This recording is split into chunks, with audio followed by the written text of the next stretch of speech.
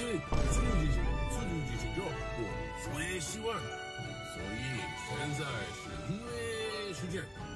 准备，早上好，中国，现在我有冰淇淋。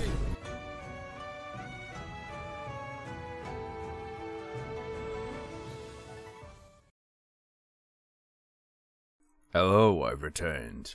This is a good VN that I was gifted a long time ago. It's still not finished. There are 3 chapters. So we'll do the first 3 chapters and then the other 2 chapters next year when it's finished.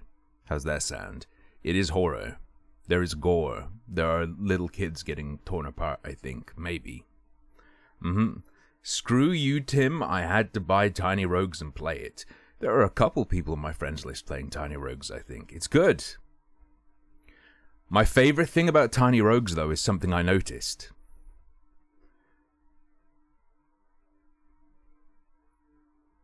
They have found the perfect compromise. A lot of action roguelike or action roguelite games, they have this meta progression where it's like, oh, you earn currency throughout your run, and then you spend it on, you get buffs, you get like extra life, you get resurrections, you get more damage, blah blah blah. So it's like, no, Nietzsche, here's the thing though. There is another system that is very common in this kind of game. The version where there's an alternate challenge mode where you add more challenges, and then when you beat that, the next level of it adds more challenges, then you beat that, the next level adds more challenges. If you look at their Cinder mode they're working on, challenge level 1, you have to play without the meta progression. So the meta progression is for like the chill play, but if you want to push the challenge modes, you don't get the meta progression. How do you access that? It's when you're selecting your character, there are a few buttons on the top right. One of those is the Cinders.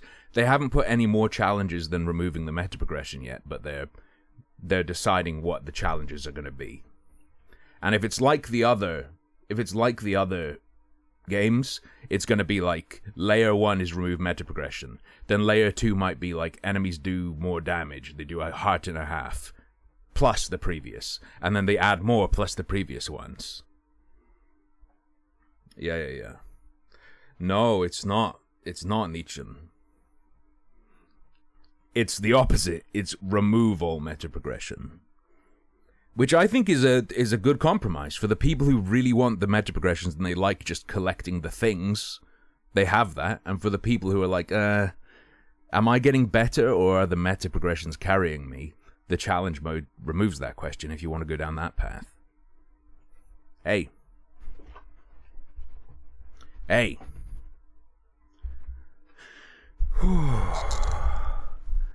Brotato's accessibility is tight because you can like lower all enemy health, lower their damage and all that stuff.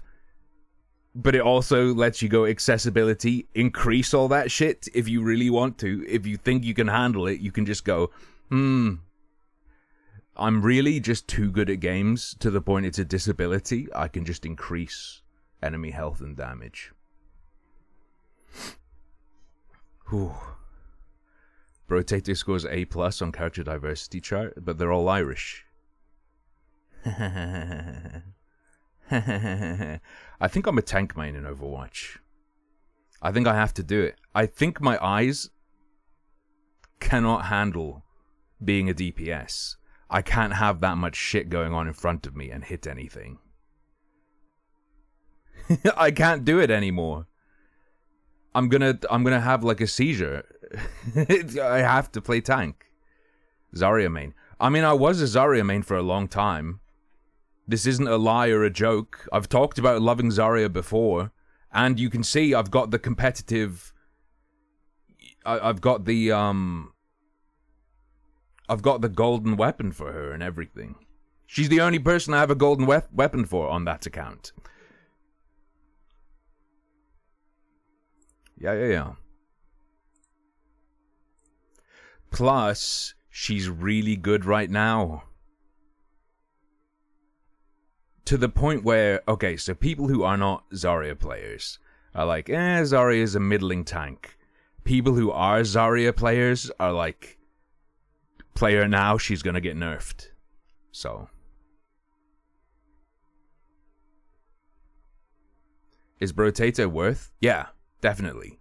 Like, it's not the greatest masterpiece game of all time, but, like, for how good it is versus the price, it's like, just buy it. How much does it cost? It's like £3 or something? You enjoyed the demo? Definitely buy it then. $3.99. A little bit more expensive than I thought, but super cheap. It's way better than the demo. It's way better than the demo, so if you enjoyed the demo, you'll like this a lot. Currently, it's 20 waves. 20 waves. And you start at difficulty 0, and every time you beat a difficulty, it goes up. You can pick it. You're not forced to play at the higher difficulties, but it has like 5 prestige levels of difficulty. Yeah. I was talking about real money, Twitch censor. I think the pound is still slightly ahead of the dollar, maybe. I hope. She does have to be really good, yeah. However, it's Eos. That's not necessarily true in terms of what they'll do, because Doomfist exists, and he's kinda... As a casual player, he seems like the worst character in the game. He seems pretty fucking useless now. Like, you can only have one tank. Guess what Doomfist's ult needs? It needs Zarya.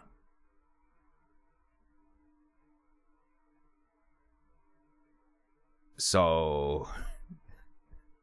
I even watched good Overwatch players talking about Doomfist, and they were just like, yeah, he's garbage. His ult is now, I'm gonna die, I need to run away. And they nerfed his ult. His ult, the people who play Doomfist, when they have ult, they're just like, I can go in, and I have an escape. The ult is like extra life. But...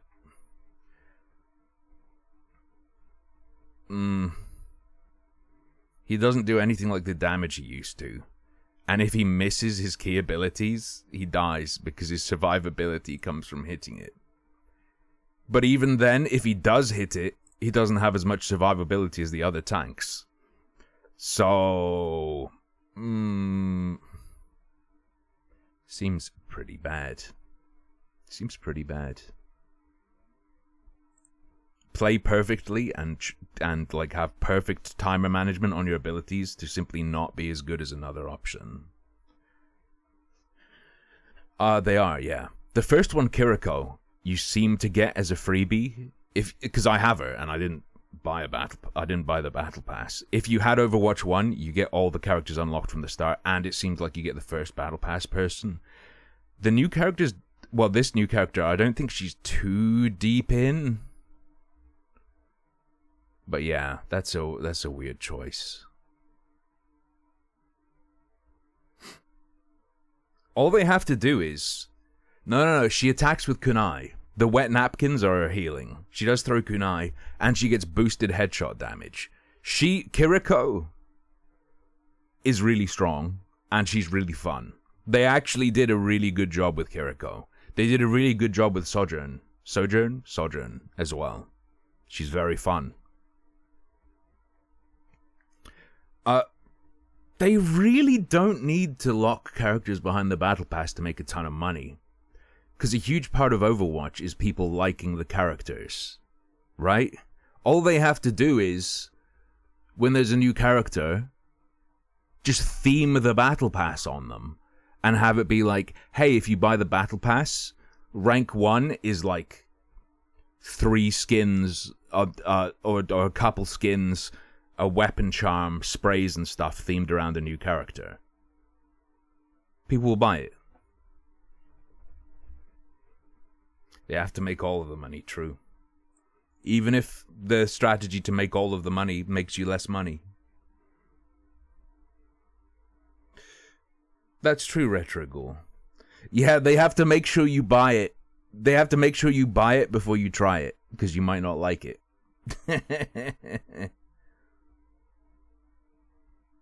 Huh. Or they could at least make it like, if you don't reach the character by the battle pass's end, then the character unlocks for everyone. The crazy thing, though, is, like, imagine you don't play, and you miss a battle pass, and you miss a new character. Is it a situation where you wait for the character to show up in the shop rotation if you ever want them? How's that gonna work? Well, we're gonna do Little Bunny, and then we have we're gonna play some Oxygen, but not Oxygen Not Included. Ooh, there's another Oxygen game.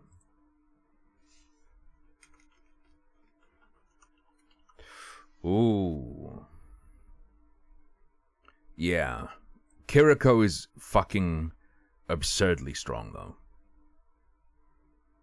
And that's not on the weight of my casual experience. That's on the weight of, as a casual player, she seems really good. And all the people who are really into it and really good are saying Kiriko's good as fuck.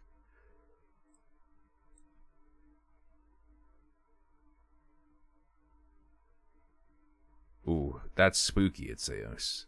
Deadly Oxygen? No. No. It's something else entirely. This is the game I'm surprised hasn't been DMCA'd. Because there's a TV in this game that plays Disney movies. Unless they've changed it. Not Breath Edge, we've played that. The game is called Oxygen. I mean, I could tell you, it's called Oxygen First Breath. This game contains offensive language and scenes of physical and psychological violence. Proceed with caution.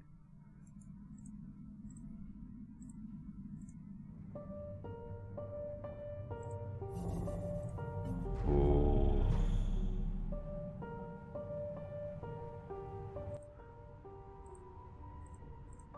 Just bring it all down a chunk.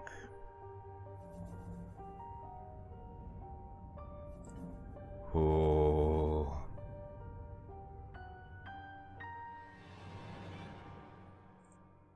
You spooky. The Twitch foam pit, dude. People are like, it's their fault. They fell wrong. They signed a waiver. Bro, you cannot just have people sign something that goes, if I get hurt, it's my fault. By the way, we set this up to look like it's a protected fall, but it's not. You can't, like, make a trap for humans to trick them into thinking it's something it's not. Tricked.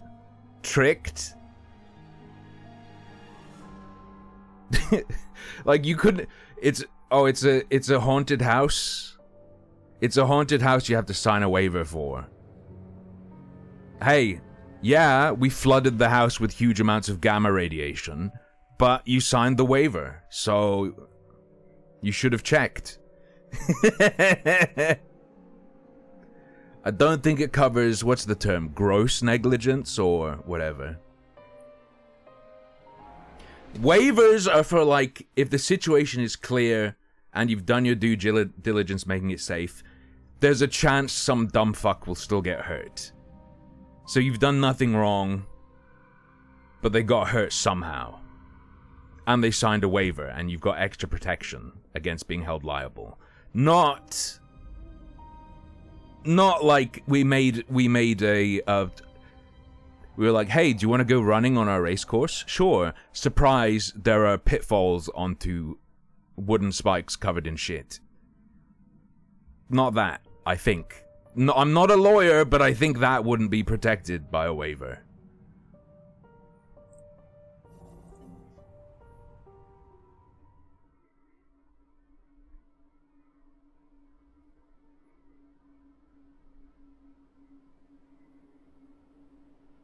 Also, the people who are like, they shouldn't have jumped in the foam. It's a fucking gladiator style game where you're trying to knock the other person off a podium. Dude, they're fucking lucky someone didn't crack their skull open. Hey, when you get nailed in the head with a giant foam baton, just don't land on the concrete, bro. The wind clawed at my window all night long. It wandered the fields and howled like a hungry beast. An endless song, woven would probably be right? She weaved. She wove. Is weaved? Weaved is for if you move. She bobbed and weaved. There we go. Weaved from all sorts of voices, shrill, gentle, sneery, twined in the air. They were shouting and laughing and arguing about something. Morning, Zara. Someone was running through the snow while casting long shadows that would occasionally creep close to my bed. Our house had a mind of its own. I've never seen Watership Down, but I'm familiar with it as a child tormenting device. The creaky old mind of a building that had seen a lot in its days and was seemingly trying to share its wisdom with the inhabitants. The lonely house faced the forest, and the dark green thicket gazed back with its hollow eyes, rustling, whizzing, swaying back and forth. One could come out and stand at the edge of the forest to reassure themselves there was nobody behind the crooked trees. Fuzzy silhouettes swaying in the wind couldn't possibly do any harm. Hey, Double Duck. It's just a play of light and shadow. Just a play. I knew it was just my imagination. I was already 12 after all, and very mature for my age. Still. The fox. Episode 1, the owl will arrive? This is already too extreme. Too scary. Fuck owls. Убери книгу немедленно. Hey, put away your book. Сколько раз говорила, не читай за How many times have I told you not to read at the table? Yo, Anon Gifter, thank you for the sub for Double Duck. It's bad for your health. Look at how slouched you are.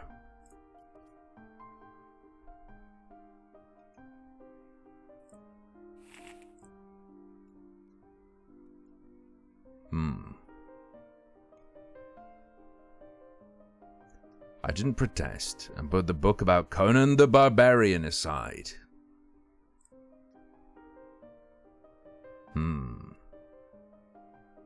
The Great Pitbull War of 22. I've only seen Lo Ping talk about it.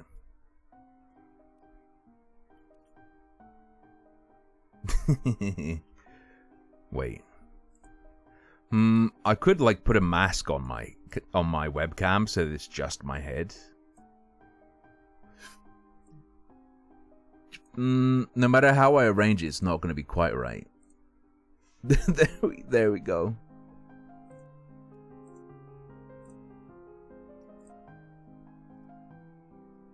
I was stuck on a line I couldn't understand after reading it 3 times anyway. Olya had already finished her breakfast and was munching on some cookies. She was so enthusiastic she almost looked like their typical girl from commercials. You're not going anywhere until you finish all of it. I, on the other hand, was still trying to drill a hole in the plate with my eyes, as if it would make the porridge disappear.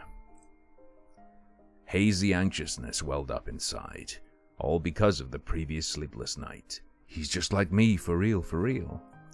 The black forest around our house, and the gloomy wind. The longer I waited, the colder the lumpy white substance became. It looked like a jellyfish from the Cousteau Odyssey. I love that show. I wonder how horrifying the bottom of the ocean is. Or how cold the Black Forest is at night. The spoon fell out of my hand. Mom showered me with a cold glare from her green eyes. What did I just say? I'll get in. Am I out of my fucking mind, or does that sound like a guy speaking Russian with a Brazilian accent? I had 10 seconds to catch my breath before battling the nasty porridge once again. I felt around for the spoon. What is this carved on the other side of the table? Karina. Ah, that's my mom's name. I guess she carved it out with something pointy when she was little. This is good. This should be like a basic sort of thing any story would do, and this should be absolutely not noteworthy. But this is a really good way to provide context that they've lived here for at least one more generation than this.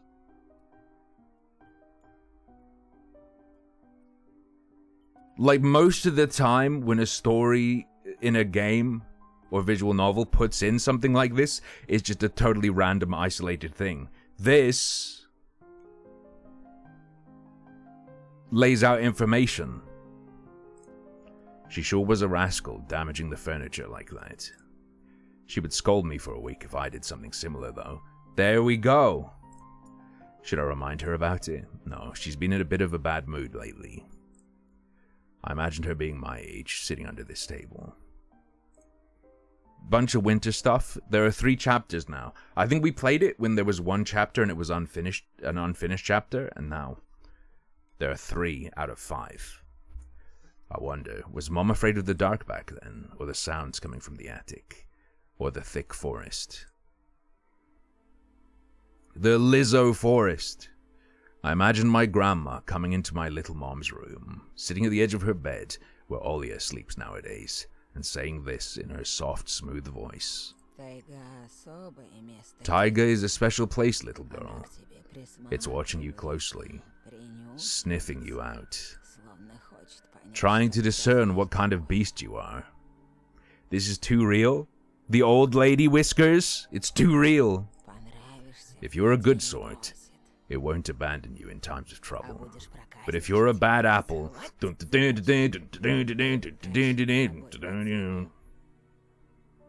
it'll grab you by the side and drag you under the ground. And that would be it. Grandma was caring. She never fought with anybody, never yelled, never swore. Those were the times without the maddening screams until late at night, without smashed dishes and mutual accusations. Our parents used to love each other back then. I remember listening in on one of their conversations by chance. They were talking about Grandma getting prepared for her funeral. Excuse me? She had already bought a casket. Oh shit, they meant it! And she called it her cute funeral box. Hey, that's a good attitude to have. If you've lived a long life. Why not, if you enjoy setting up events, why not set up the final event of your post-life? It waited for its time in the closet, patiently. It was black, upholstered with meat-colored material on the inside. I saw it when my grandma was getting buried. The house didn't change since the time she was alive. Only all of the photos were gone. Bean-themed? You talking about the boy with butterfly skin, or whatever that documentary was called? Where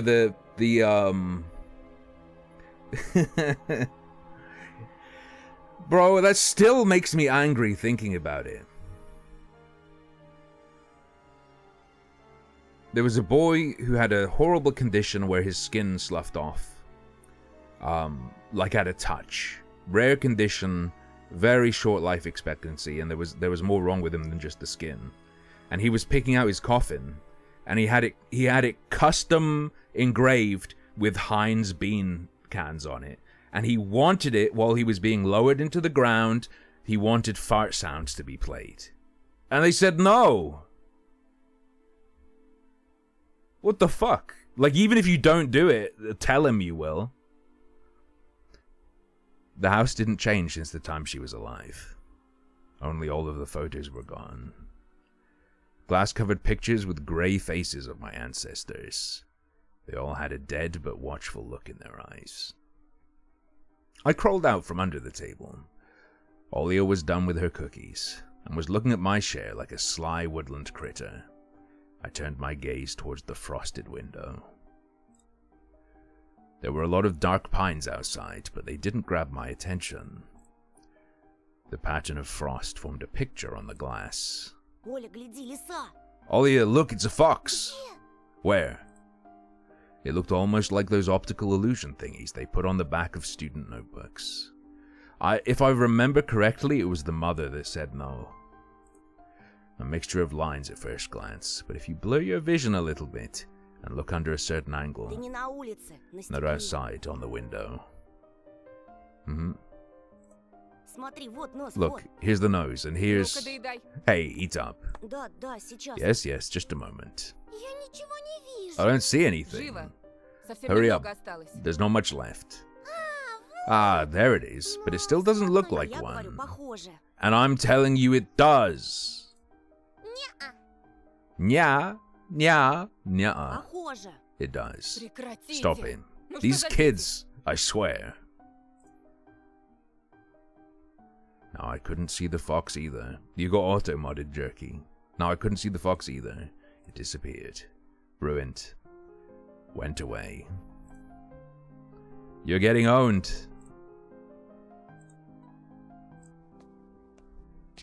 My dad entered the kitchen with long measured steps. I want to have a beard like his when I grow up. Mom would always ask jokingly, come on, shave it off, it stings. This was so long ago. Nowadays, rumbling doors and witty comebacks were an everyday occurrence. Olia always covers her ears whenever she hears something like, what's the point in all this? Through the wall. It's all for your sake, Dad would reply. For the sake of our family. Get them on the booze from a young age. I played this back when there was an unfinished chapter 1. I always caught every sound in fear of hearing the most dreaded, the deadliest word that started with a D. Divorce. D-I-V-A. Diva! No, I don't even want to finish it. It was scary to imagine that me and my little sister could be torn apart and taken into two different families. Anyway, your fox is nothing. I have an owl on my window. Foxes are sick. I have a strong alliance with the urban foxes. You and your owl talk again. You said you believed me just yesterday. Has anybody seen my car keys? I remember leaving them on the windowsill. Right. Maybe you did, maybe not. You're a grown man, a father of two, and still. Karina, please stop. Just let me get ready in peace. Your keys are in the basket near the phone. Well, thank you very much. Anton, stop making a martyr out of yourself and finish eating already. But the owl. There was no owl. There are 4 owls. They had giant glowing eyes. Olia sprung up from the chair and placed her hands on her little face, imitating a pair of eyes with her fingers the size of an apple each.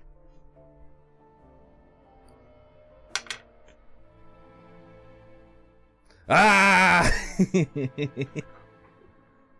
Are you afraid? Don't worry, chat. It's still just me. I wasn't possessed. In case you were afraid.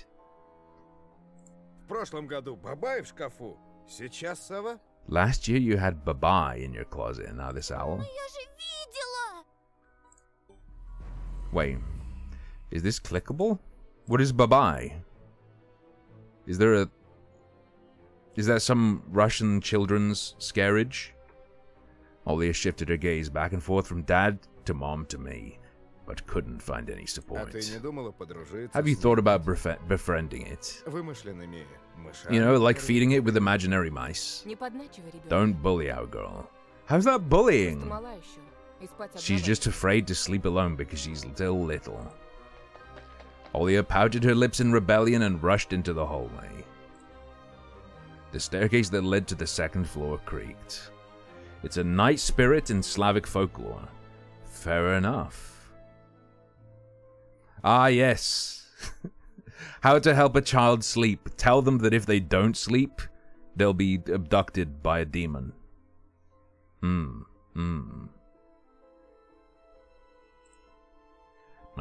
Mom gave Dad a strict look. Oh, that look in her eyes. It turns me on so wait, it's so uncomfortable to be pinned under it. Dad just snorted in reply and left, ringing with the keys he just found. A minute had passed and the theme song from The Little Mermaid echoed through the house.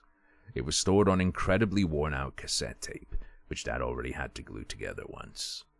It's so easy to fix objects by gluing them back together, for example. But how do you fix a relationship?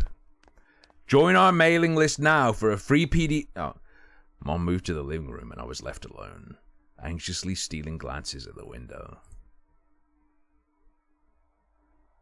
They've got good protection from Too Deep for Me, in that even if they write something that is the cringiest, most Too Deep for Me thing you could ever write, it's coming from a kid. So, you know what? Makes sense. Olia had trouble sleeping ever since we moved to this house. She would toss and turn or curl up into a ball under her blanket. Sometimes she would jump up in the middle of the night and turn on the VCR. Cartoons helped to take her mind off all the troubles we had with the move and our parents. And then Olia said she saw that giant flying monster outside her window. She became obsessed with it. Our parents did everything in their power. They tried every little trick to get rid of those ridiculous fears. Olia refused to sleep alone and didn't believe that the owl was just one of her nightmares. After last night, I was unsure what to make of my sister's words, what to think of it myself. Can nightmares be infectious? This week on Ripley's Believe It or Not, that night I couldn't get a wink of sleep and ended up thinking of what to expect from my new school. There were a couple of days left before the beginning of a new term. My imagination drew long, twisting hallways that led to a classroom full of kids. But all the students behind their desks were simply dark figures, cut out using a template. Circular holes gaped in the middle of their faces, and pairs of eyes blinked inside those holes. It was as if some completely different creatures were looking at me from behind the flat black silhouettes. Their cruel glares, filled with icy sneers, made me shiver from head to toe. Will I survive here? Won't they get... Am I making that noise? Is that in the game? Hang on. It's in the game, okay. I thought my, mouth was squeaking with, caught air bubbles or something. You know, sometimes an air bubble gets caught between your lip and your gums and it squeaks out. No, there's just an owl sound or something. Won't they gang up on me and beat me down? Stomp on me with their bloodied shoes? The damn school can burn for all I care. I just wished for anything to happen to it. Doesn't really matter what. I didn't want to go there that badly. I didn't want to see people who are just itching to smack me on the head, trip me up, think of a new offensive name for me, worse than the previous one. I felt like the glasses I wore made me an outsider or some sort of monster. My gaze slid across the drawings hanging on the walls. I couldn't consider myself a great artist, but Olia begged me to hang them. Drawing was the only thing that made me happy as of late. The small circle of friends I had also enjoyed my paintings, and they promised to call me from time to time. Sometimes, I imagine Mom picking up the phone and saying in a cold voice, "You've got the wrong number." Or, "Anton is not around." I imagined my future classmates lying in their beds, just like me, listening to the howls of invisible werewolves outside their windows. Maybe my new classmates will like me after all. But who would ever like a boy with thick glasses? I mean, my dad used to wear glasses when he was little. Now he's married to the most beautiful woman on the planet, my mom. The house creaked, pressed by the wind. The condo we used to live in, a 9-floor concrete building. True, debunked. Multi-generational house theory, debunked. A 9-floor concrete building, buzzed with the neighbor's drill, mumbled with a TV set from behind the wall, cried like a baby from the big family next door. Our current house, though I can't really call it new, was completely different. It was silent and easy, going during the day. Although this could be a house that was in their family. Okay? And they lived in an apartment for a while and then came here because they had to. Its shadows lay dormant in the corners, on the closet cobwebs and under the stairs. But they all woke up during the night. Something was watching me from every corner, almost as if the old photos of my deceased family, with their ashen eyes, were hanging on the walls in place of my drawings. The floor was squeaking. Rusty drains were moaning. The attic was occupied by noisy drafts. One could think the house was performing some sort of demonic melody. And then I realized I was, in fact, hearing music. It was already playing for a good while. Somewhere at the edge of my perception I could hear a flute. It was mixed with the sound of the wind, of the creaking old house, and my thoughts too. I stood up and rushed to the window. I wanted to reassure myself that this music was nothing more than a product of my imagination. It's not like someone is playing it there amidst the cold, snowy night, right? Uh-oh. Uh-oh. Someone was dancing in the field. Black silhouettes I could barely make out, with the dark forest as their backdrop. They jumped around, basked in moonlight, bumped into piles of snow, rolled around and crawled on all fours. Stories about wolves playing under the moon came to mind, but these were clearly not wolves. I mean, that one could be. That's a foxy one. Okay. Yo. The twist is this is a Pokemon tie-in. They're going for a darker view of Pokemon where, like, if you live in the forest, you might just get killed and eaten by a Bulbasaur. They stood upright at times, circled around holding hands and whipping up snow, disappearing into the shadows for a brief moment, and then coming back. Something bizarre was going on. Shadows dancing in the starless abyss made my imagination go wild, making me anxious at the same time. Suddenly, the music had stopped. The dancing shadows froze in place and, I could swear, pierced me with their eyes. One of the silhouettes immediately parted from the bizarre shadow carnival and sprinted across the field with giant leaps. Moose, no! It glided on squeaky snow without leaving any prints until it was devoured by the pitch-black shadow of my house, which became even darker and thicker. My heart was jumping around like the bird inside a cage. I shut the curtains with a swift motion and stepped back toward the bed. They saw me. A freezing torrent of fear washed over me. I stood in the middle of a perfectly dark room and listened to some unwanted guest move and scrape around, looking for an entrance. The sound moved to the right, then circled around the house. Now my guest should be at the front door. I jumped into the bed and covered myself with the blanket as if it could protect me. The shackles of fear locked my muscles. I remembered the funeral, my grandma lying there, hands crossed on her chest, her facial features sharp like that of a tin doll.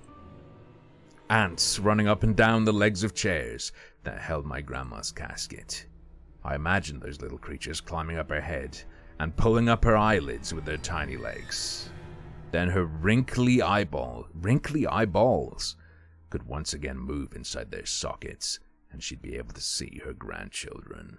Necromancy via ants. Pretty sick. I was chanting the spell she taught me throughout the whole procedure.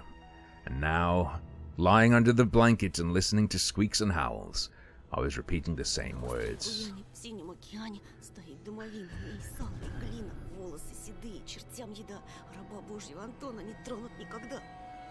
On the island of Boyan, underneath the blemished sun, in the sea of color blue, stands a cabin made of wood. There lay lard and ashen hair, for the spawn from Devil's Lair, to feast and always leave alone, God's faithful servant, named Antone. Evil leave this house must, ashes to ashes, dust to dust. Is this the Eminem origin story? Bizarre sounds had disappeared. I cautiously peeked out from under the blanket and saw curtains waving around like a hanged man. And then the night doused me with a new portion of boiling terror. The sound scratched at my eardrums. God damn it, Moose, I'm not letting you out again. You need to go to sleep. In reality, something or someone was scratching at the front door, hurriedly clawing at wood, demanding to be let in. The door was shut. Dad had become very cautious recently, so he installed a sturdy lock. I remember him staring at the forest intently, as if he was looking for someone. Ashes to ashes! Dust to dust! I hugged my knees, placing my chin between them, and drilled the door with my eyes. It was so flimsy and weak before the might of darkness. And then... Anton! Get up! There's a boogeyman in the house! The doorknob twitched slightly. Then it turned halfway, once, twice, as if the person who tried to enter had no hands. The doorknob tilted once more and then started clicking violently. My jaw cramped from fear. My wet fingers clutched the blanket. The door creaked and opened. The wind taunted me, moaning inside the tin drains. Now, you'll see. The door was wide open. The darkness writhed inside the carnivorous mouth of a doorway. Tosha.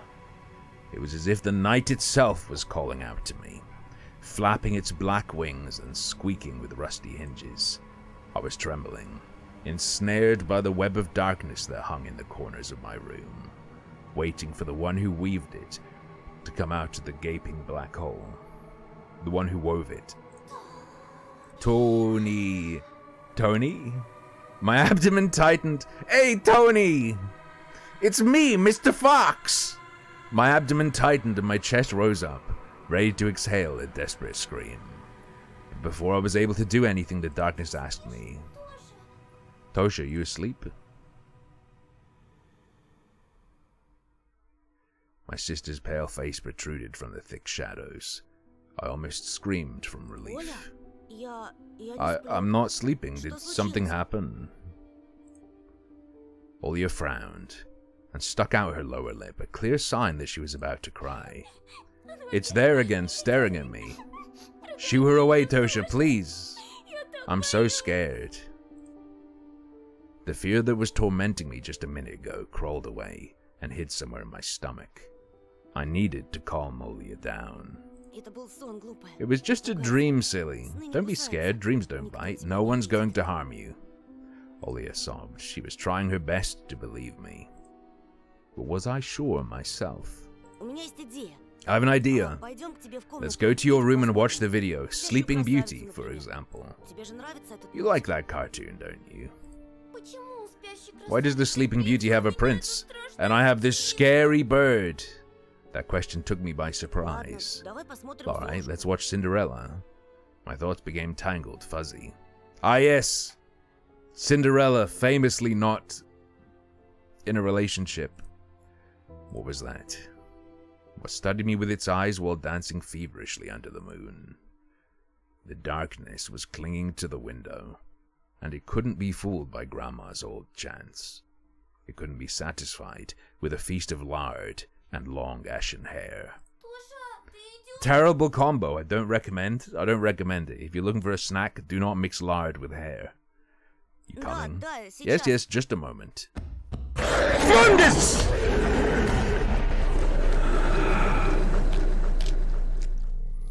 Jesus Christ.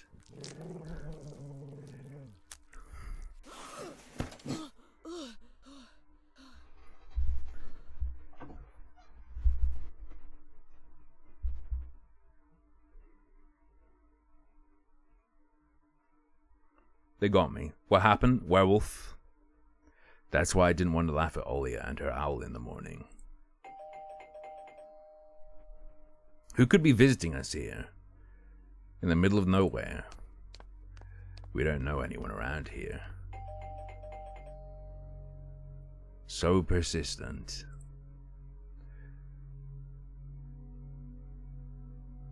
Werewolf, Why-Wolf. Wait. Werewolf, Why-Wolf. Here wolf, there wolf.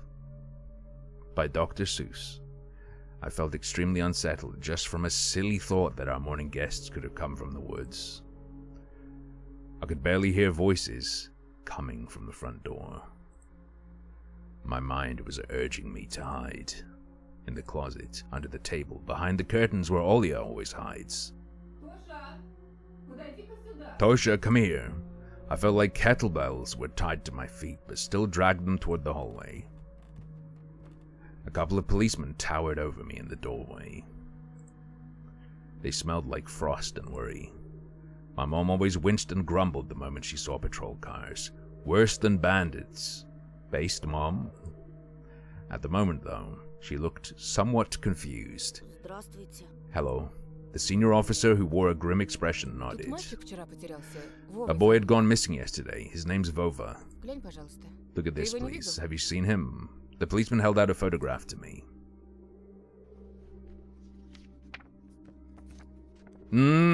Cat people. What can I say? There was a Ginger. He didn't stand a chance. I'm sorry. Bunchia. I can't read Cyrillic and I don't know Russian, which I assume you're writing in. There was a ginger boy around the age of elementary school, pictured with a wall carpet as the backdrop. He had a striped cat in his hands and wore a wide smile. No, I haven't. Are you sure? Look closely. Where would I see him? I don't know anyone around here.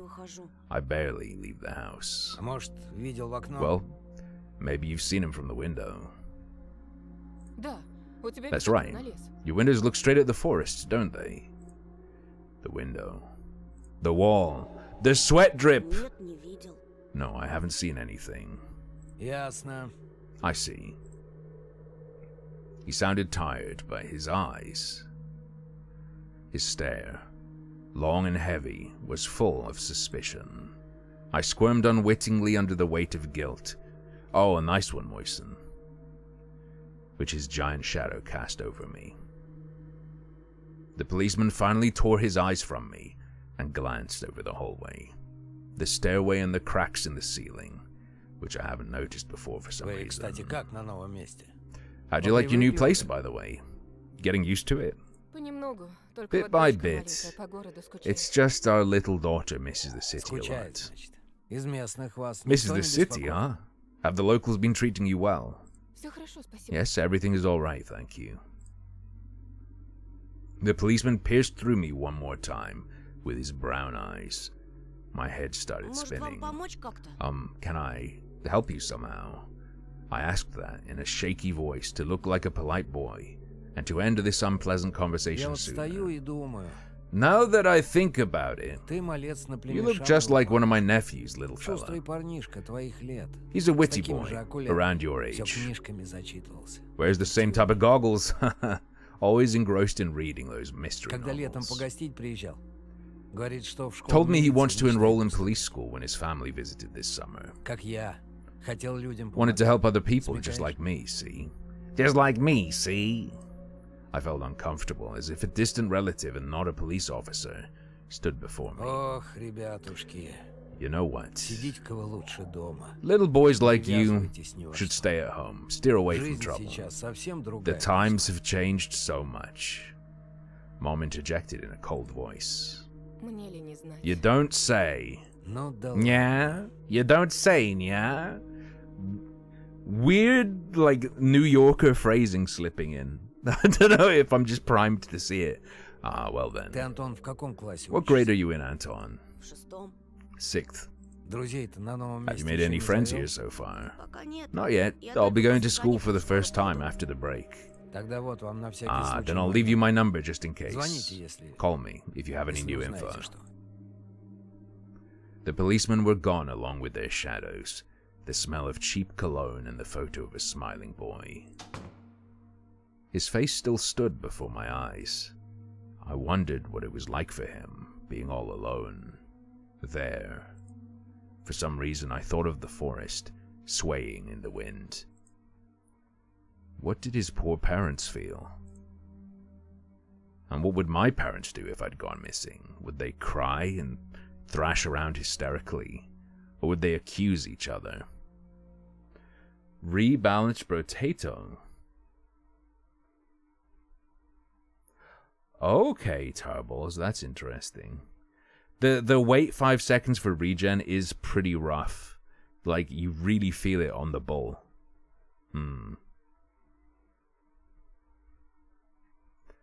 Or would they accuse each other? Like they always do, and forget about me eventually. Мам, а Вова этот в нашем Mom, лесу this is заблудился? Vova. Did he go missing in our forest? Выходит, что так. Seems like it. Бедный Poor ребенок. child. I looked out the window at the road. The police UAZ drove off toward the village. Do you right-click? Oh, glossary! There's a glossary button. You don't click the word itself. Okay, okay.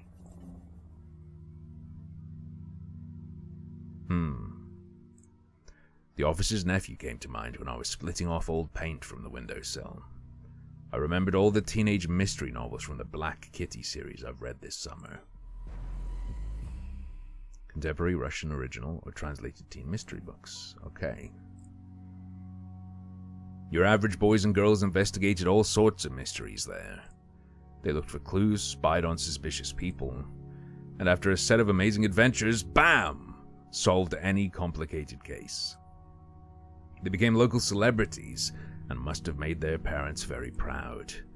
I noticed a trail of policemen's footprints that led to the forest, and then it clicked in my head. Why don't I start an investigation of my own? Maybe I'll find that lost boy. And I'll get a reward. Olya will be so happy. And not only Olya, Mom and Dad too. Maybe they'll even forget about their quarrels for a while. Maybe I'll even save us from the D word. I fantasized about buying Olya a Tamagotchi and getting a cassette player and a bunch of tapes for myself. And a whole box of Kinder Surprise. When was the last time our parents bought us any toys? Last autumn, I think. My dad had lost his job at the time. There's that annoying song about it. Okay, Accountant. A song by an all-female Soviet pop band by the name of Kombinatsiya. That became widely popular in the early 90s. Very well.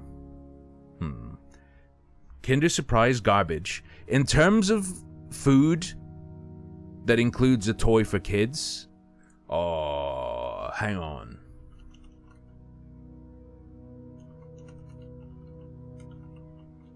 This has come up on stream before. Oh, babe, it's real.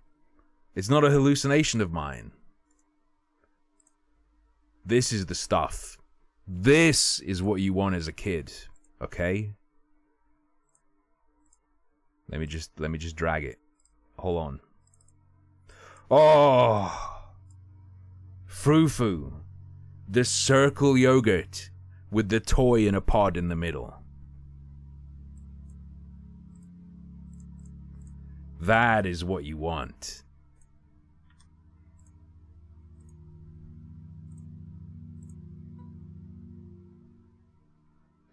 Last autumn, yeah. I had little to no idea what was the accountant's job like. They count money, I think. Not yogurt? Same thing, okay.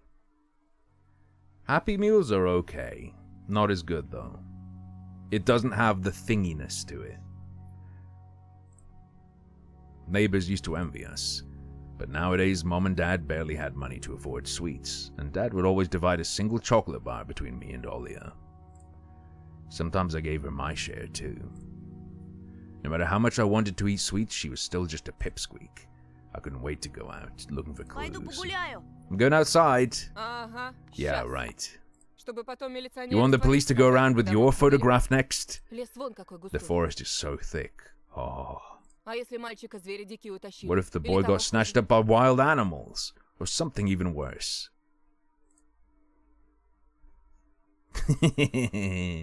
True. I was reading something about Quark. What was it?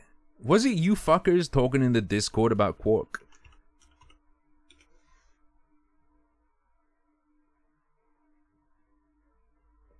I bet you. I bet it was. Let me search. Quick, delete your history before I find you talking about Quark. Yep, Revenant Reaver.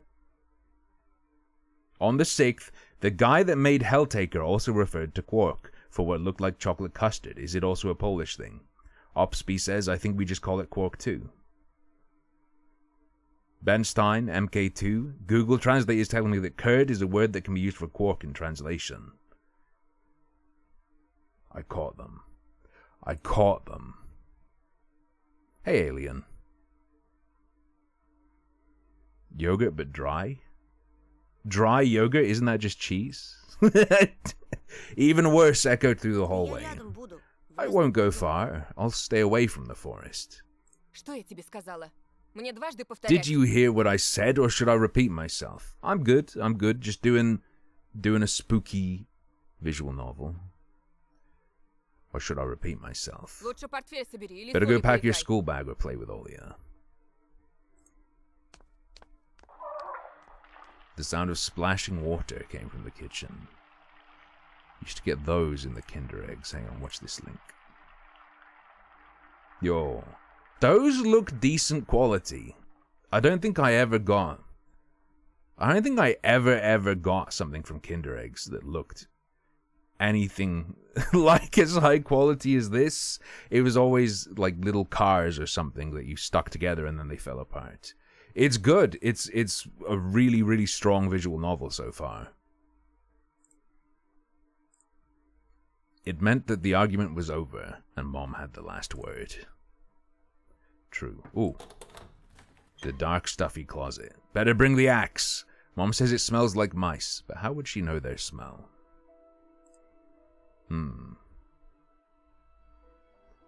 She hates when I stick my nose in there. She's afraid I'll cut myself on the freshly sharpened axe. And Olia can't even be lured close to it. She thinks Babai is living there. I tried to help her fight her fears once. I opened the door and turned on a dim lamp, so she would see there was nothing but cobwebs, Dad's tools, and scratched walls. I do have to say, nowadays, a lot of the surprise toy things are very cool. There are like these rubber bananas, and they peel like a real banana, and then there are toys inside, and stuff like that. The opening toy tech is getting better. There is a Mighty Beans. There is a Mighty Beans container that's like a big pod, and you hit it on the top, and then it goes and explodes all over the place. Is this a bit? No. It's not. There's like a big pod, and it has a balloon inside that when you crack the seal, there's a chemical reaction that makes it inflate and then busts open the package. I tried to help her fight her fears once. I opened the door and turned on a dim lamp, so she would see there was nothing but Yeah, I read that. She still didn't believe me.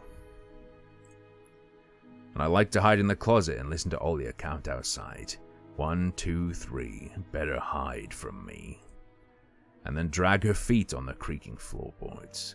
hoping that she wouldn't need to look for me in the cramped monster's den. Have you seen the... So I know when I was a kid, you could buy the fake rocks that had like plastic dinosaur bones inside, where you'd chisel away at the little bit of plaster they'd put the toy inside, and then you had to stick the dinosaur bones together.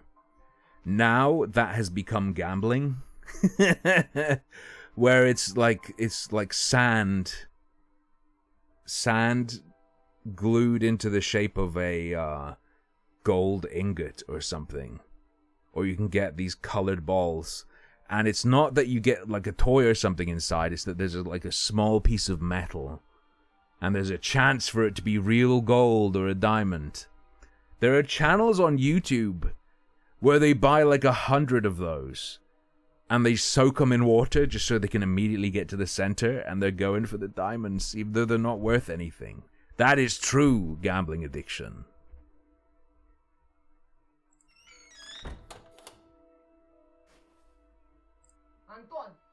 Oh, she heard me. I'll whip you if you make a single step out the door. Probably scary for Anton, but his mom's hot, so I'd let her whip me. My parents prohibit me from making long-distance calls. But from time to time, I really want to hear my old friends. Sometimes I would just pick up the phone, listen to the low hum of the Zoomer, and the distant crackling, imagining the wind howling in the ice-leaden chords. Oh, maybe the best toy I had as a kid. Do you remember Stretch Armstrong?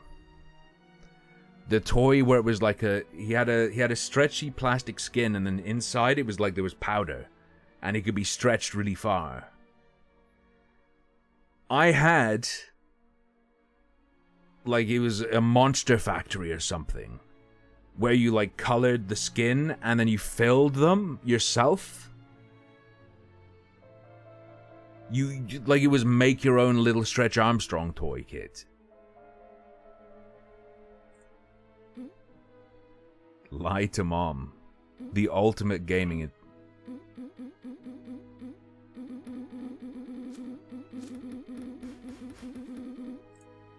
The ultimate gaming interaction.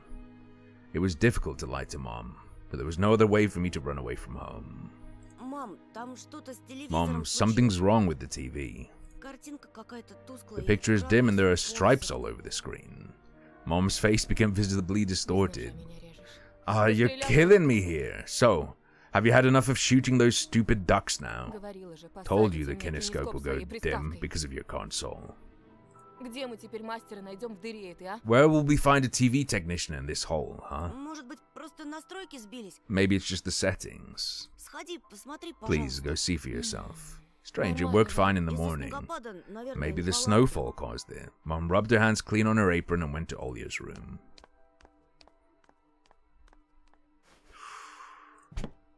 There's no time for this. Mom will come back soon. Let's go. Let's fucking go! I opened the front gate and went into the field. Carefully, so Mom wouldn't see me from the window. When I crossed half of the distance towards the forest, the snow piles became as high as my knees. I remembered my nightly fears. I saw those silhouettes around here. They were jumping around, holding hands. That hypnotizing music started playing in my head all on its own. In the light of day, those distant figures felt like a simple dream. The sun turned my nightmares to ash, but the aftertaste was still there. Distant ringing in my ears, distorted shadows crawling on the snow alongside me, and a barely audible whisper in my head, blurry and almost kind. Everything was silent. So silent I felt like the world was totally empty.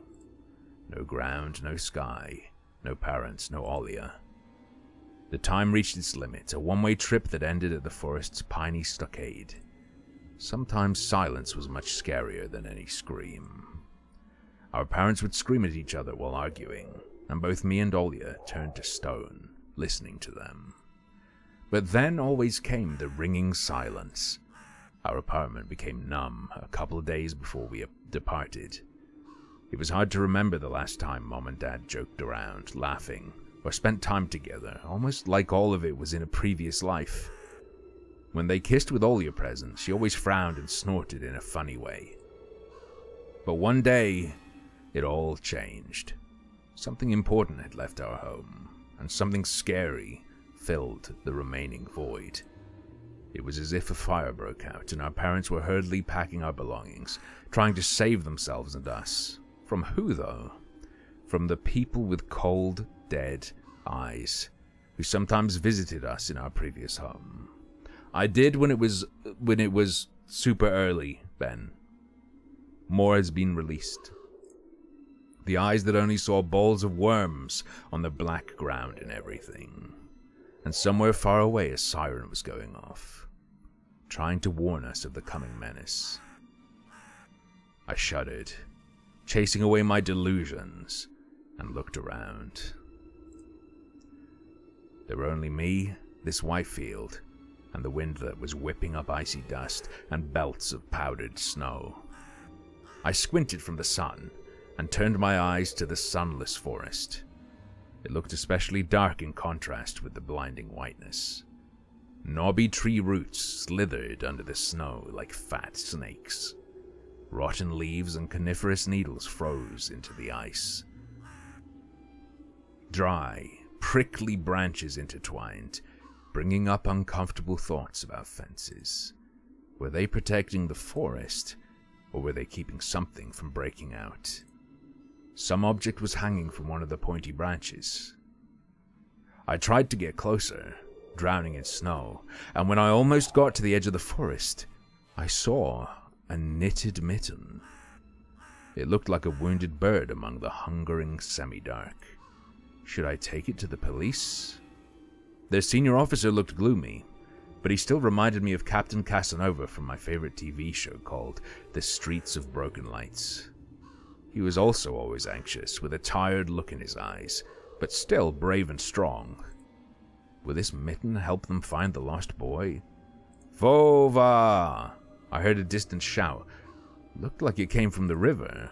Vova! As if the trees were calling out to someone. Vova! Resounded closer to me. Someone was standing there behind the trees, hiding. Vova! You have to do way and stay in, child. I knew someone was looking for the lost boy, but still, something was unsettling about that figure. Its stillness, how it was bent unnaturally toward the ground. Its blackness.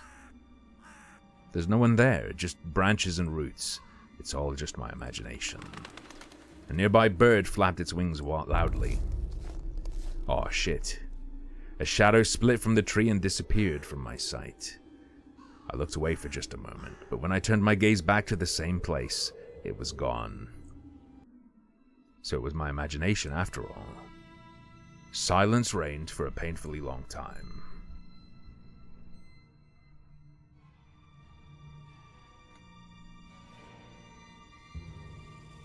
Grab it! My muscles were tightly sprung. My heart was beating somewhere in my throat. Any noise, any little movement, any small whisper from the thicket, and I'd sprint. But nothing of the sort happened. I looked at the mitten once more.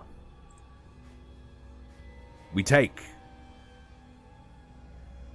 I decided to take the There, I mumbled that one. I decided to take the lonely mitten from the branch. Oh no, it's zooming! Vova! A shout rumbled across the field and dissolved into the distance. No echo, no hope for a reply. Grab it! I stepped towards the bristly trees and tried to claim my find. It didn't budge. I pulled harder. The branch cracked and the mitten tore off, landing in my hand with a squishy sound. All too heavy, wet.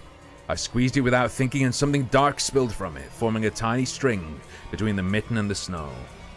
Steam rose from the snow pile.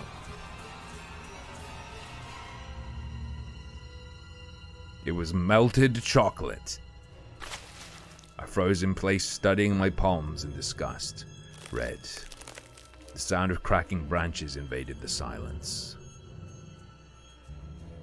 I didn't have to think twice before running away. Someone was chasing me from the darkness, breaking pine branches, closing the distance with giant leaps. Snow was slowing me down. Crazy thoughts flew through my mind. I'll get caught. They'll get me. I'll get dragged into the thicket. I'll be gone.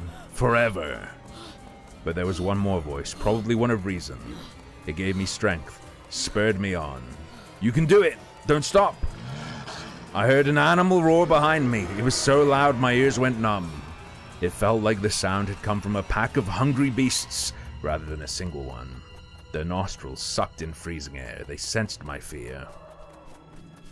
2 giant wings flapped above my head. An enormous shadow flew over the clearing. A hoot, a wheeze. The roars were coming from all directions now. From the dried-up raspberry bush, from twisted pines, from under the windfall. Hurry, run, don't look back! It felt like I was inside a nightmare. The snowy clearing became viscous like quicksand. I was stuck in place. I pulled my leg from the mushy trap just to be caught in a new one, even deeper than before. I continued to drown, sinking deeper and deeper with every desperate push. Was snow ever this sticky? I screamed in horror after realizing this wasn't snow. It was... oh. Someone or something in the snow pile was clutching my pants. I gathered all my strength and rushed forward. The pressure on my leg was gone, my boot slipped out of the hole, and my soles were on a hard surface again. I reached a clear path with one jump, and from there ran to my house. We made it, guys. Its gloomy facade didn't look threatening now. That house was my line of defense from the shadows that flapped their wings and the creatures that were hidden under the snow. I tripped over the doorstep and smashed into the door. In all my hurry, I still managed to notice the claw marks. Yeah, that's a bit of a... they did the right version of It's earlier, and then they did the most janky attempt at a possessive apostrophe I've seen. As if a dog was striking the wood with its paws, demanding to be let in so it could escape the cold. I hadn't noticed these marks when I was leaving. The heartbeat in my ears was much louder than my surroundings. I couldn't hear whether someone was following me or not. What if they were already in our front yard and Mom had locked the door? Drowning in fear, I pulled on the doorknob and it obediently gave way. I rolled into the hallway and shut the door behind me. Porch planks creaked as my pursuers ascended the stairs. My fingers slipped off the lock and I couldn't click it into place. I gritted my teeth and pulled hard on the iron knob. That's a new TV show, right? It's like the iron Never mind. Whipping it between the boards. I stared blankly at the door. Someone was standing on the other side of the pitiful, flimsy barrier that was probably less useful than blankets. Wheezing breath reached into the house and crashed at me in waves. They smelled of pine and sweat. Mom peeked out of the kitchen and chastised me with the same frigid voice she always used when talking to Dad. What exactly didn't you understand when I told you to never slam the door? I didn't mean to. Is she not going to chew him out for having been outside? I snuck a glance at the door. The smell was gone and the breath was too. If there was someone in the first place, of course. Here, mere 5 meters away from Mom, my fear was slowly weakening, melting like snow in spring, and with it, the last bit of strength I had left my body too. My legs gave way.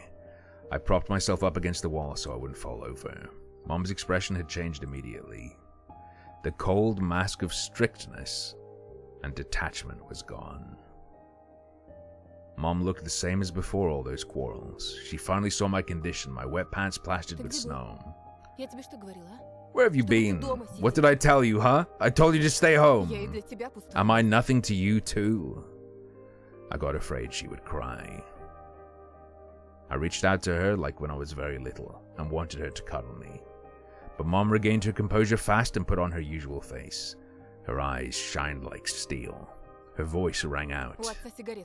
Your dad can't find his cigarettes. Be honest, did you snatch them? Were you smoking in secret?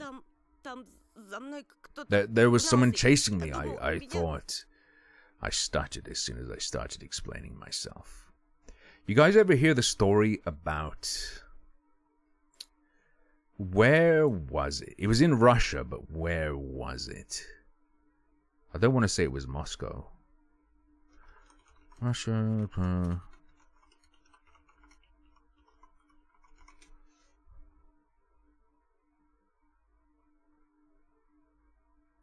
Yes! Apparently he has a name. The Chessboard Killer. You ever hear about the Chessboard Killer? Or the Bitsa Park Maniac? It was in Moscow. It was Bitsa Park, Moscow. Where he'd, like, hang out at the chessboards in the park. And, like, play chess with people and then bash their skull in with a hammer.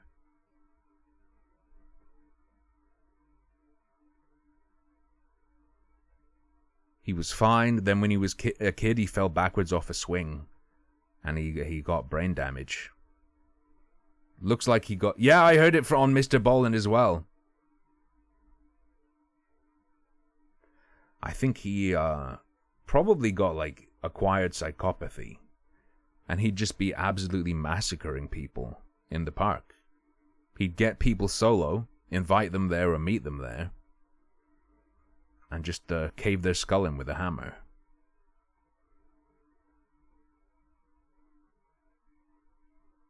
Ten of his victims lived in the same 4-building complex where he lived.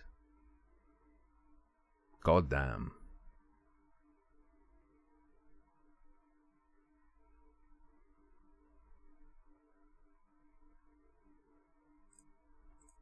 Spooky. I stuttered as soon as I started explaining myself. Tears welled up in my eyes. Mom leaned towards me and sniffed my clothes like a beast, searching for the smell of tobacco. Then she squinted her eyes in suspicion and looked into the front yard. Her expression changed in an instant and she covered her mouth with her hand. Look over there at the fence. My heart started thumping as if I became prey once again and my pursuers were following me in the field. I could swear that I've heard something scratching at the door, just like in my nightmare. Mom beckoned me with her finger and I gathered all my remaining bravery to look into the kitchen window facing my fear. Oh shit! Doggos. Probably stray and would have totally killed him. I could barely discern some hairy silhouettes swimming in snow through the icy winter patterns on the glass. Packwatch. Dogs. Just a small pack of strays with no name and owner, barely reminding of the hungry monsters that live on the edge of the forest. If they're starving, bro, I'd rather face a wolf than a pack of wild dogs, 100%. Although technically... No! Wait, all dogs are wolves, but wolves aren't dogs. That's the way it works, right?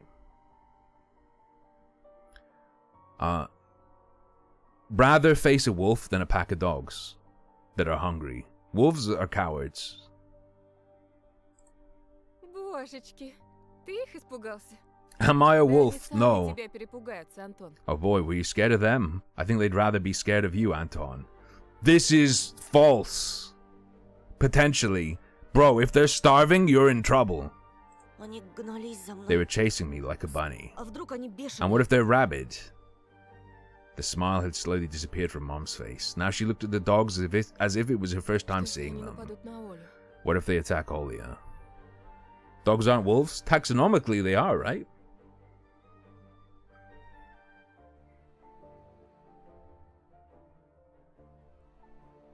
Dogs are selectively bred wolves, ultimately. And if you've evolved from something, you're still under the same, what would you call it? Not taxon, but... like, you don't stop being your previous category, it's just added on. It's like how birds are dinosaurs, technically, taxonomically speaking. What if they attacked all of you? Мам, Mom? вот бы твою I wish your тетерю dad could забить just в shoot тюрьму. them all. No! Мама, они живые. Mom, look, they're alive. Technically, it's thought that we all living things share an ancestor. But I get what you mean. Closer than that. Mom, look, they're alive. Wait, what? А что? Ты уже What? определись? Are they your friend or foe after all? Make up your mind. You're not a little kid anymore. Mom sighed in annoyance, and I felt so bitter that I bit my lower lip and fixed my gaze on the cobweb-ridden corner just to keep myself from crying. Welp, no! Change that to an L, please. Don't do the Reddit P. Don't do it. Some detective I am. In reality, I wasn't risking my life among monsters, but rather my pants among a pack of stupid strays. And what for? What use do I have for this? Mitten. Does he actually have it though? Of course. No, the mitten, there's no way the mitten's real, is it?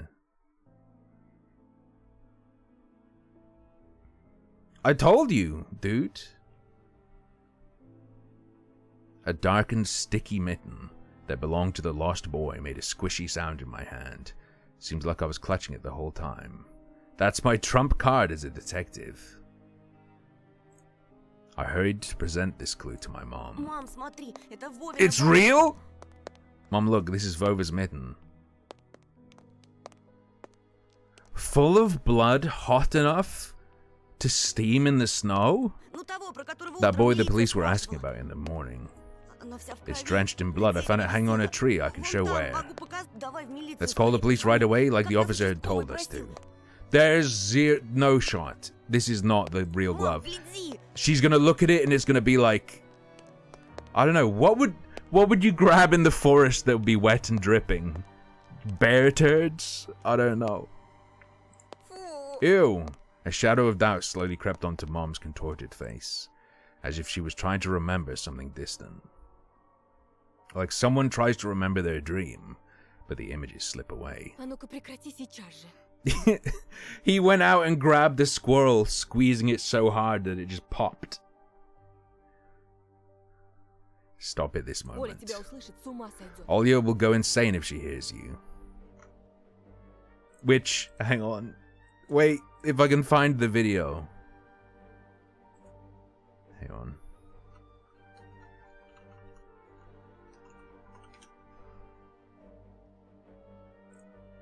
Oh, I'm not going to be able to find it, am I?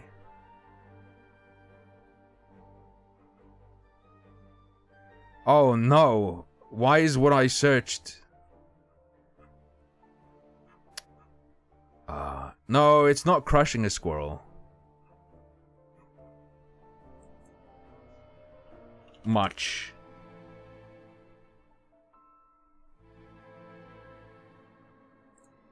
But it is a squirrel. I can't find it. I can't find it.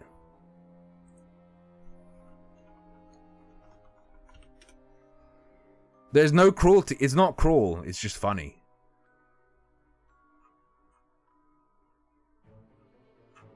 I can't find it. I cannot find it. But apparently... Ooh. Wait. I might be able to get it. I think I remember what the title was.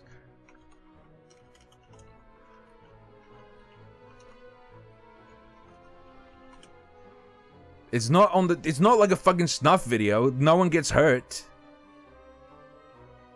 Yeah. Here we go.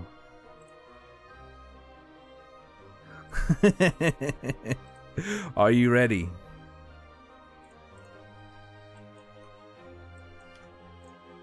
I clicked fucking cancel. Why did I do that? Hang on. It's not disturbing or anything.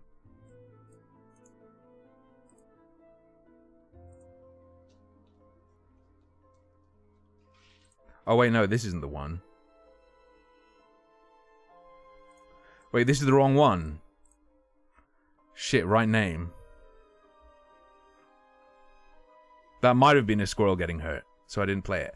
I got it for real. I have the real one now. Wait, did I play this on stream the other day? Is that what I remember it from? Oh.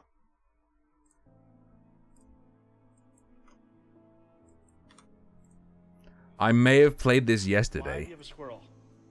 Because I found it. Where? I was Mabel? close to it. Where'd it fall from? Where'd you find it? And The real Anton. Okay, keep your face away from it, dude. Why do you have a squirrel? because I caught it. All right, why don't we all let it go? No. Yes, yes, yes. Why do you have squirrel? The squirrel. I was always taught as a kid, if a wild animal like a squirrel or a raccoon is friendly, stay the fuck away, because that's like a sign of rabies. Olia will go insane if she hears you. Она и так не спит. Like, if the animal looks out of it and is like fucked up and chill, do not touch. She already has trouble sleeping and whines all the Еще и time. ты со своими And you шуточками. joke around like this. At that moment, I've realized the mitten was actually wet from snow. It's still a mitten, though!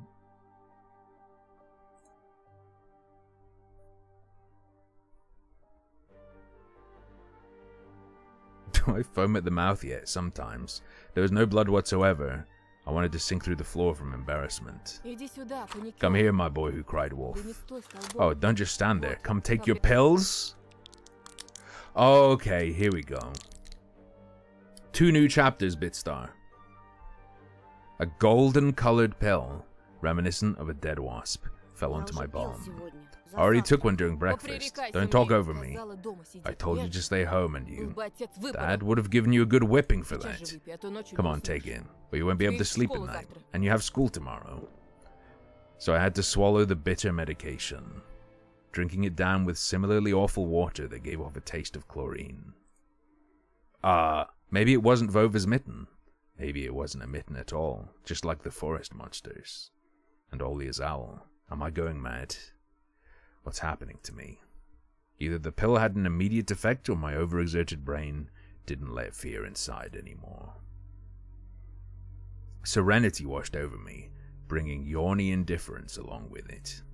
Антон, выпил? Anton, you're done. Можешь, если See, you can захочешь. do it when you try. Раздевайся. Уснул, Take что off your ли? coat. Are you asleep? Нет, мам, просто задумалась. No, Mom, I was just thinking Интересно, о чем же? about what, I wonder. It's just something silly. Mom scrutinized me with suspicious eyes, as if she wasn't sure she was looking at her own son and not some doppelganger that came from the forest. Точно все нормально? Is everything alright? У тебя такое лицо, You had the exact когда same лицо expression when the неправильно policeman сказано. asked you about the window. Все нормально, мам. I'm alright, Mom. Fresh squirrel vid? Ah! Snake Lord. 5,000. It's a rotating strip of wood with a counterweight on one end and a piece of dried corn on the other. When a squirrel climbs up to get the corn, well, that's when the party starts. Yo, that's pretty good. I thought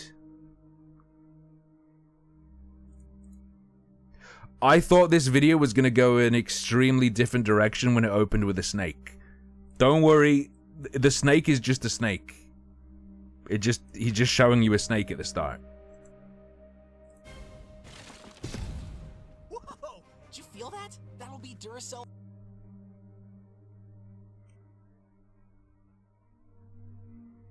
Okay, hold up. Here it goes.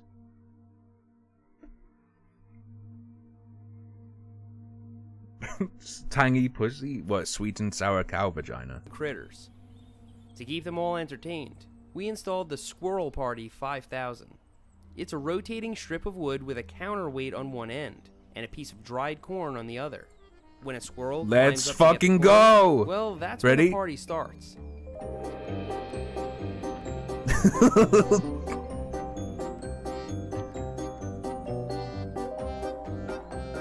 If you plan on building one of these, it's important to Yo. cut these notches on the end, so the squirrels don't get their legs caught. Squirrels also vary in size depending on where you live, so the counterweight and balance look at him point needs go. to be adjusted accordingly. Back to the bike wash station. Don't care about your damn bike. Give me more squirrels. She heaved a deep sigh. Хорошо. Fine.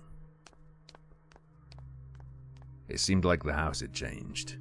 The sofa's fabric had become discolored. Fingerprints appeared on the bathroom tiles. The light bulbs also felt different. Dimmer and yellower. Even the saliva inside my mouth had a different taste. A melody from Aladdin. Is Aladdin 2 L's? I thought it was 1 L, 2 D's. It is! Fake Disney fan. Olia was done rewatching her favorite Little Mermaid episodes and switched to other tapes. I slowly changed into my home clothes, stopped before the sink and studied my reflection in the mirror, like I was trying to solve one of those spot the difference puzzles.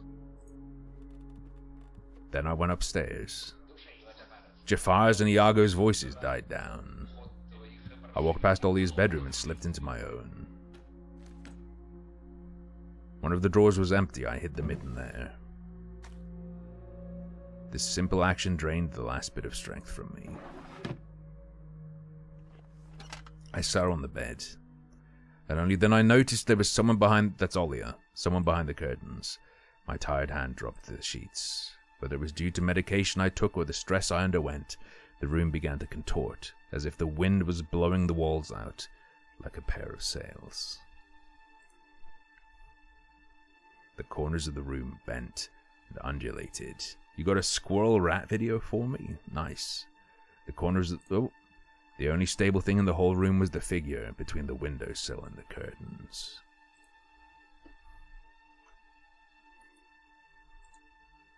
Warning, this is a pest control video and contains footage of animals being shot. Yeah, we're not playing this. We're not playing this.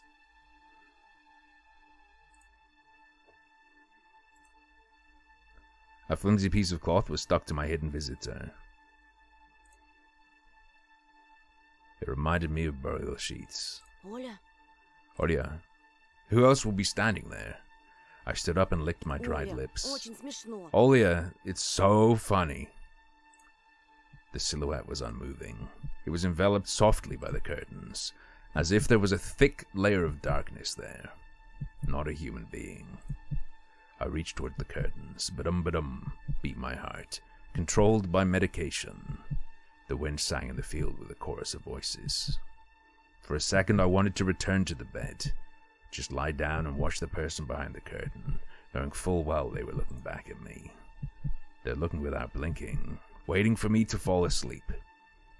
Plastic rings rustled against the holder when I pulled open the curtains. Gotcha!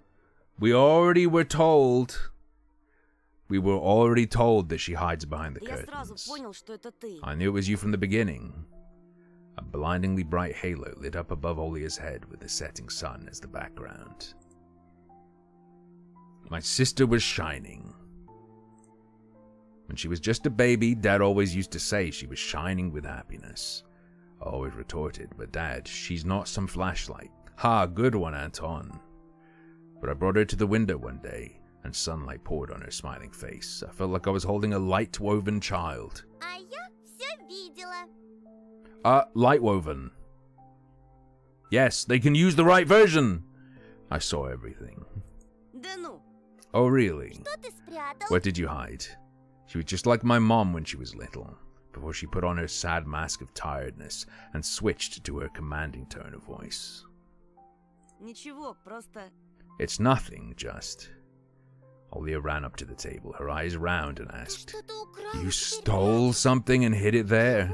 Are you a thief? Что? Глупая. What? Don't be stupid. Ничего я не крал. I didn't steal anything. A clear image came to mind, that mitten hanging from a tree branch. What if I did steal it after all? From the forest, from the tilted figure standing behind black trees. Olia could be selfish and stubborn when she wanted. Then show me! Поклянись, что никому не Swear that you won't tell Тогда anyone. покажу. Then I'll show you. Uh-oh. Why is she so smug? Olia wore a plotting smile. I swear on Mom's heart. An oath she heard in one of the movies about the pioneers we've watched. Не говори так. Don't say things like that. Olia nodded and made a gesture with her hand, locking her mouth with an imaginary key. She was filled with curiosity that was splashing in her giant eyes. There is no mitten. There is a mitten. I opened the door and Olia leaned in, holding her breath. It looked like there was not just a simple mitten, but some sort of exotic critter. Is this someone's mitten? She said that as if she couldn't understand what she Один saw. мальчик потерял. A certain boy lost him, and got lost himself. Теперь понимаешь, как опасно Now you do гулять understand how в лесу dangerous одним. it is for kids to wander into the forest, right? He must be really cold out there. Will they find him? They will. Участковый по домам. The police are going house to house showing his photo to everybody. Olia traversed the room with care and pressed her tiny palms against the window. А почему он по домам ходит, а не по лесу? The blood was his imagination, it was just wet. Yeah. Because I mean, how would the blood still be hot? And why would there be that much blood on a mitten if it was on its own? Hey Whaler, why are you all capping my name? I haven't played Ricci in a little while, okay? And why are you going to the houses and not the forests? Are they scared? Russia. The question caught me off guard. This is a Russia-only stream. I play Zarya and read Russian visual novels.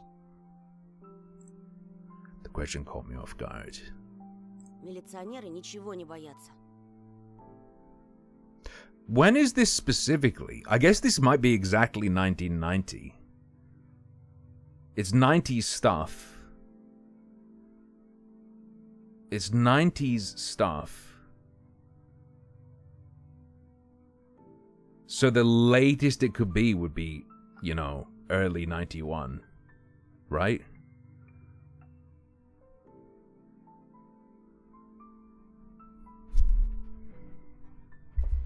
The police aren't scared of anything. Oh, sorry. If it's gonna be, I mean, if the USSR is still a thing in this, then it would. Nice, thank you, Mizraim. The police aren't scared of И anything. лес они прочесали. They've already scouted the forest. True, I was born in 1991. Yeah, right. Flashed in my clouded mind. Did they really check every nook and cranny where darkness, cold, and whispers of icy branches dwell? If that's the case, how did they miss the mitten? Or did it appear later? For me. I changed the topic, as if trying to get Olia as far away as possible from the forest thicket. Anton is 100% gonna get chewed out for telling his sister all this. Если я сам найду пропавшего We may get a мальчика, reward то, if I может, go and награду find дадут. this boy myself. Кучу всякого, как в поле A lot of чудес. stuff, like in the Wheel of Fortune. Клёво же. Sounds cool, right? Olia wasn't listening to me. She was piercing the forest with incredibly adult eyes, uncharacteristic for her. Что, если это сова? Suddenly her eyes grew to the size of an adult's, fracturing her orbital sockets. What if the owl got him? Ерунда. Nonsense. Не может сова поднять человека. An owl won't be able to lift a human. Ну вот что. But you know what? I was picking my words with utmost care. I forced them out of my overexerted brain. Ты в лес не суйся. Stay Мне away from the кажется, он forest. I какой-то, think как бы it's... сказать, How should I put it? It's cursed or проклятый, что ли. something. You know, there definitely was a group of stray dogs typically not going to be too dangerous, but in the cold with the snow, I imagine they don't have much food. Hungry dogs, extremely dangerous. Just like in a fairy tale. No, more like in that spooky tape our parents hide from us. Olia shivered and stole a glance at the window. I saw you running away. Someone was chasing you? No, it's just, I was hurrying back home so Mom won't be worried. Wasn't there a huge problem with stray dogs in Romania? Maybe there still is. I remember reading about, like, attacks in cities because they're just starving stray dogs. Dog vid you posted, very wholesome. Shiba Inus.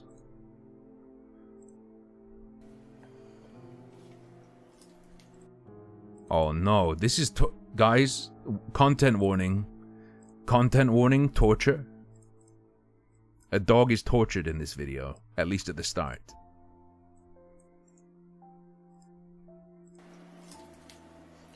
Give him some!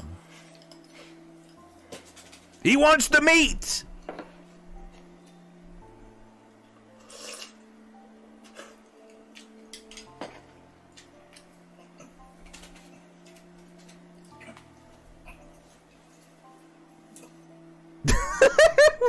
Why is he making that face?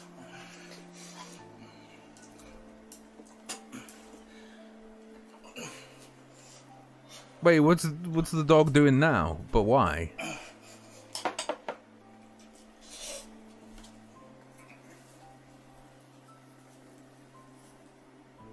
What is the weird thing is, what is this guy doing?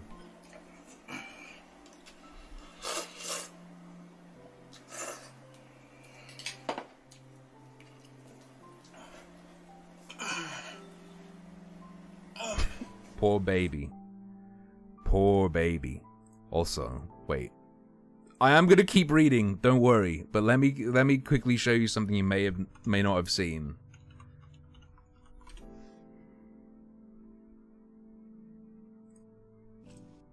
Do you guys know about the cigarette store dog in Japan?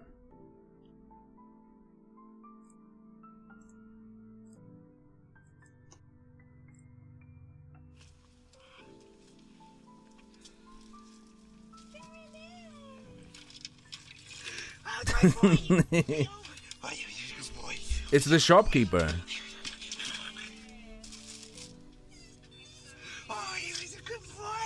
He's showing off his snack.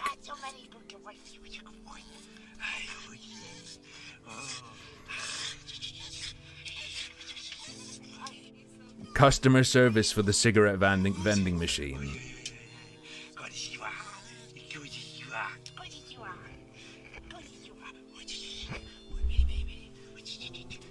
Very good boy.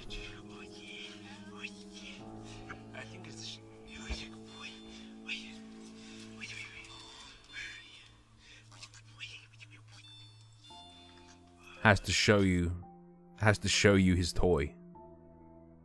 Moose does that as well.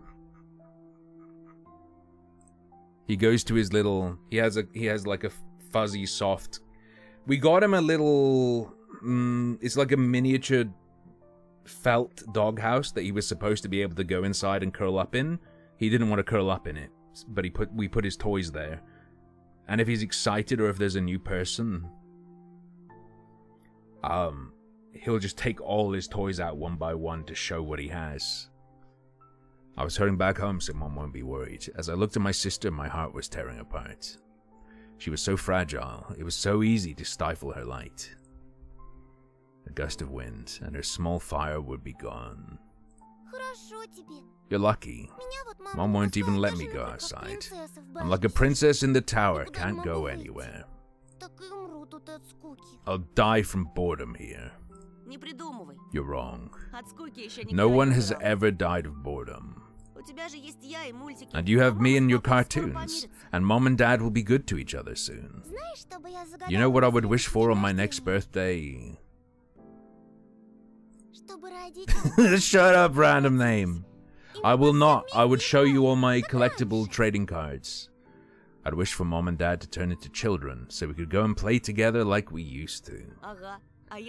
Yeah, and if you'd make them as small as bugs, we could place them into a little box. Excuse me? Olia giggled and tugged at my sleeve. Tosha, let's go watch Aladdin. Fatigue won over my desire to be with my little sister. I was washed over by some sort of heinous apathy. I'm too tired. I don't want to. Come on. It's so boring alone and Mom is always busy. We can pick a cartoon you haven't seen before. I know all of our tapes by heart at this point. Not all of them. You haven't watched Peter Pan. Remember how you fell asleep in the middle of it? Oh yeah, all Adin. Omniadin. And so much happens after that. Let's go, let's go. Maybe a bit later. Should I tell you how it ends? Spoilers? Let's leave that for tomorrow. I won't tell you tomorrow. I know, let's play hide and seek. No, Olia. Then draw me a dino. Olia, please. Draw him. Draw it. Leave me alone already. I blurted it out without thinking. And then I was immediately taken aback. I'd never screamed at my little sister like that. I'm not drawing you a dino, chat. Unless it comes up as a prompt in Pictionary. Olia stared at me. Chat stared at me in shock. Her lips started trembling, a precursor to tears. My chest was seething and molding with disgust and cope. What's happening to me? I hurried to prevent Olia from crying. Alright, you win. Let's go watch cartoons for a bit. I don't wanna. I came up to her, put my hand on her soft head, and pressed where the skull is not yet fully hardened, erasing her memory of the last 2 hours. Let's go. Watch Peter Pan. Boo, you'll fall asleep again. I smiled and lifted her chin. Her eyes were wet and felt bottomless. For now, Jason. For now. I mean, Joson. Promise I won't, and I'll draw you a full Triceratops later. Hooray! Tripsyropops. Close enough. Olia rubbed her eyes with the sleeve of her pajamas, and a shining smile returned to her face. I'll go ask Mom for condensed milk and bread, and you rewind the tape. No, you gotta put the condensed milk on the stove and turn it into caramel. The bread is fresh, just how you like it. Alright, just be careful not to spill the milk. Or you'll be yelled at again. Wanna bet I won't spill it? The tape is somewhere in the nightstand, look for it. Olia disappeared into the doorway, and I dragged my feet into the neighboring room. DMCA warning! DMCA warning incoming! The old photon TV was gathering dust in the corner. All that was left was clicking the button on the front panel. The tube warmed up and familiar white noise started dancing on the black screen. A weird turn? Tarballs, we already had a huge jump scare. If anyone has the clip of the jump scare, give it to Tarballs. I almost reached out to turn on the VCR, when the noise calmed down and a blurry image appeared for a moment. It was a dark taiga forest, just like the one outside my window. The picture split the screen in half. Need to turn on VSync? Something creepy resembling human speech was coming out of the speaker. Just a few minutes later, the scenery was again overshadowed by noise. Did it catch some rogue signal? Local TV station only really showed Soviet cartoons, and even that was pretty rare.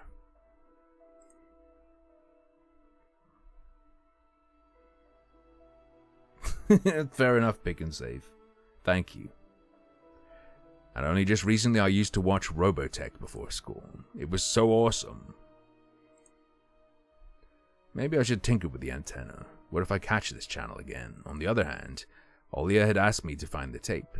It wouldn't be nice to disappoint her, but in my sleepy state, I didn't have the strength to do all of it.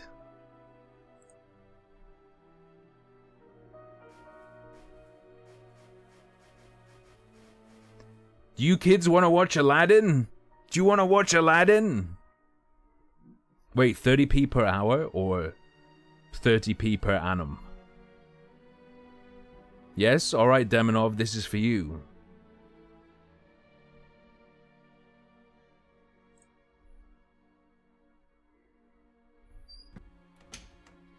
Are those motherfucking Moomins?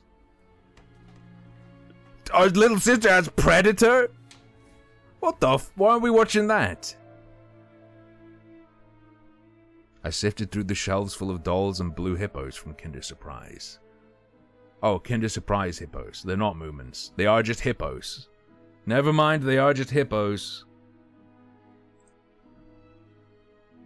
I found the tape I needed thanks to its shabby spine. I got the black rectangle from its box. The tape inside it rustled while rewinding to the beginning. This rustle was lulling me to sleep. Drowsiness attacked me while I was squatting before the TV. Yo, Slav squat represent. Images whirled in my head, me and Olia flying above the forest, tumbling in the soft clouds. My little sister is laughing, but her smile becomes more and more forced with every passing second. I notice that the clouds underneath us part, bearing the bristly pine tops. It's Halloween, so it's time to bring this up again. I've mentioned this before. Hang on.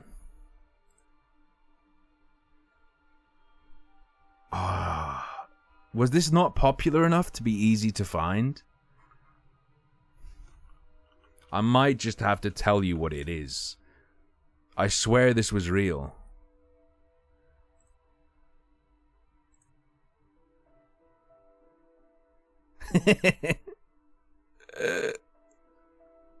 Okay.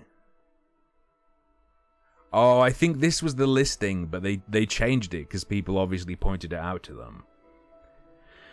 A Halloween shop that sells like all sorts of costumes. They had Predator costumes. They had Predator costumes for children, which were listed as, in the separate parts, Child Predator arms. Child Predator outfit.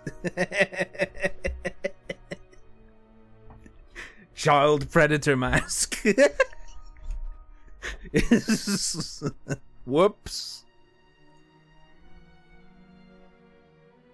Oh. Let it die. I noticed that the clouds underneath us part bearing the bristly pine tops. Swampy darkness slurped among the trees, the wings no longer able to hold us in Olia. You haven't started without me, have you? My sister brought the tray with unevenly cut bread and a whole can of condensed milk. I rubbed my eyes. No, come sit. Mom and Dad are arguing again. They're going through rough times. Rough times are lame. On the screen, Wendy was hiding Peter Pan's shadow into the dresser.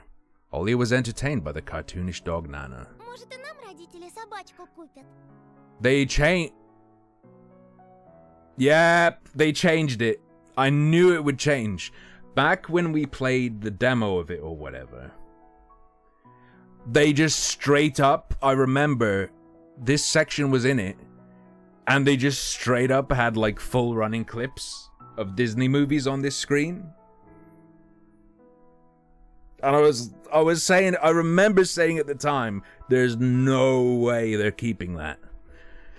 Maybe Mom and Dad will buy us a dog too. Yeah, right.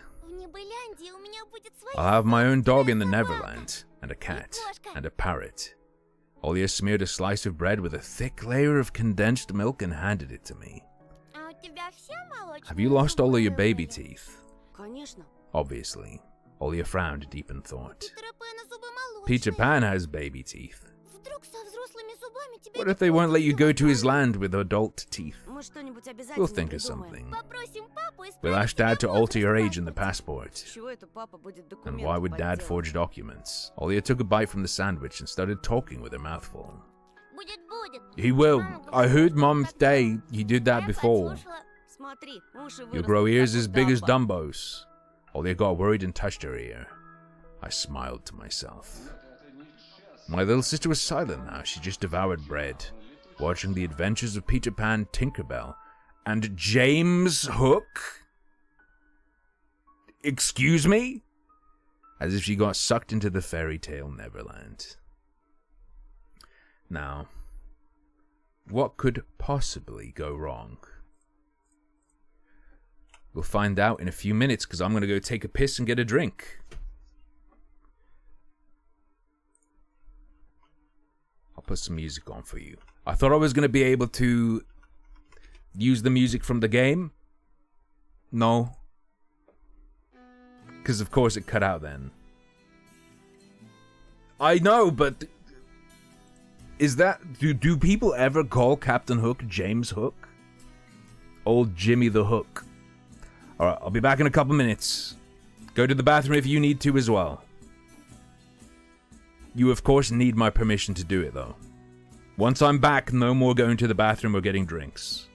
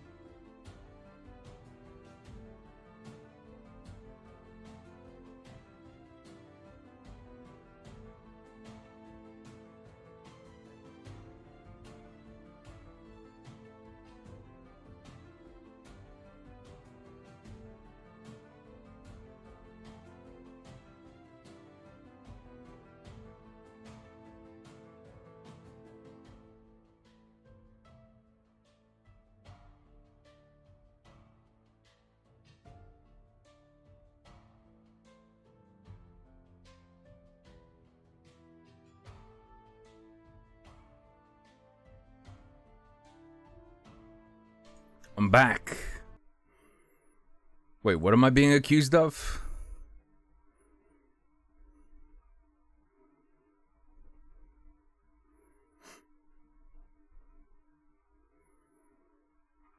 Whaler is stroking. Oh no, he's back? I can leave again. If that's what you really want. Moose is downstairs on the couch. He flashbanged me. He's too white. He needs to be less white. When the sun shines on him, he blinds you.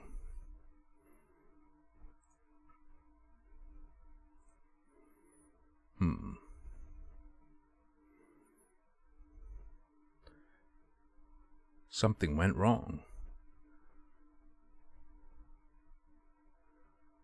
This never happened? What do you mean? To be honest, I also imagined myself there, in a land where one never ages, where no one argues over little things, where no one listens to fights and the sound of broken plates at night.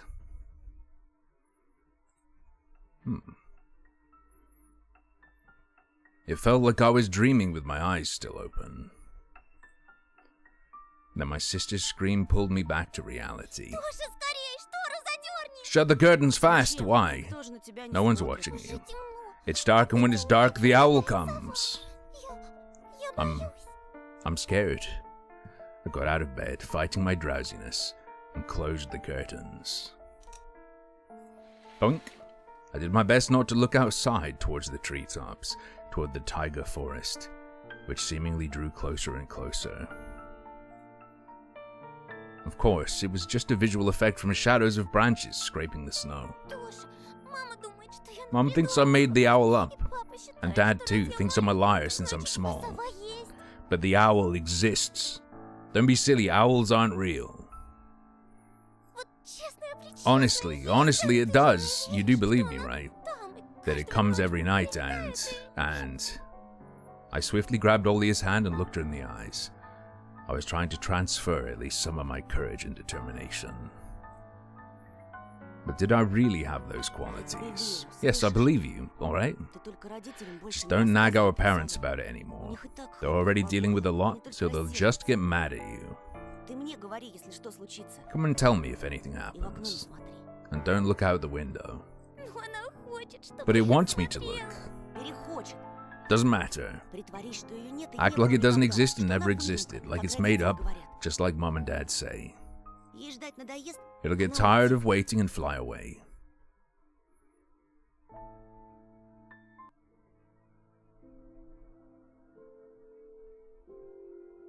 Ooh, clickable? No. We followed Peter Pan's adventures as if nothing had happened. As if the forest didn't kidnap kids. As if our parents weren't tearing each other apart. Bit by bit. Captain Hook was running away from a crocodile, and Captain Pan was headed to London on a gilded sailboat. By some miracle, I lasted longer than my sister. Olia's eyelids had dropped. She'd started snorting lately, resting her chin on the side of the bed. I stood up and left Olia's room. I was looking out the window studying the field when Mom peeked into my room. Enough playing around. It's your first day at school tomorrow. Go to bed. You should sleep properly. You don't want to be teased for being sleepy, right? Adults think everything is so simple, as if sound sleep would ensure my classmates would like me. I covered myself with a blanket up to my neck and listened to the house humming, to something invisible rustling in the corners. My inner voice had a question for me. Do I want to hear that mysterious flute again? Yes or no? Maybe it's just a part of growing up and I can't fully understand my own desires. The forest wailed behind the barrier that was my walls. Some ethereal entity wandered the fields. Branches shook as if calling for me. The wind howled on and on in the night. My thoughts were like annoying flies that entered my head before becoming weak and tangled. I didn't notice how I fell into slumber. It has come after all. The day I feared the most, the first day of a new school term. Episode 2. Time to play with you. Uh-oh. New school, new teachers, and most importantly, new classmates. So it's all 100% fresh from here. None of this was here before. The last time we looked at this. New classmates who I always have trouble connecting with. Like most other kids with glasses, probably. I forced myself to get out of my warm bed. Dad would usually drive me to my old school, but this morning the bedroom of my parents was silent. Did they sleep in? Maybe it was a good thing. I didn't want to get the daddy's boy reputation from day one. My parents were probably still tucked in, dreaming about the good old days when everything was so simple and easy. Sweet dreams, even if far removed from reality. There we go, Moisten, thank you. I silently sneaked out of the first floor so I wouldn't wake up anybody, especially the peacefully sleeping Olya. I did my best to step on the middle of every floorboard. I used to play like this even in our old apartment. If my soles touched the space between floorboards, it counted as stepping into lava. The clock was spurring me on with its hands. I need to hurry, faster, faster. I was too fast, so I needed to circle the hallway once again. Boiling lava was bursting out of the cracks between floorboards. I needed to watch my step, to survive at any cost. Hippity-hoppity. Olya is my property. Wait. Hippity-hop like a frog jumping on molehills. Like a fearful bunny in a grove full of wolves. I made a sandwich in the kitchen, shoved it down my throat and drank it down with cold tea. My appetite was as good as of someone being led up the scaffold towards a guillotine. I lowered my gaze and saw that one of my feet was standing on 2 floorboards at the same time. Burnt to a crisp, huh? I moved my foot. Disgusting little snakes writhed in my belly. The fear of getting hit and being called nasty names. The clock clicked. I need to go. It was dark outside, fitting for an early winter morning. This darkness never fully left the houses around here. It took my time tying my shoes, buttoning up the puffy down jacket, trying to delay my unpleasant exit into the semi-dark, into the unnerving unknown. I rubbed my glasses for good luck, though I couldn't remember a single time these thick pieces of glass brought me any good fortune. You ever see anything? The sky was akin to a giant bruise. On the east side of it, a black cloud was swelling up. It licked up stars from the sky and extinguished the rising sun. Darkness was plastered all over the treetops. The cautious cries of birds got tangled up in the thicket. I locked the front door with a long key that I wore around my neck. My parents made me wear this noose. Damn! Afraid that I, being a total klutz that I am, could lose the key otherwise. Probably a good move on their part, and tagged alone like an old buddy, pushing me in the back. Wide shadows that pined throughout covered a third of the clearing. Upon reaching the edge of the forest, I hid my nose in the coat's collar. I was squeezing through the thin firebreak, my hair ruffled up and my back hunched over. Tall trees stood on both sides of the tiny trail. The snowy blanket rustled under my feet, and the canopy of intertwined branches above my head cut me off from the already sparse starlight. The night had no plans of moving away from the forest. In this darkness, trees reminded me of shaggy old women.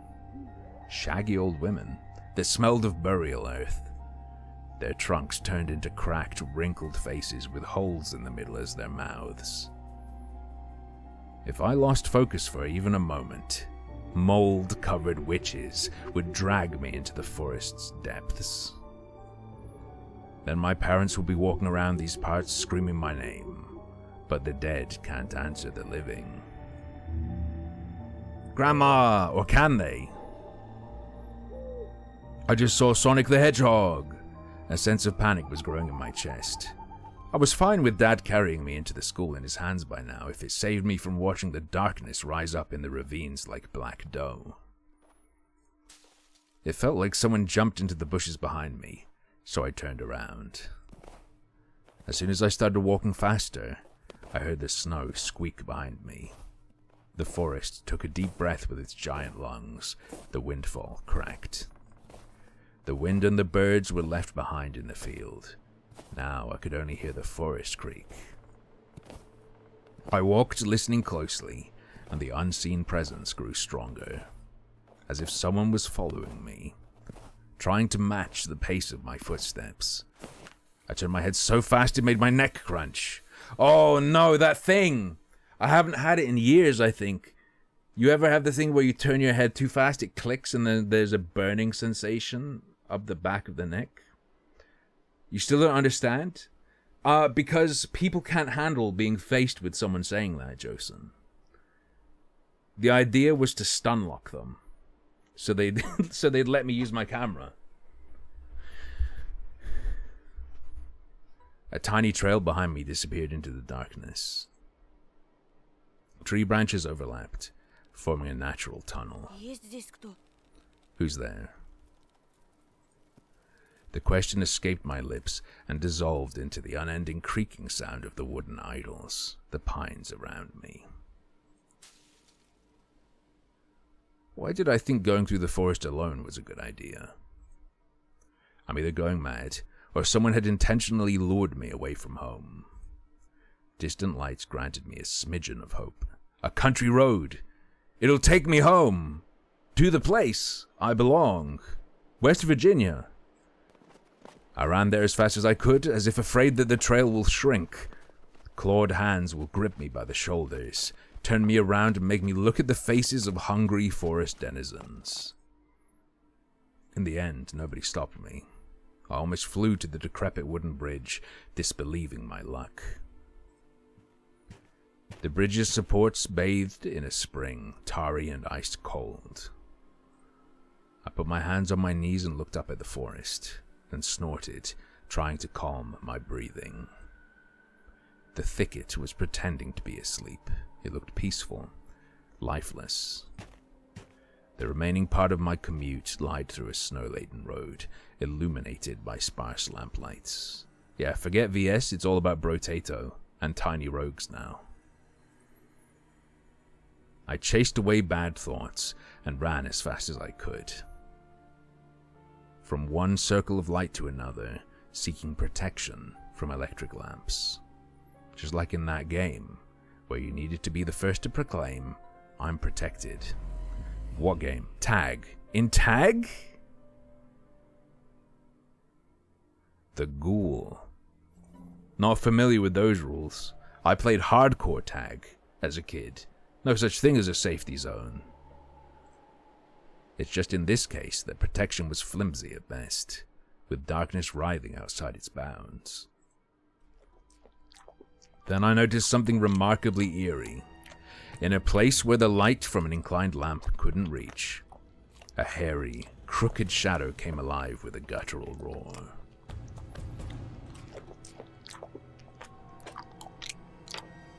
It almost felt like its features deterred light. Its unnatural pose instilled fear. Newest whaler is scared and trying to pretend like he's not.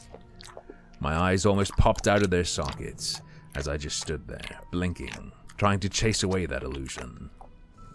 Uh-oh. But the shadow didn't disappear and even got closer. Wait, what the hell is this? My insides were gripped by horror. I stepped back and almost fell into a snow pile. The black silhouette, on the other hand, straightened up and addressed me in a sweet voice. Sneaking around, huh? Trying to steal my soul? Words got stuck in my throat. Who could be talking in such a silky voice here, between the forest and the dormant village? Will you say something, dummy? Cat got your tongue. Alright, I'll bite off your nose then.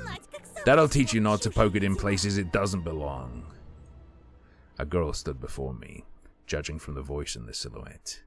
Ah yes, the two large ears and the long snout of a woman, of course. But I couldn't even reprimand myself for getting scared by a girl before noticing a gaping mouth under her hood with something dangerously shiny inside. I was stunned.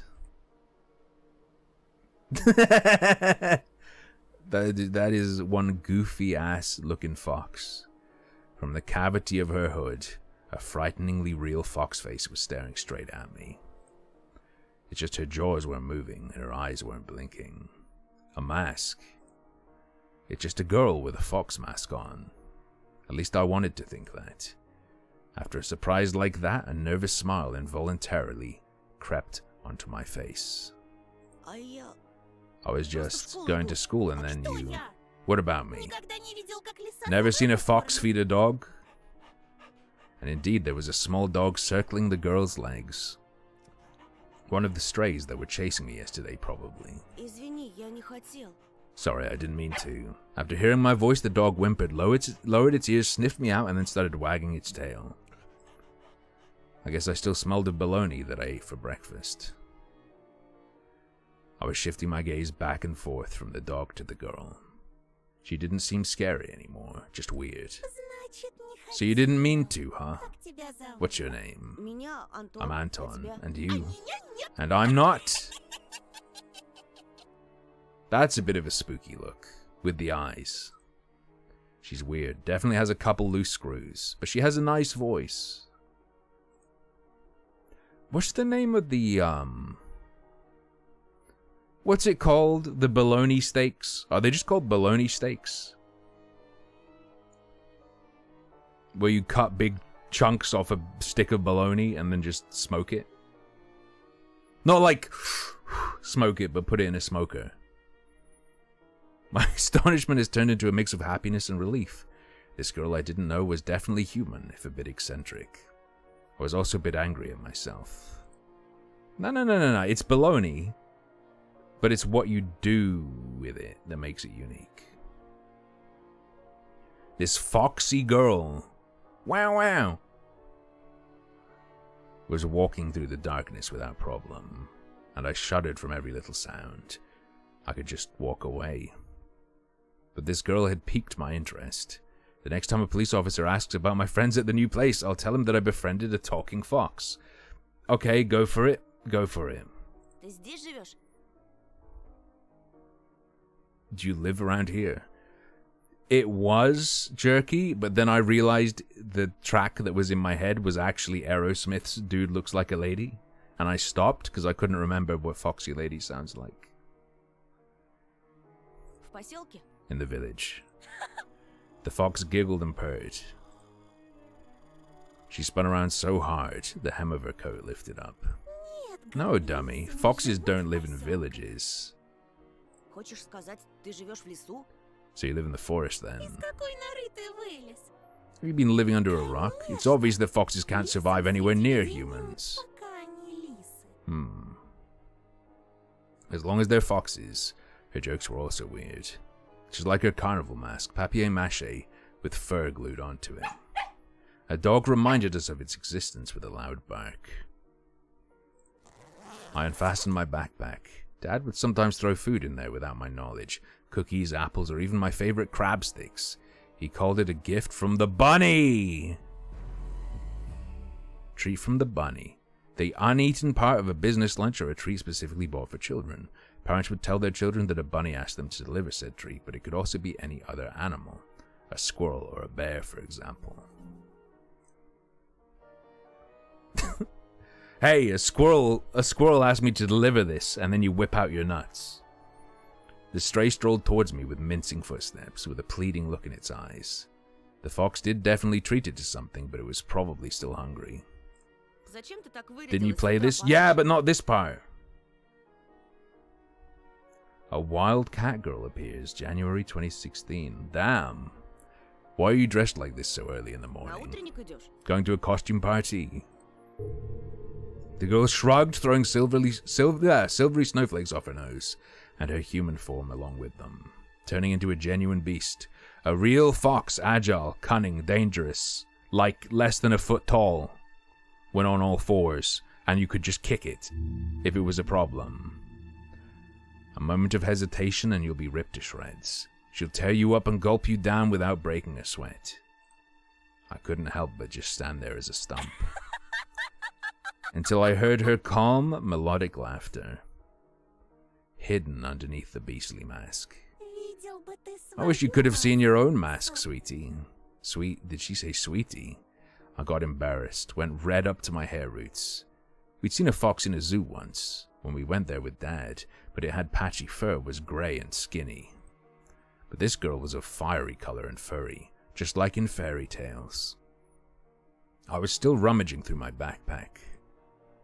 My fingers, that were searching for the dog's tree, stumbled upon some soft crumpled object. You'll see. The real beasts will wake up soon. Should ask them where they got their human faces. The girl's shadow was dancing in the lamp's light. The dog yapped in agreement. I freaked out and dropped my finding in the snow without getting a proper chance to examine it. He's poisoning the dog. It was a crumpled paper full of raisins. Cold wind instantly covered the hole it created with snow. The dog rushed to dig it out, wanting to get its treat, and the fox just snorted. Now I was so embarrassed I wanted to sink through the snow. It was still dark outside of the electric circle. On the contrary, the darkness seemed even more thick. All neighboring houses were sleeping deeply in its inkiness. I did my best to continue the conversation with the weird girl I didn't know. So, are you going to school? Oh my, you are a real dummy. Dogs get poisoned by raisins? Yeah, raisins and obviously grapes kill dogs. Very poisonous to them. Don't you get it?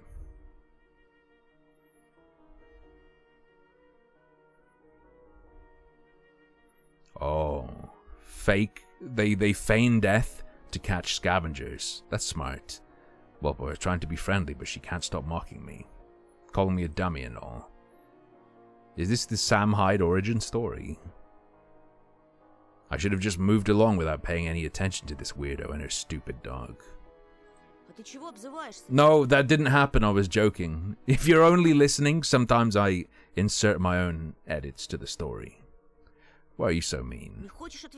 Don't answer if you don't want to. It's not like I care. Still, something froze me in place, tugged me toward the dark figure. A mysterious appearance, her voice that was velvety and just languid enough. I was intrigued and excited. I watched her as people watch fires burn. Oh, stop pouting. Look here. Zulka took a liking to you. The dog was digging through snow with sharp movements, snoring loudly. The fox turned around and looked at the windows of a nearby house, at its timbered front through the white mist. The tip of her fake nose was shining under the lamp's light. And maybe someone else too. I went red again like a boiled crayfish this time. Is she talking about herself or someone else? I hoped that the semi-dark would be able to hide my embarrassment from the girl. I cleared my throat before asking. And who's that person? I waited, counting my heartbeat. The fox didn't reply. Her sly stare was scanning the frosty patterns of someone's windows. She was reading them like a glass book. I wonder what she can see in those winter paintings. The stray stopped rummaging in the snow. It ran to me, holding my object in her jaws, a mitten. Uh-oh. Could it be the one I found in the forest? What is it doing here? When I looked closer, I realized that it was just my mitten. Maybe Mom stuffed it in there when I was asleep. A certain missing boy immediately came to mind. Missing boy immediately came to mind. Hey, do you know anything about Vova? I imagined the scene, silhouettes dancing in the clearing. No fox GFs. The dance on the night when Vova had disappeared. A boy who, when found, can provide a big reward and maybe save my family. That's entirely made up by him, right? This was never mentioned by the police or anyone else, right? I remembered my birthday, when our parents promised to take me and Olia to Disneyland in Paris. Ooh, the trash Disney place. Go to Florida, bro. But instead of a long-anticipated gift, they gave me a simple brick game console, visibly embarrassed. I was crying my eyes out back then, demanding to take me to the promised amusement park. Damn. That was the first time when Mom and Dad had a big fight. I cannot answer this, Alfred. You'll have to research on your own, okay? My greediness shattered their relationship. If only I could fix everything.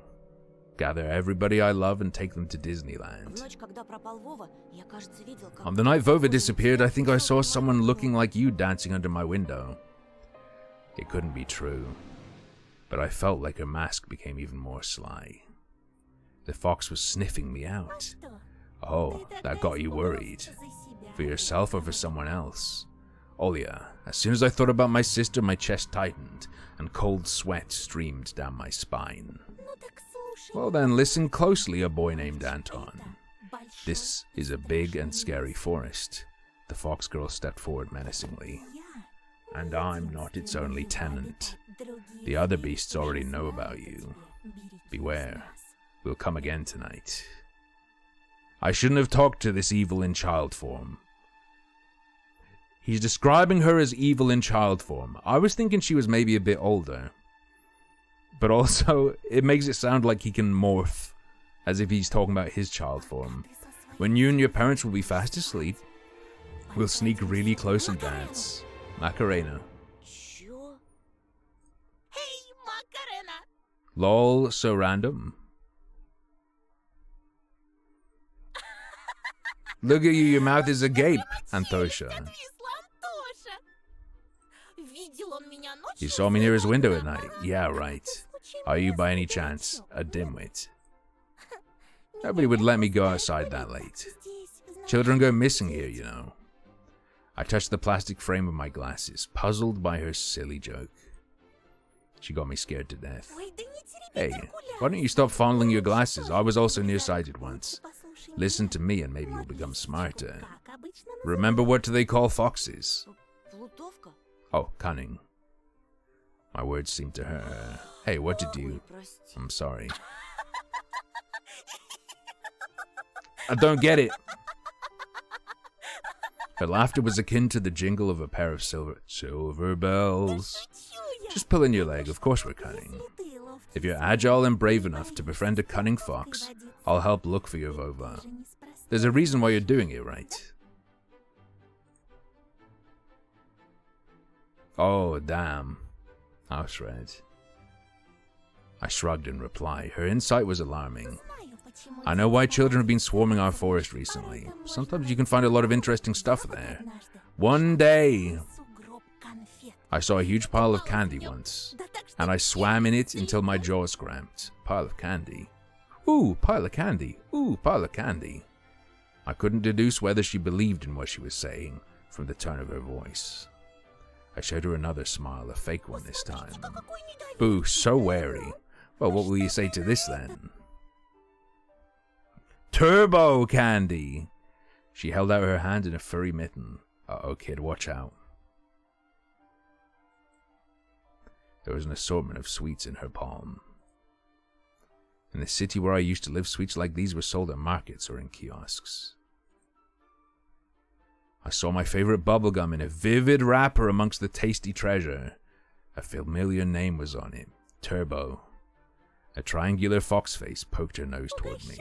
Take some. My pockets are full of these. No, we're not taking candy from a stranger.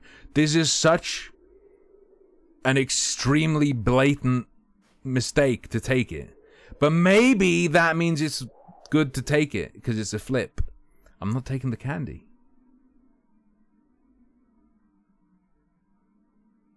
I'm not taking the candy, you furries. I refuse. No thanks, I didn't want to offend the first person I've made contact with in this new place, but I also didn't want to take gum off the hands of some weird girl. What if she found it in a snow pile? Or what if it's a prank candy? The kind that blows up in your face when you unwrap it. I'm allergic to sweets. What? She sounded puzzled. Are you living in the world of pills and mixtures? Well, more or less. The fox whistled. Her palm was empty now. It floated. True, I have also only ever had good experiences taking candies from strangers. People say incels are a big problem, and then they say, hey, don't take candy from strangers, kid. Her palm was empty now. It floated in the air, catching snowflakes now that all the candy has suddenly disappeared. And you only celebrate New Year's once in 12 months, right? And you have those. She clicked her fingers, trying to remember something. Mondays. Yeah, I smiled. Man, you're a difficult case. I prescribe you a kilo of chocolate to battle your boredom, young man. Who are you? I refrained from asking that question. She wouldn't answer anyway, or she'll just lie. I really wanted to see what's behind her mask. I was becoming more and more sure that underneath it wasn't just a simple young girl. I'm sorry, friend. I cannot understand. I can't even read Cyrillic, let alone understand the Russian language. Hold up, I'll translate it.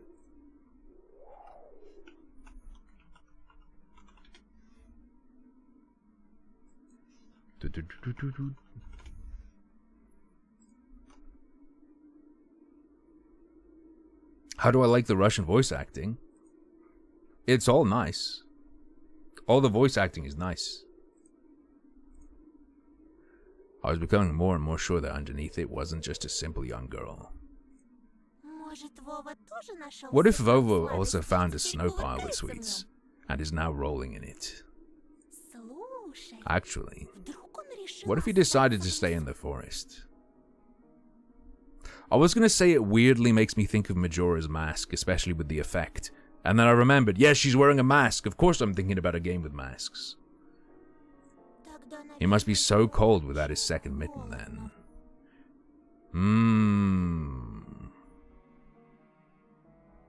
The wind caught her words like smoke from a fire and carried them deep into the darkness, into the creepy thicket. The trees behind me creaked with their bony branches. Or what if something happened to him along the way? Something terrible. The forest reacted to her words, became alive. It sniffed me out, perking up its ears, just like a curious beast. The fox girl pierced me with her eyes again. Wild beasts. You find that scary? Well, I don't know. He doesn't know. Oh my. Have I befriended a dunce? I didn't like being called a dunce, yet being friends with her sounded nice. My grades are good. Really now. Will you come with me? Good grades, Anton. Don't do it.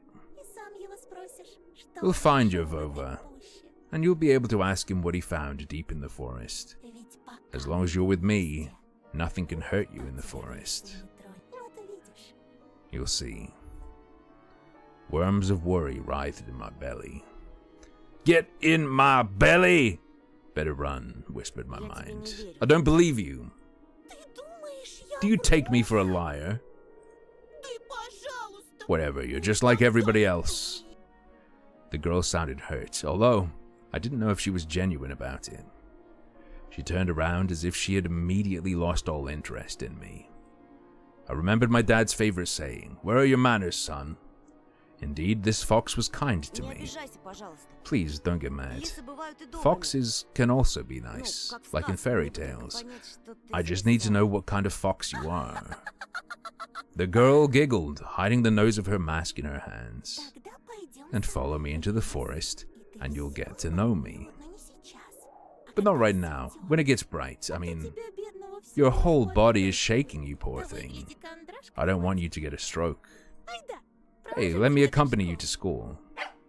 After hearing this, the dog barked in agreement and stopped messing with the mitten. I leaned in, trying to grab the piece of handiware that almost ran away from me.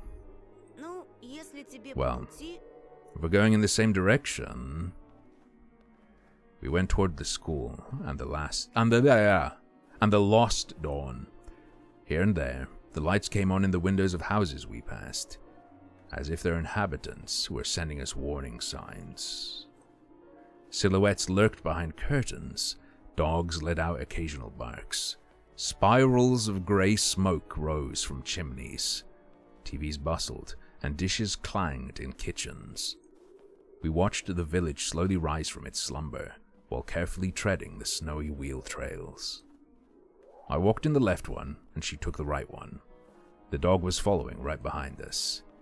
I expected the fox to bring up something weird again, but she stayed silent all the way to the school, as if playing with me some game only she was privy to. She would only giggle from time to time, when the dog sneezed from the snowflakes that fell on its nose.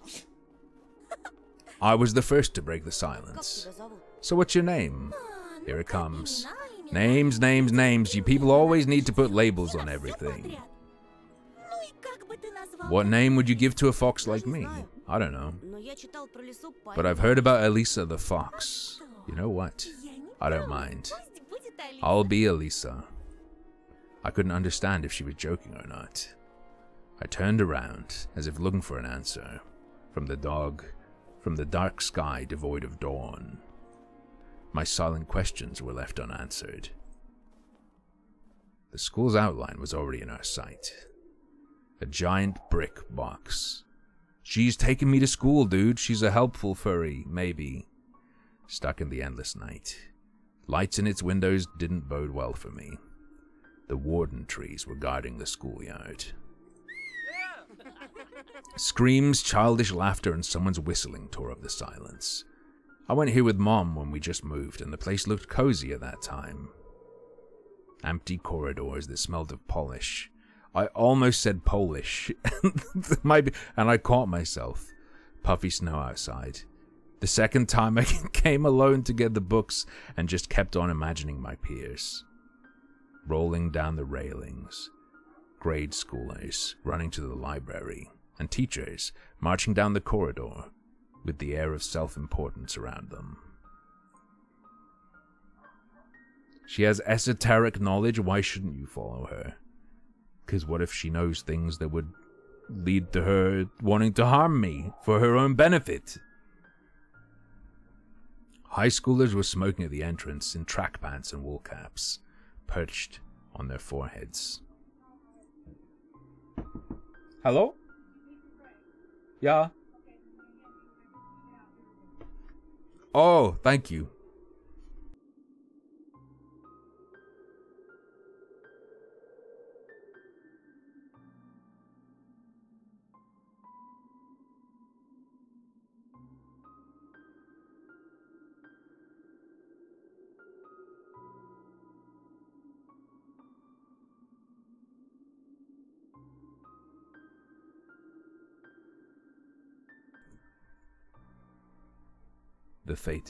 The fated gum. Ah. Whoop.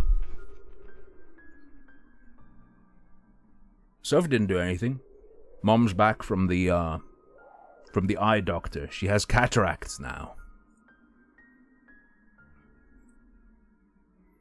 Did I sniff it? Of course. I've got to check that the gum is legit. Their parents destroyed the last hopes for a cozy school. Their stingy eyes? Stingy? What do they mean by stingy eyes? And the teeth, yellow from nicotine. Oh no! Oh no! Their smirks, all of it had the same gloomy effect as the cloudy winter morning. She has cataracts in both her eyes. Absorbed by my thoughts, I completely forgot about my companion. I'll wait for you at the backyard after school. Near the hanged man. Excuse me? Yeah, near what? He just ignored my question. Don't be late. I hesitated. Blowing hot and cold again. Mom always said that when I would have trouble choosing between two options. Thinking about Mom helped me reply. Your dad had them in both eyes too? What do cataracts do to you? They just fuck up your vision, right? In a particular way? I don't know.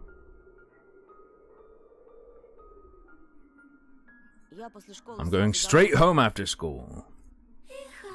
Well, Antosha, I'm going to let you off the hook, but the others will creep up to you with their smiles and sink their teeth into you. Won't be able to shake them off as easily.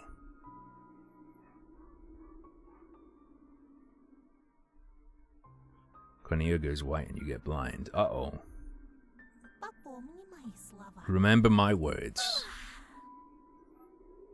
The fox opened her mouth in a wide yawn. What kind of trick is this? Someone running in the distance called out my name. I instinctively turned around.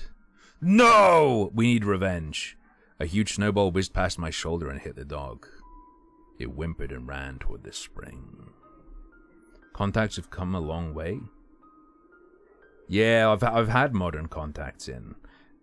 I tried contacts for a while as a kid. And, I had to stop because they'd, like, come out when I blinked. They'd dry up and then pop out. I whimpered and ran toward the spring. The darkness devoured it.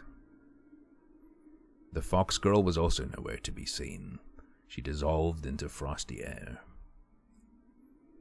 Or was she hiding in my shadow? After taking a deep breath, I went toward the school, toward the cutlets. Toward the cutlets in dough. Toward the light raining down onto the snow.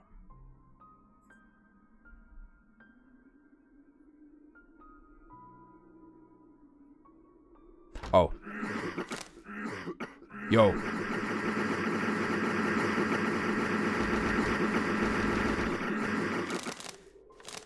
Sorry, I couldn't resist. I couldn't resist.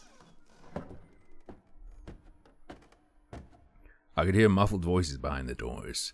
Saw blinking lamps. Darkness creeped along the windows, and it felt like the school was drifting in open space, like a lonely, lost spaceship. After going up to the second floor, I noticed a crowd around the notice board. Vova! Everyone was taking part in a lively discussion.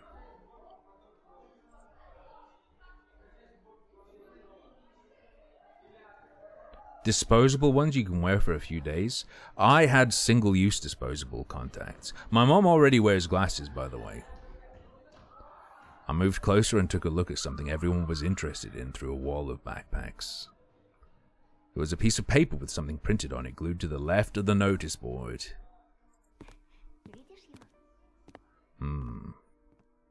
Mittens with green stripes. Vova Machukin. That was his name. Who is Azalea Banks? I don't know who that is. A fourth grader. On that grainy print, Vova looked dead, with a black mouth and dark, empty eye sockets. Could it be that the darkness dwelling deep in the forest invaded his pores and mutilated his face? A plastic toy gun couldn't protect him from the whispering branches and the howling wind. Empty eyes of the lost boy pierced through my soul, as if pleading. Unable to meet his stare, I turned around and rushed to the window, took a seat on the windowsill. The corridor was slowly filling up with children in groups of few. Nobody paid me any mind. In the darkness of school toilets, child voices were hammering a nursery rhyme.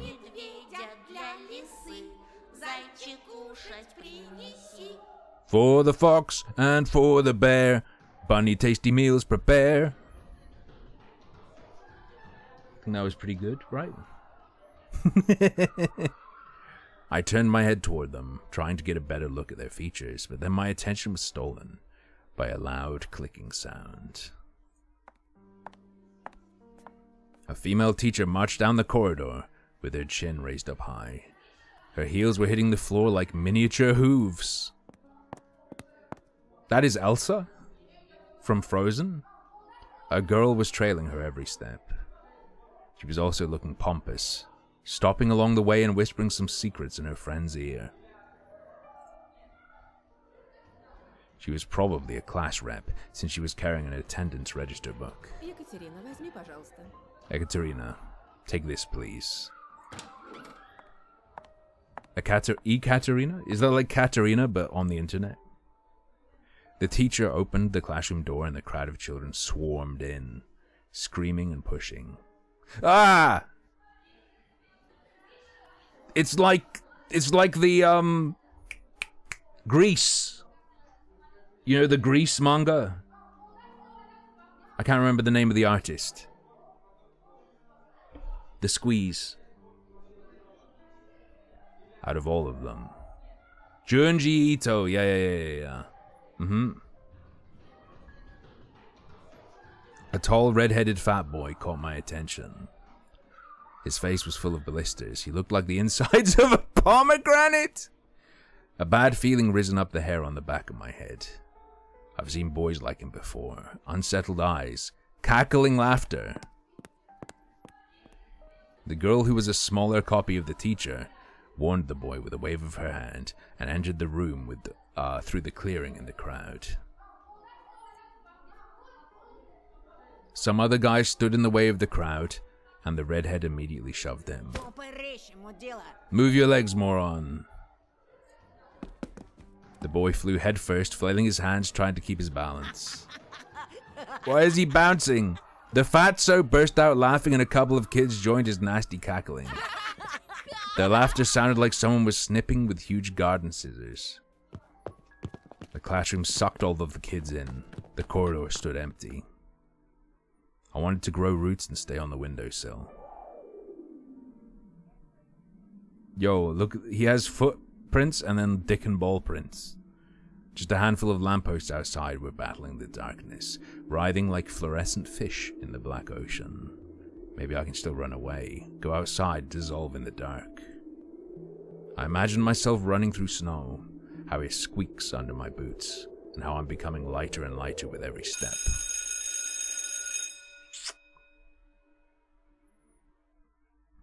The ringer's trill blew that illusion away. I tore myself from the window with great effort, then took a couple of deep breaths, trying to at least calm down my mad pulse, and entered the classroom.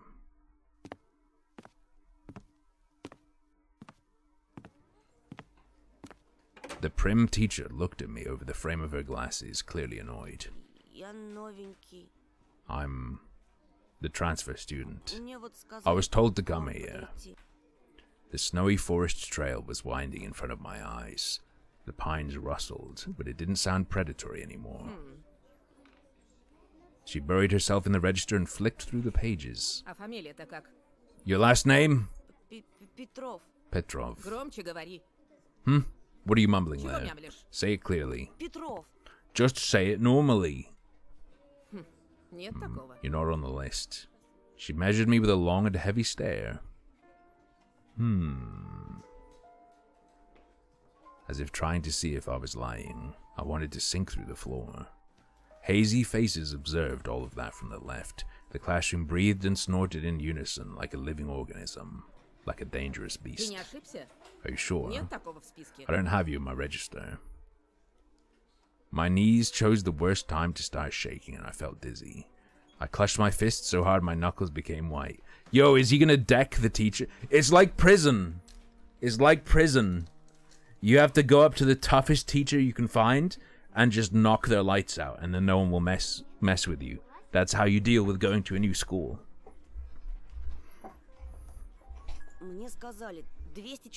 They told me to come to the classroom 204 to ask for Lilia Pavlovna, class 6C. Uh-oh. Apparently everyone in the classroom took my words for some sort of joke because they were all laughing. What's wrong with this school? The classroom fell silent. The kids hid their smirks for a better occasion. Why do we hire so many interns? They all know how to put lipstick all over their bulging lips, but when it comes to real problems, I have to solve everything. How did they send you here without any proper paperwork? Ugh. I've had this same thing happen so many times already. Wait here, I'll be back. After I have a little chat with them. The teacher flew past me. Yo, this is now going to become Catch Me If You Can. He's going to pretend to be a teacher. The teacher flew past me, mumbling something to herself in righteous anger. And I was left standing in the center of the classroom. We do seem to be a bunny. Us or our sister, maybe. Like a convict in front of a firing squad. I know either Anton or Olia have been described as bunny-like at some point. But I don't remember which one. I lowered my gaze, feeling the mocking stares from all around the classroom directed at me. They prickled my skin, danced on it like laser sights. Once again, I imagined running far away from this place, fighting the clawing wind, soaring high above the pines in one long jump, with the wind in my back as my only companion. The eyes of my future classmates were asking, this new boy, is he one of us or an outsider? Somebody whispered something and stifled laughter rolled through the classroom. Wipe the board. It was easy to guess who was the main prankster here. Hey, Four Eyes. Are you not only blind, but also deaf? I said, wipe the board. My knees weren't the only shaking part of my body anymore. I was trembling from head to toe and I prayed for the teacher to come back sooner. My prayers were answered by the powers that be.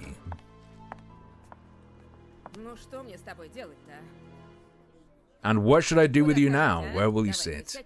Oh well, you can sit with Seaman, I guess. He's alone anyway. No way. The fatso put his backpack on the seat beside him in defiance, scratched his belly and smirked. Are you back to your old tricks? Should I call your grandma here again? The classroom went silent. And what's she gonna do? I'll be the one to do something if she doesn't. Put away your backpack now. Seaman didn't move a muscle. He started studying the portraits of writers on the wall, looking bored. I needed to do something to resolve this somehow, to save myself. I cleared my throat and continued in a stifled voice that sounded nothing like me. I can sit in the last row. I think there's a free seat. The teacher snorted loudly. She looked at me, then at Semyon, then back at me. Fine, go there for now. And you, Babarin. I'll have a talk with you later. Come to me after classes. You'll be on cleaning duty, got it? Semyon forced... I clicked accidentally. It's fine. I walked carefully, afraid to stumble and fall, causing another outburst of laughter from everyone. I took my seat at the back at the last table, where I was met with a pile of old posters. The outcasts took their seats and the class was ready to start. Now this is settled. Let's start the class. Today's theme is Traditions of Russia and International Literature in Zashenko's Don't Lie.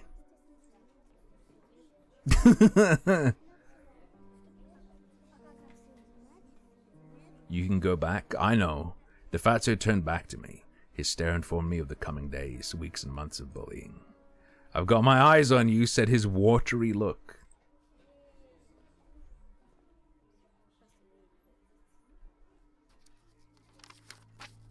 What? The fuck? It's got creatures in it. Simon. Yo, the Seaman Mobile. Let's go. After just a couple of periods, I had already noticed a huge yellow spit stain in my notebook. Then, at the cafeteria, this Semyon accidentally spilled a glass of compote on me. Fruit compote? And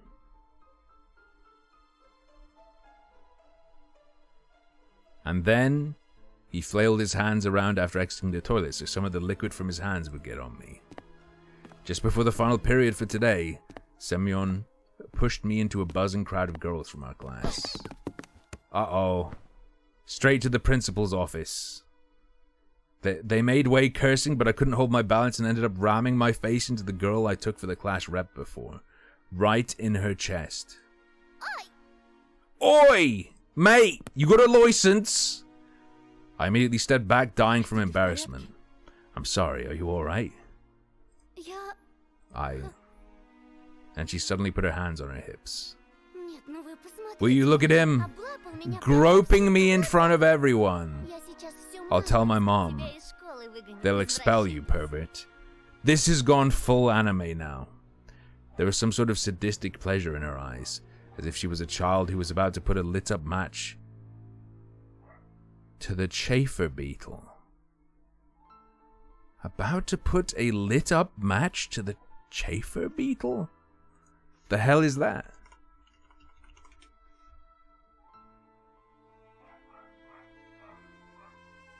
It's a literal beetle. What? Wait, what happens when you put a match on it?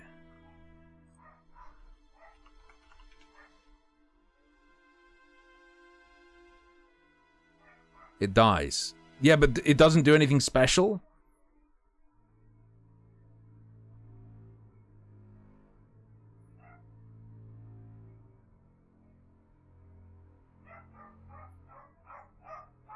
It doesn't like go boom or something. I don't know.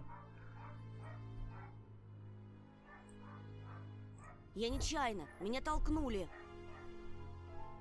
I didn't mean to, he pushed me. Все видели. We all saw that, you know. Среди нас No blind Amogus. Probably not, but she stared at my glasses while showing me a creepy smile. I started to fume on the inside, but Simeon's laughter cooled my head. толкнули. I pushed you, you sure? He swaggered up to me, enveloping me in the smell of sunflower seeds and rotting teeth, and then pushed me to the ground. Вот так, да? Like this, huh? What you gonna do now? The bully towered over me as if saying, come on, hit me. Let me see you try. I will hit? Слушай, Listen, you. My throat went dry, my lips were moving. My lips, senpai, my lips are moving on their own. And my voice was akin to a stifled squeal. Simeon wore a mocking smile. давай, давай. Go on, Four Eyes. Why did you stop? Нам We're всем all waiting. еще If хоть you ever touch me again, Simeon slowly stuck out a finger and poked my forehead. на тран I did, быть. so what? Еще хоть раз. If you ever do it again, here, А вот я once more, и and again, еще. and again, and again. He was poking me with his fingers so hard that my head tilted backward. I must not cry or I'll be done for. Чё ты мне сделаешь, What will a wimp мля-мля? like you do to me? My vision went blurry. My soles tore off from the floor. I rushed forward and threw a random punch without looking. Yo! That was pretty good. That was pretty decent. What I saw when I opened my eyes were beautiful and horrifying at the same time. Semyon was holding his ear and blinking in amazement. Was I the first person to rebel against his absolute rule? Лена, I needed to run, but I was already surrounded by his cronies. Павловна, Lilia Pavlovna. Павловна, Петров, Petrov just hit Baburin. Fuck you! Semyon's cheeks grew even redder and his pimples even whiter, like the heads of larvae. But a smile flashed on his face that was only noticed among his comrades. He got really close to me. The smell of rotten teeth washed over me. тебе You пиздец. are fucking done. His voice was evil and dangerous, like someone tore off the lid from a kettle with boiling fat. I was waiting to get hit, counting the thumps of my heart, and guessing where his fist will go. The solar plexus, the jaw, the nose, but he just turned around and walked off. He's gonna Me Too me. A thought, cold and sober and extremely rational, popped up in my head. I'm going to get killed today.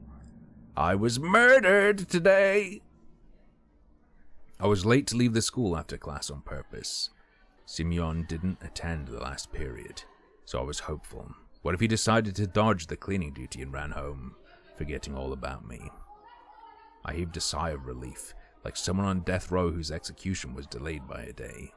But I didn't let myself forget his tone, his vengeful gaze, and his scary, electrified smirk. While the other students were leaving the school, laughing loudly, I was pretending to skim through my books near a window.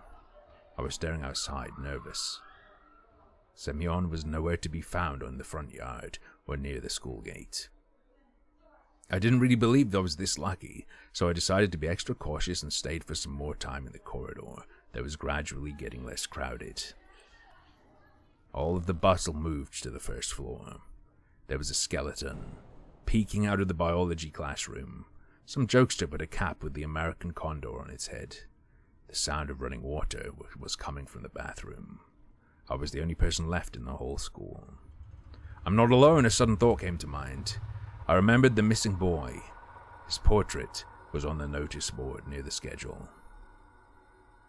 What the hell? Even the cat is angry. What is this? I remembered his smile. Him looking at me. And the fact that he's most likely already dead. Привет. Hello! I shuddered and turned around.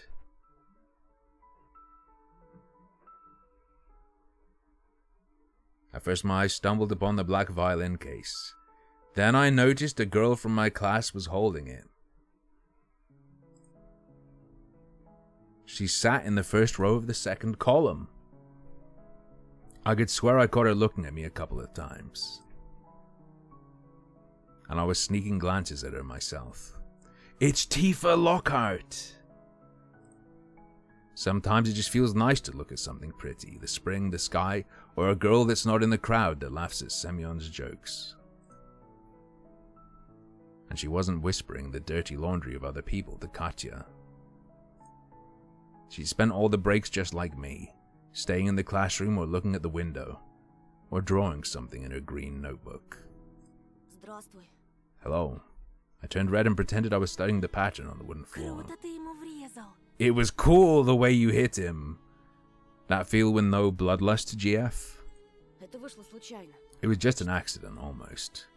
I started shoving books in my backpack, to at least put something in my hands. Вроде Семён раньше. Semyon wasn't like that before. Он к нам недавно He also transferred here just recently. Бабушка мне его His grandma told me that it almost feels like he went mad. Семёна даже старший Even the класс upperclassmen побаивается. fear Semyon, did you know? Представляешь? А ты вот молодец. But you're different. Не струсил. You're brave. Угу. I mumbled in reply. Yeah, right. Me, brave? A hero that has been standing around in the hallway to avoid a beating. The girl looked at me with her clear, attentive Ты eyes. за рекой живешь? Do you live over the river? В том In that деревянном wooden доме? house? Да. Doxed. Там, наверное, Must be scary страшно. living there. Да ещё через лес. And you also have to cross the Я бы forest. так не I wouldn't be смогла. able to do that. I shivered at the mention of the forest.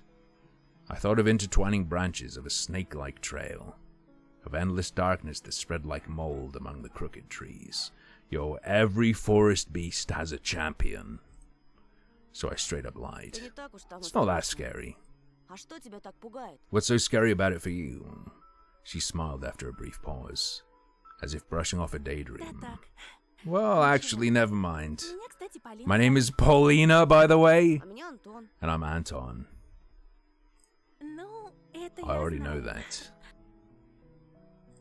Слушай, Антон, Suddenly, chat likes her a lot more, I feel. Hey, Anton.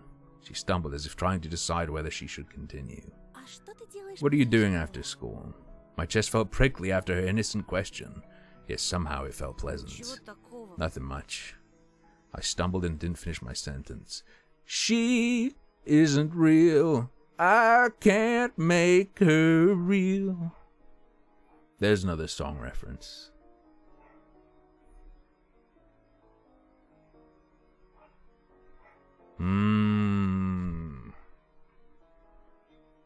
Elisa's predatory smile flashed in front of my eyes. Her playful eyes and the slits of the mask were probably just a product of my imagination, though. What if the fox girl is waiting for me after the school?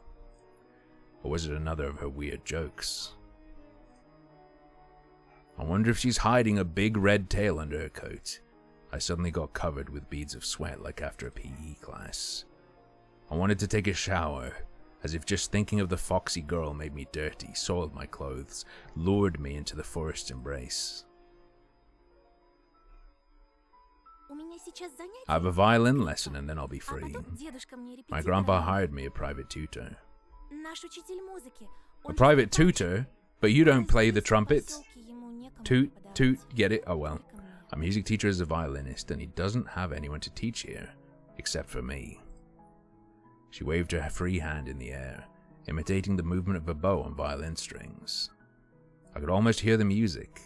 It chased Elisa out of my head. I looked at Polina's lips, catching her every word, and was frozen from the unusual sensations. They were warm, soothing, and tingly. It felt like I was very small and the feelings were immense and they couldn't fit inside me.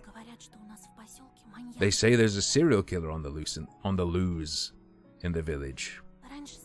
Normally Grandpa would escort me home from school, but he's been sick lately. I snuck a glance at Vova's photo.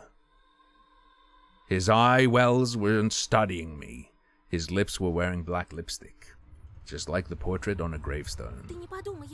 I mean, I'm not a coward. It's just... I think I'll be safer together with you. Will you go home with me, Anton? There it was. Finally, everything that I read about in the adventure books, everything that I dreamt about was seeping into my life. A mysterious crime, a beautiful stranger, and a heroic duel. A duel. Thinking of Semyon instantly sobered me up, returned me back to earth, and it started shaking under my feet like a deck of a ship. If only I could rise to the occasion in front of Polina. Because no matter how brave I was trying to act, it was obvious for both of us that I wouldn't be able to stand a chance against a big guy like that, and him knocking me out won't even be the worst of it. The worst part is that Polina will see all of that, and she'll laugh at me like everybody else. No, I don't need anybody to see me in such a shameful state.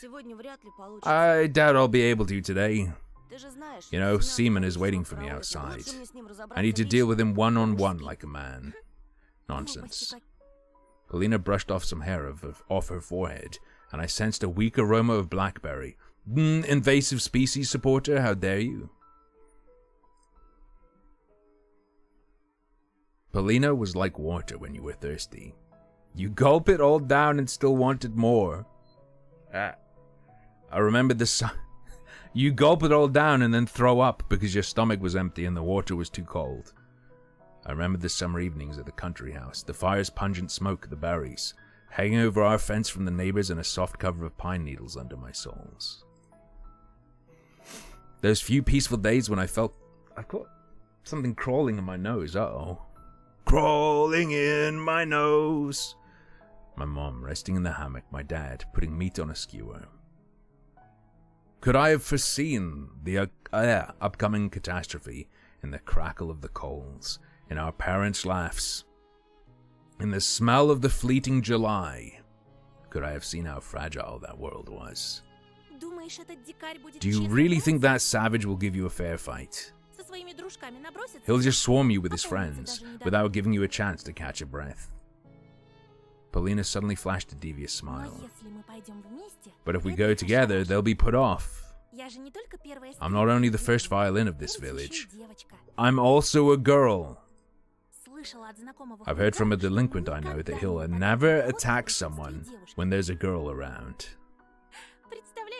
Can you imagine? They have this weird code of honor.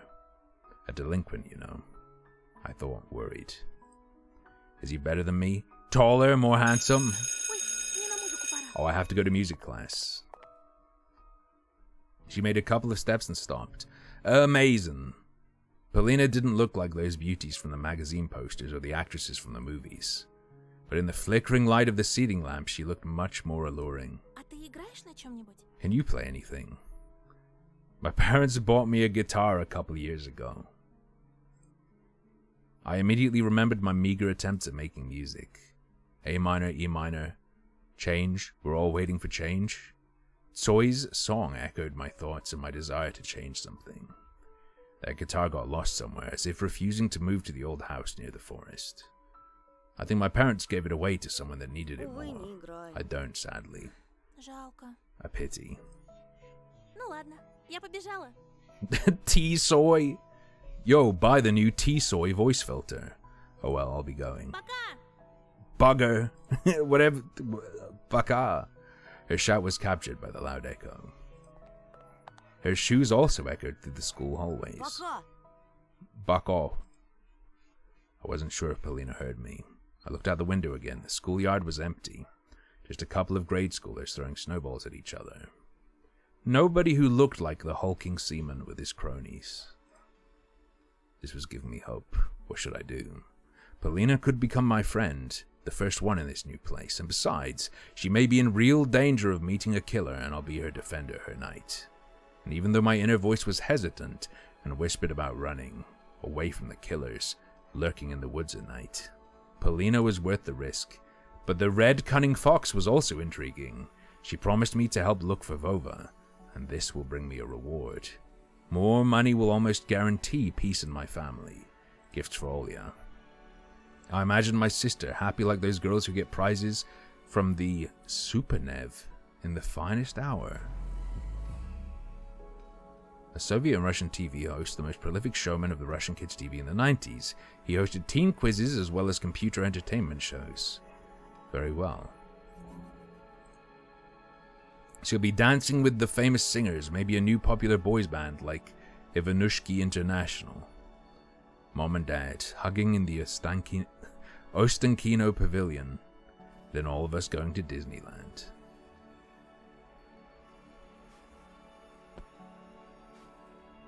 Sure, I'll go visit the hallucination GF. After closing my backpack, I ran down the stairs.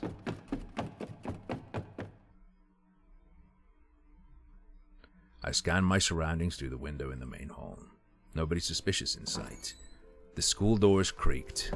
The sound was similar to the music from a thriller, the high note that comes before an intense scene. I ran around the school corner, trying not to catch anyone's attention. The smell of pastry and burnt sugar wafted from the school cafeteria. I froze when I saw a silhouette in the second floor window. It must be Polina, gliding a bow on violin strings with her head slightly tilted to the side. I wish I could hear the melody she played, but Polina was only a dark outline on the window's yellow sheet. I dragged my feet forward.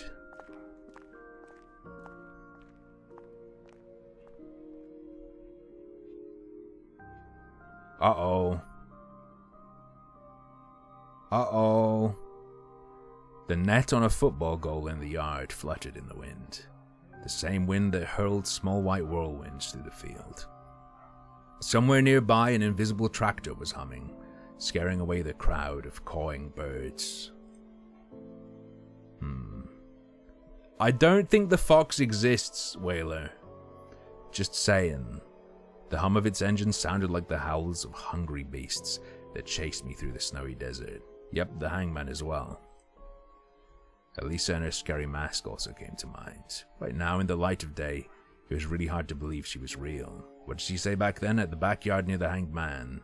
What did she mean by this? I looked at the wall. There was a hanged man! Oh, the Peking guy has disappeared.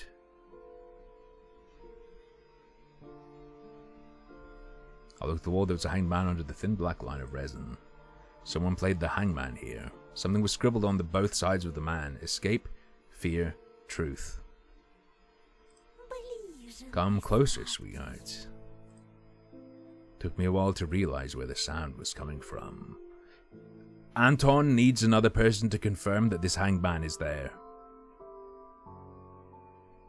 Because if he's not hallucinating the hanged man, it means Elisa gave him knowledge of something he couldn't have known. Although he could have known it because he visited here with his mom. Oh dear. And he could just hallucinate the person's confirmation of its existence. Oh well.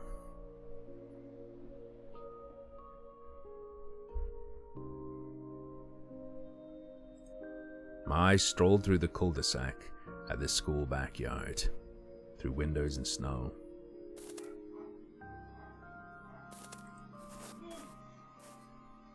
One of the snow piles started trembling like a volcano before it erupts. Nice try! Give me your heart. In the blink of an eye, the white crust crumbled and a fox jumped at me. She made the gracious bow, enjoying the effect her appearance had on me. The silver of snow shined on her coat.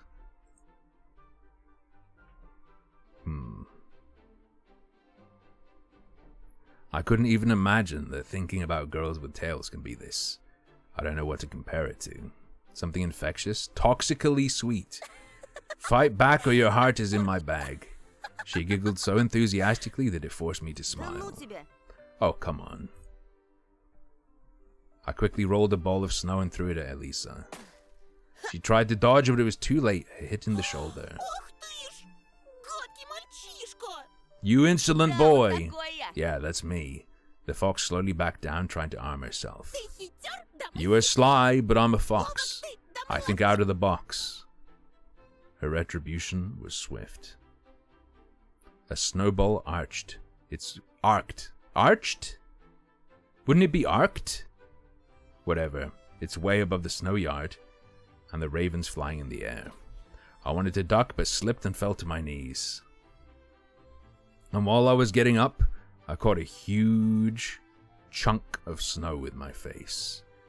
It burned up from the cold. I swore loudly from immense disappointment. Blyat! I used the words I heard in Sector Gaza's song on the cassettes I hid from my parents. Ah, a rocker. If Dad heard this, he would have definitely given me a good whipping. He had very low tolerance toward obscene words and always communicated in clean Russian. Oh, come on. It can't hurt that much. She brushed off my hood as if to show compassion, took me by the elbow and helped me get up. No, this is part 2.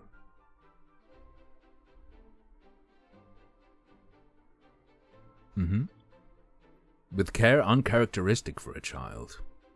She took off my glasses, blew away the snowflakes that were stuck to them, and handed them back. Now we're even, Tosha. Only people who were close to me called me that.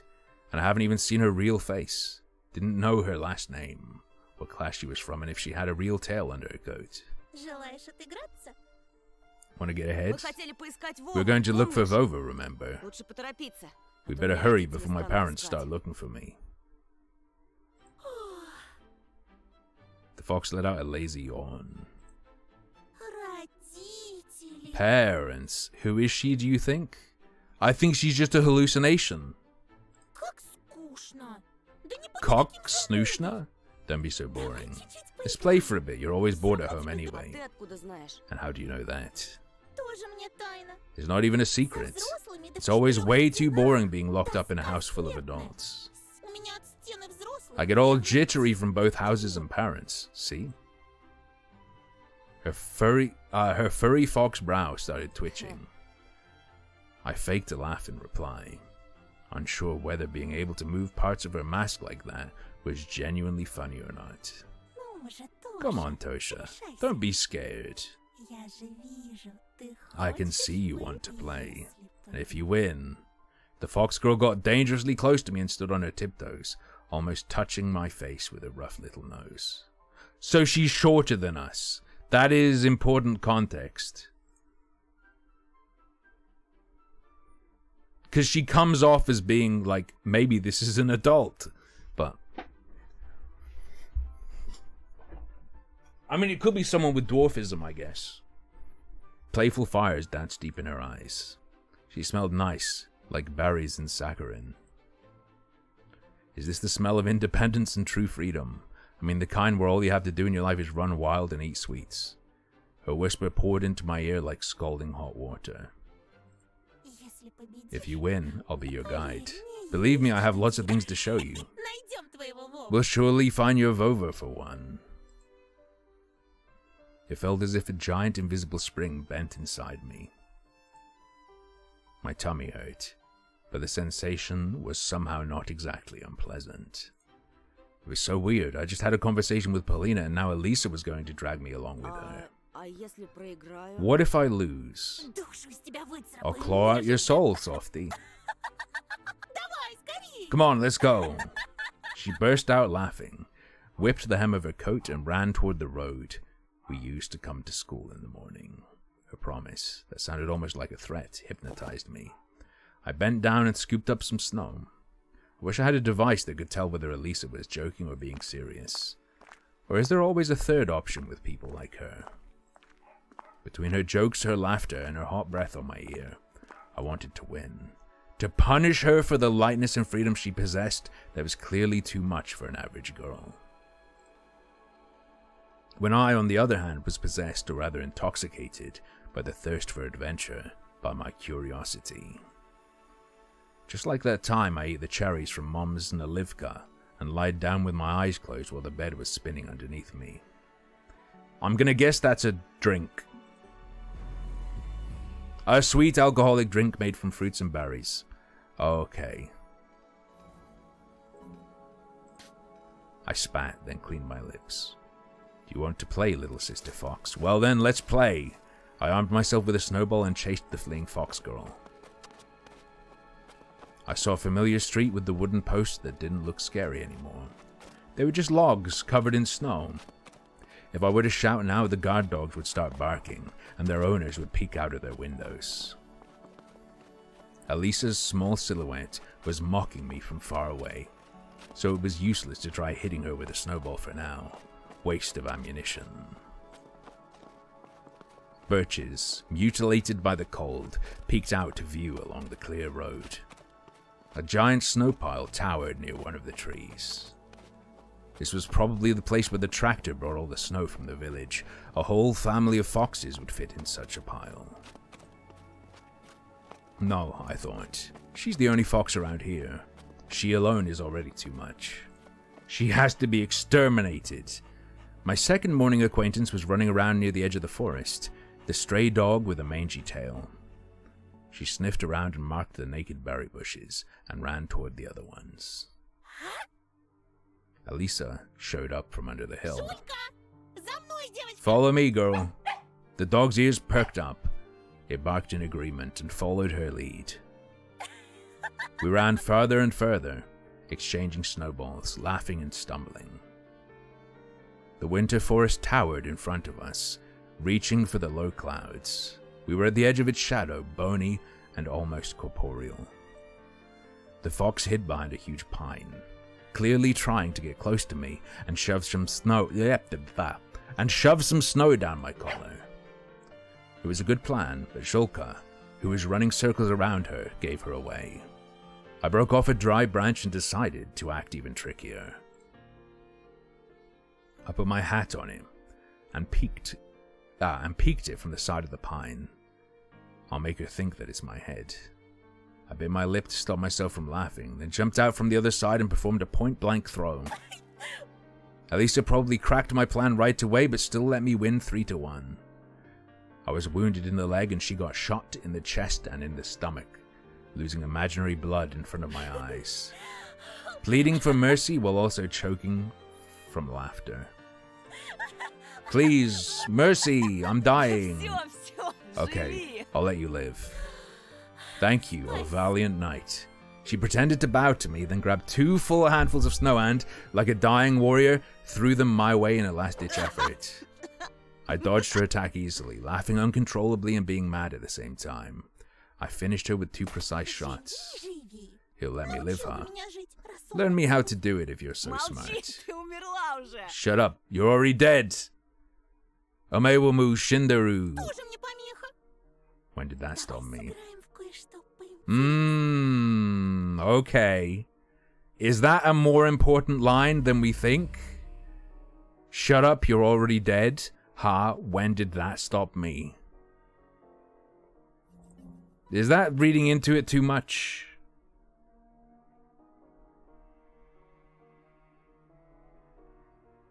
Let's play something more interesting. She dashed behind the trees after blowing snow in my direction. 1, 2, time to play with you. 3, 4, 5, the owl will arrive. I hesitantly moved towards the windfall. 6, on end, the wolf's grey fur will stand. I thought I was a real tail gliding. across the bushes.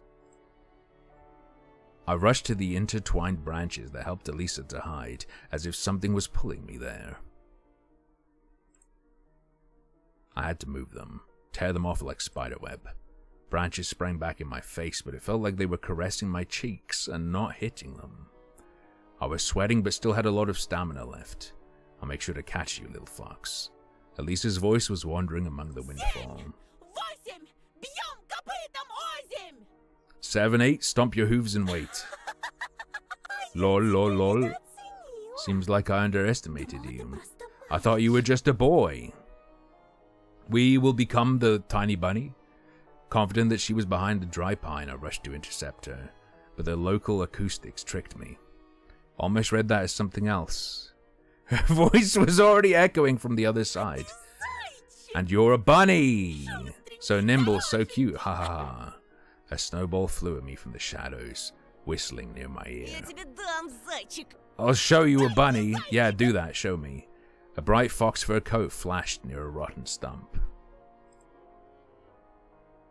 I rushed there, jumping over a ravine. Bunny, show yourself, be brave. Give the beasts fresh meat they crave. Uh-oh. This furry collar that flashed from every tree was the most important thing in the world for me. My lips started trembling as if I was a cowboy that was chasing his prey.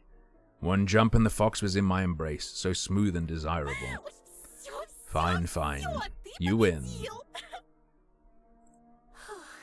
She leaned against the scratchy bark and started puffing. Please, let's have a break. You're too fast, too strong, too tasty. Satisfied, I put my hands on my side, waiting for the spoils of war from the defeated girl. But what I got instead was a sly snowball in my smug face. The cunning fox ran away, roaring with laughter, but I wasn't even mad about it, bro. I wasn't even mad. I needed to catch up to her, tackle and subdue her. Tear off her mask and see everything. Uh-oh. Anton, buddy, you said that Semyon pushed you and that you didn't just grope that girl. I'm starting to have my doubts.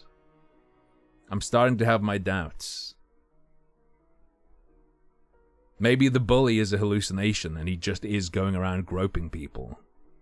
Poor little bunny jumps around in the wet pine forest, afraid of getting eaten by the big grey wolf, thinking of hot summer, keeping his ears low. Sneaking glances at the hidden sky. The sky really did disappear under the trees. I moved using the barking of Shulka as a guide, since she was closely following her owner, and I was getting closer. And the same trail I imagined back at school blinked under my feet. It turned out that running like there's no tomorrow was so easy. Faster, higher, faster. I felt like there was a well of untapped potential inside me, and I drew from it. My muscles were buzzing. My lungs felt bigger. That's because Jesus Christ is... and I felt much stronger overall. Even my vision became sharper. I saw every icy branch, every dent in the bark. Something colorful was lying near the bushes. A piece of clothing. Another colorful spot to the right. Elisa was losing her clothes on a run, like shedding her skin. Uh-oh.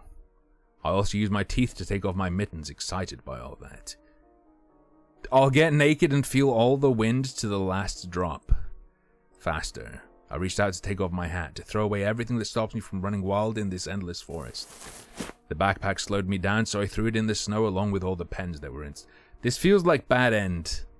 With all the notebooks, all of the drawings on the sidelines, and a dinosaur for Olia. Suddenly a clear picture appeared in my mind. Nothing weird here, he's just getting naked and thinking about his baby sister. My sister standing near a window, basking in the dusking sun. Her small childish palms are pressed to the glass, leaving marks when they warmed it up. She could warm up the whole world like that. She's looking at the tiger and saying my name. I stopped, took a deep breath, and realized how rash and stupid I was, trying to undress in the middle of a forest while chasing a fox. I returned to get my backpack as if it was a part of my being I dropped. I remembered again how my sister didn't like to be left home alone, how she asked me to come home faster. What kind of brother am I? Running in the forest that I used to scare my sister with. I'm having fun while she's not even allowed over the doorstep. Sit in your cage, Olia, and watch the same cartoons over and over. Тоша! Да, Оленька. Yes, Olia. Тоша, а куда? Tosha, where are you? Куда так скачешь, чмошник? Where are you hopping to, fucker? Oh no! From the darkness behind the pines, Zarya had a rough puberty, okay? Just like cavemen from their cave appeared smirking seaman with a bunch of his cronies. Ну, здорово, Антошка. Yo, Antoshka. Thought you could slip away, huh? Check out this Four Eyes freak. You think you can bully anyone? They surrounded me like a carnivorous pride, making me step back. The smell of sweat and tobacco attacked my nostrils. The inside of my mouth felt salty, as if I'd licked a battery. Alisa, the name of my companion, turned into a stifled cough. Pines were swaying back and forth like solemn guardians. Now, if you remember, there was the story of the grandma saying the forest will either protect you or fuck you up, depending on your character. I think these bullies are about to get massacred. I was frantically looking everywhere. I dreamt of finding that fox among the trees. Expected her to come to my rescue. But only the wind replied to my pleas. Где Алиса? Where's Alisa? Что вы с ней сделали? What did you do to her? I have a strong feeling that this isn't going to be truly just a crazy boy story. This isn't going to be, oh, but he was just crazy all along, and that's all everything was. This is definitely, I feel, going to be a mixture of hallucination and actual supernatural. I shuddered after hearing my own voice. It sounded unnatural, rough, and scary. Какая еще Алиса? Who the fuck's Alisa? У тебя чё, Did you hit your кукуха head? поехала? Не ссы, Whatever, ща we'll вмиг fix you right up. вылечим. The fatso spit through the gap in his teeth and pushed me so hard that I hit my back against a Ну tree. как, полегчало? Feeling better now. It can't be. Did Alisa really lure me into this trap, to these bastards? No, no, I can't believe this. Глядите-ка, пацаны, а здесь он не такой борзый. Looky here, guys, he's not so brave here compared to the school. A total wimpy. Ты, сука, You fucked with the wrong Не guy, на того руку. transfer student. Semyon was moving towards me, readying his fist. In that moment, the other delinquent in track pants made a loud whistle, and the hulking boy lowered his hand. It was unexpected. Seems like Baburin wasn't the leader of this gang. I like, reverse, it was all a dream. Can be good. Wildfang. Have you ever seen...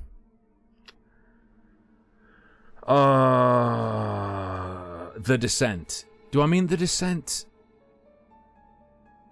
Where they go spelunking and then there are creatures in the cave?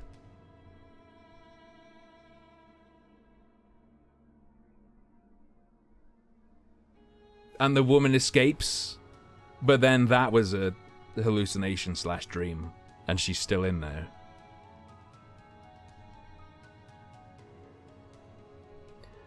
The one thing I hate in The Descent is how, dude, that one werewolf Easter egg, too much. Too much. Once you notice it and you know the werewolf Easter egg is in there, it's way too big of an Easter egg. And you notice it every time. In reality, they're all listening to the boy who was looking like a small carnivore with very strong and sharp teeth. Probably decided to have some fun at my expense first. You don't know about it? There's a werewolf. So the previous film the crew made, or the director made, was Dog Soldiers. The werewolf heads are in the descent.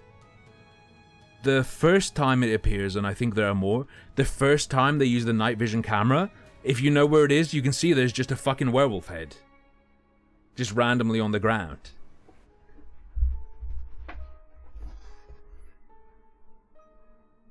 Probably decided to have some fun at my expense first. Слышь, Гондон Батькович. Okay, I'm not gonna read it out. I'm not gonna read that, but that's an amazing line. Это что ли твоя? Is this your Elisa? Only then I noticed Zholka beside my legs, trembling from the cold snow plastered all over its fur.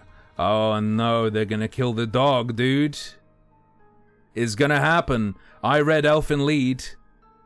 If it's a manga or something and there's a dog, they're gonna hurt it. The delinquent squatted in front of the dog and beckoned it with his hand. Oh my, Elisa, come here, you flea-ridden bitch. The others let out nasty laughs. The dog's ears perked up and she started carefully moving closer.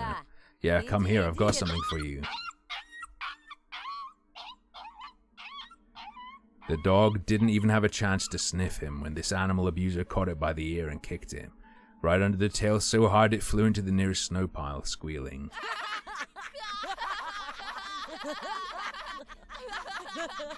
The whole gang burst out laughing and my heart got encrusted in ice. Even the birds that were perched up on tree branches let out frightened caws. At the edge of my vision I saw something flash in the illusory twilight of the sleeping forest. Or was that just bushes moving their icy branches in the wind? Romka, it won't be able to shit after this. Let me kick the fucking thing one more time. 2 negatives will make a positive. But the stray was already nowhere to be seen. What? Are you an idiot? Go and show the Four Eyes his place. In a way he'll understand. Yeah, he fucking owes you. This wimp whacked you in front of the whole class. Sure thing. Semyon brought a sizable signet ring with some geometric shape carved in it up to my face.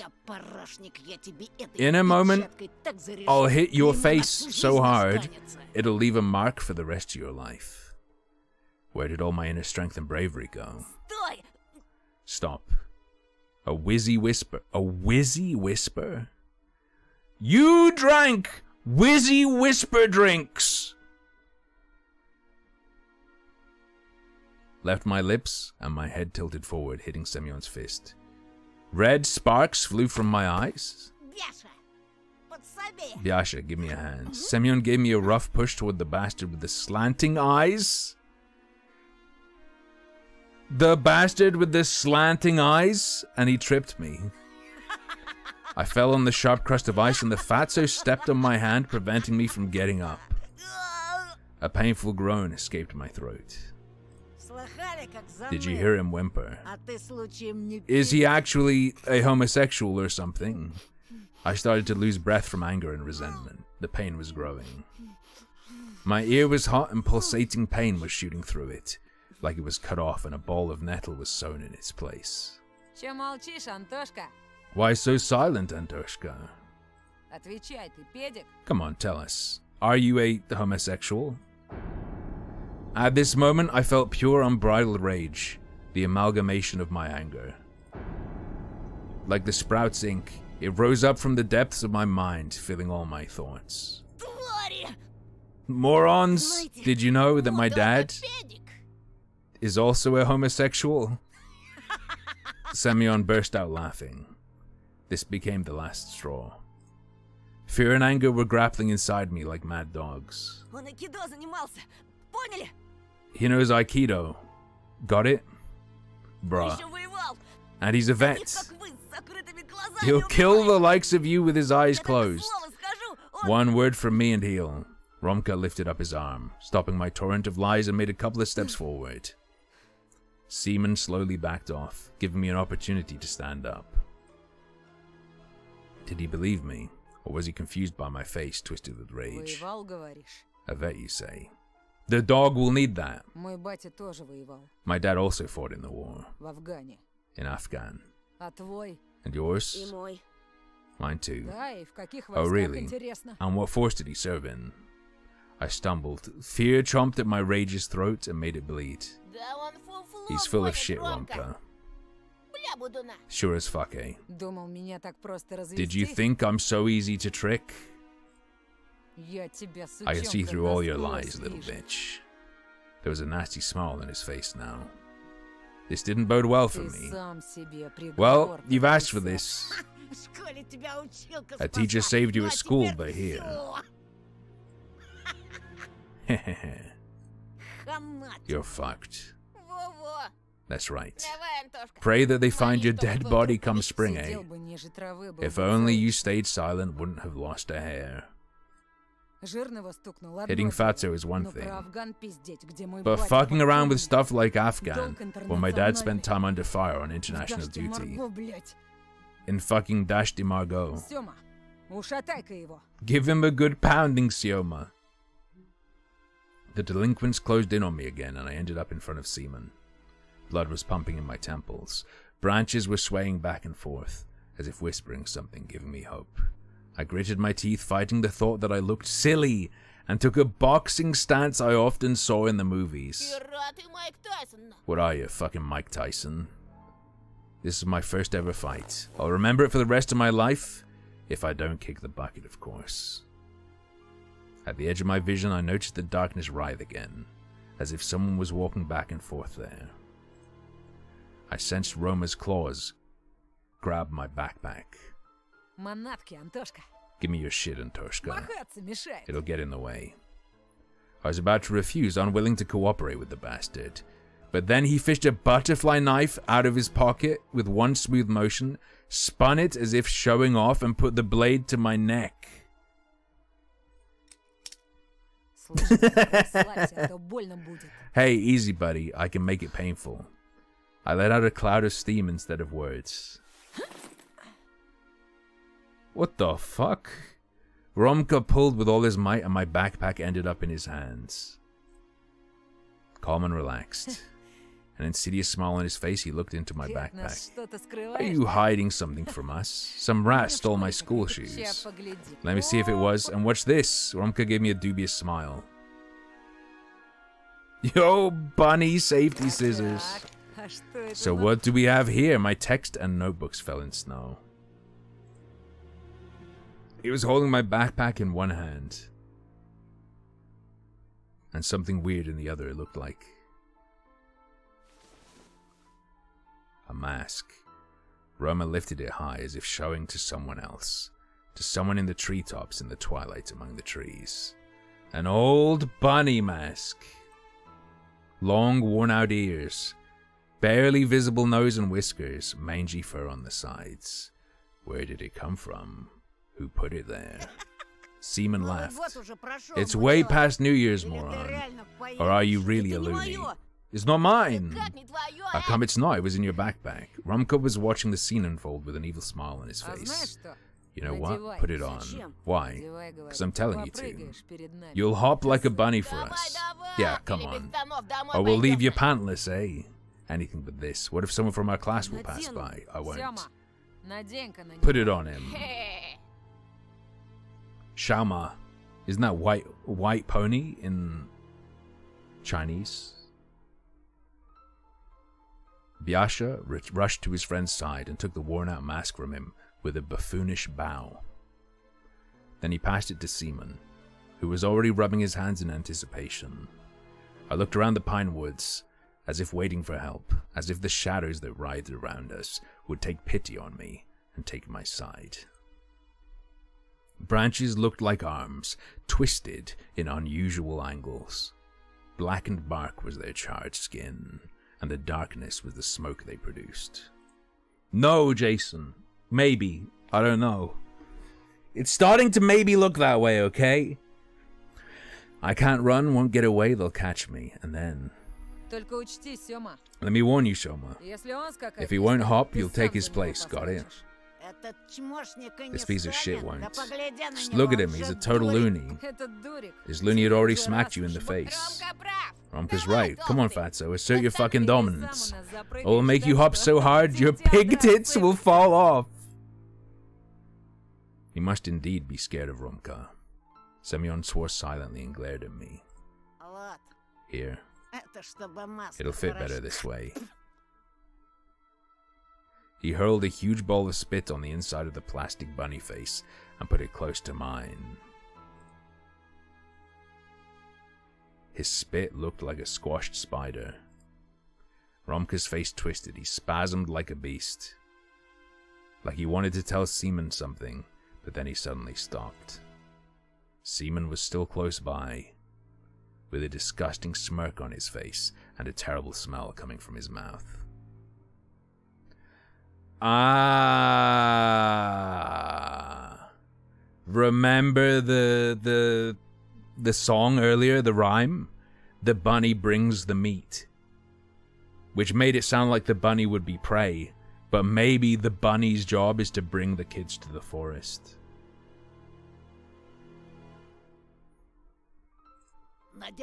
Put it on fast, or you're dead. Yeah, this is good. There's a reason I was interested in it when I played the demo. The mask almost looked even more disgusting now, yet, despite everything, I felt like it was a chance for salvation. It could become my second skin. If only I was to put it on, if only my face was to touch its bumpy surface, I'm sure the fur will glitter, the ears will tremble like they're alive. I just need to put it on, and Seaman and his friends will be gone forever. Put on or tell to fuck off.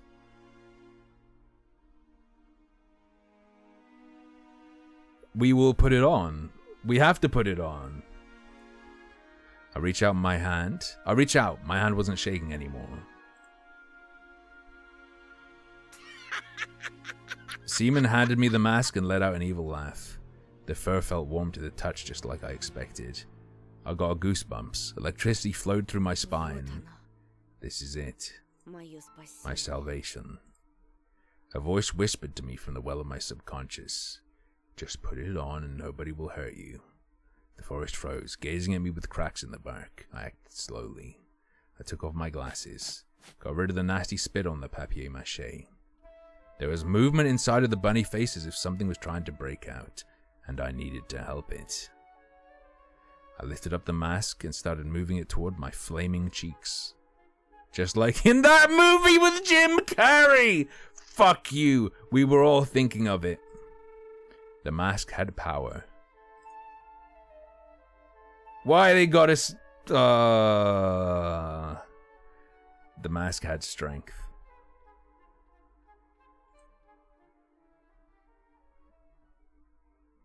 Oh no. Carton touched my skin. It enveloped my skull, my nose took the shape of my face. It smelled like an animal lair and pine. My lips touched some sort of hard, wavy material. Wait a second!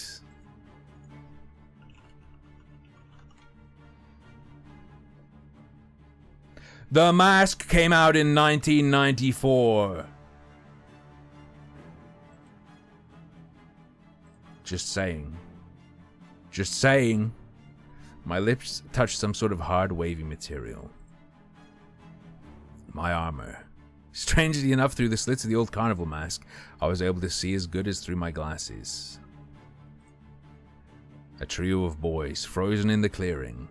Snowflakes frozen in the air. The trees, whose shadows formed black streams toward me.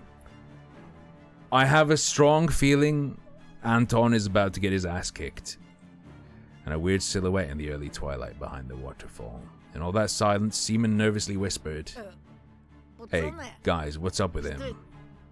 I broadened my shoulders. My muscles felt like they were made of steel. Yo, imagine if he anamorphs into an actual bunny. Invisible plumes of fog flew towards me, breaking off the trees. I was absorbing the forest's power with every pore of my body. I would smell so strongly of fresh pine that everyone's noses would instantly explode. I smiled underneath the mask. No, I showed my teeth. My fists were itching. My stomach was growling. He Babuskin, he's beginning to morb. You asked for this. I made a step forward. Seaman carefully stepped toward me, as if he was walking on thin ice. A trail from my dreams snaked in front of me again, endless, alluring. It was beckoning me away from all the problems, to the new wonderful world, the world of Magic Neverland. I pulled on the zipper, opened my coat and threw it into the snow with a fast motion, then growled. Oh no, dude. Ah! I'm bunning! I'm going to bun! I felt like something was frantically looking for the exit underneath my skin. I went towards Seaman. He's turning! Fuck. Turning into a fucking retard.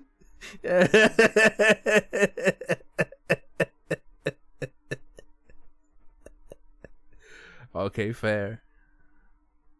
You had to expect it, right?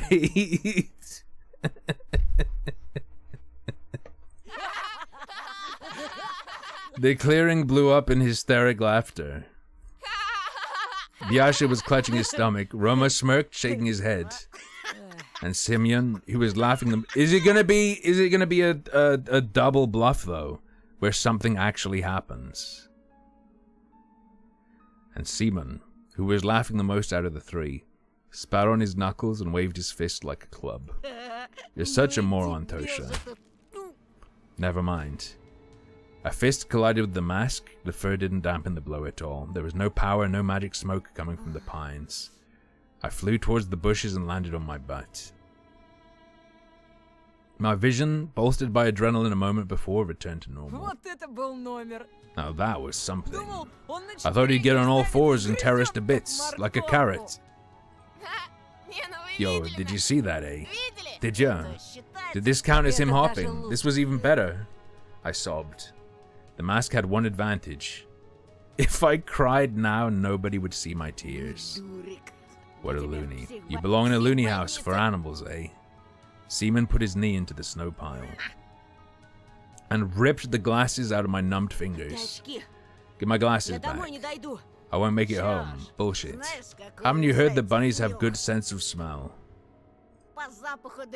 So don't worry, just use it. Hippity hop, hippity hop. Semyon, is that Kazuya? Is this the real Tekken 8 reveal? It was here all along. He just needs a red glowing eye.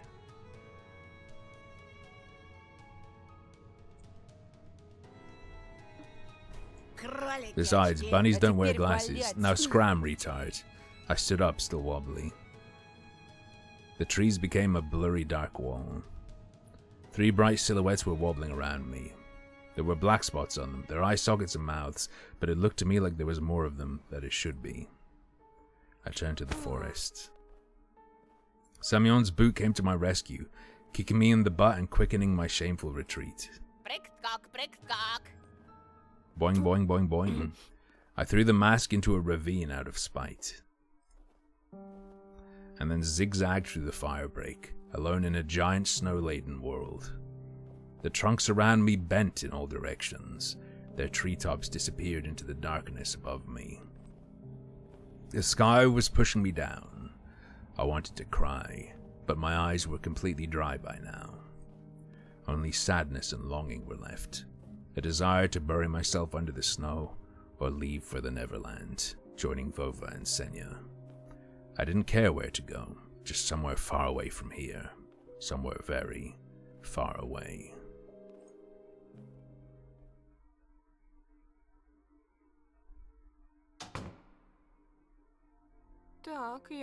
Hey, what's this? Where are your glasses? Anton, did you lose them? CI. How can you be so careless? Do you think I own a money printing press? Yeah, right. You'll be wearing your old glasses until next year. Olia rushed to me. А я лису видела! I saw a fox. Okay. Surprise akin to a shotgun blast. I could only flap my lips in reply. A cup shattered into many little pieces with a loud thang. Loud thang. Doom doom doom doom. You make my heart. My mom let it fall from her hands. Her face was pale and her eyes were glued to the ground. This pause, just a split second, felt like an eternity. Then my mom spoke with disappointment. First it was an owl, now it's a fox. Will you ever get tired of this? But it's true! Такая пушистая! She was so floofy. Она у забора She stood on her back legs near the hedge, just like a person. Она меня позвала. The fox called my name, but then Mom came and she fled. There was no fox. Stop making things up. Не подходи к ней. Don't go near her. If it was necessary, I was ready to shake my sister as if she was a doll made of cloth. Ты чего, What's wrong, Не Tosha? подходи, слышишь? Don't go, you hear me? Mom entered the hallway and gave me a surprised look. I hesitated. Лиса ведь укусить может. Well, a fox will bite you. I remembered fairy tales where foxes used to kidnap kids. I imagined my Elisa, liberated, carnivorous, running through the night. Liberated, carnivorous, moisturized, in my lane, just vibing. Living my best life. Running through the night forest with a dangling sack in her Это ж hands. была не настоящая It wasn't a real Расскажи, fox. Воль. Tell him, Olia. Она на двух ногах ходила, а еще была в платье. Stood on two legs and she wore a dress. Только она была в And she was заправду. real. Видишь? See? Mom showed us a tired smile as it was the only explanation needed. I also forced myself to smile. My smile was like a thin piece of soap, right before it dissolves completely on your palm. But when I was left alone with my sister, I whispered, Сейчас увидишь ее. if you see her again, run.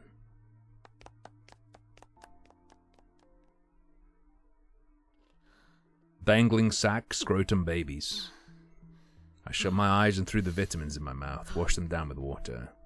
Please stop driving me mad, please. I was doing my homework on a Friday evening like usual. I'd already finished the hard part. There was only my art homework left, my favorite subject. Draw! I needed to draw some sort of magic beast.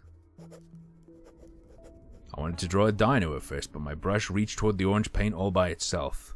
It's a... Oh no, he got a Ouija brush.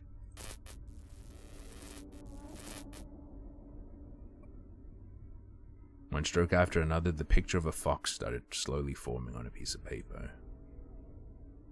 Why is the fox doggying? She was almost popping out of the snow-white sheet. She stood on her back legs and wore a sly smile. My brush moved again, drawing a fluffy tail. A moment later, it dropped out of my weak hand. After I finished my drawing, I spent a while studying it in surprise, as if I couldn't understand where this red beast came from. The longer I looked, the scarier her smile felt. Carnivorous, fake, like the smiles of women from adult magazines that were sold in press kiosks back in the city. This fox is a whore! An alluring smile that masked deep-seated malice, and the fox's eyes turned out red as if bloodshot. They looked more like bullet holes you see in action movies. I don't remember drawing them this way. I moved away from the table, and the lamp's light reflected from the wet paint. The drawing was glossy. It felt like the fox was watching me, waiting. Антон! Yamate! Ты что, оглох? Are you deaf? Я I was just thinking. Тебя спрашиваю, ты I'll ask сестру you не видел? again. Have you seen your sister? Опять она где-то прячется. She's hiding somewhere again. Something moved under my bed and I froze. Olia's dirty face peeked out with a finger pressed to her lips. Оля, я тебя вижу. I can see you. Вылезай, ты Get out of there. пылишься. You're covered in dust. Olia crawled from under the bed and started dusting off her stockings, looking Пойдем, down. Оль. Я Let's тебе go. сказку почитаю. I'll read you a fairy Посижу tale. с тобой, пока не Keep you уснешь. company until you fall asleep. Я с вами спать хочу. Не I want to в той sleep with you, комнате. not in that room. It's... Mom entered the room. Опять сова. What, the owl А кто ж again? еще? And what do you Вот think? она не придет больше. Olya, it won't come anymore. Alright. I gotta go. It's 7. I don't have to go. I'm gonna quickly go and eat my my daily sandwich, and then I'll be back to continue the story. We should be done before the final segment, because it's supposed to be like 6 hours. So we'll play a different game for the last 2 hours when we get there, but we'll be continuing with this right after the break. See you shortly. Make sure you get a snack if you need to. Go to the bathroom, stretch your legs, etc., etc.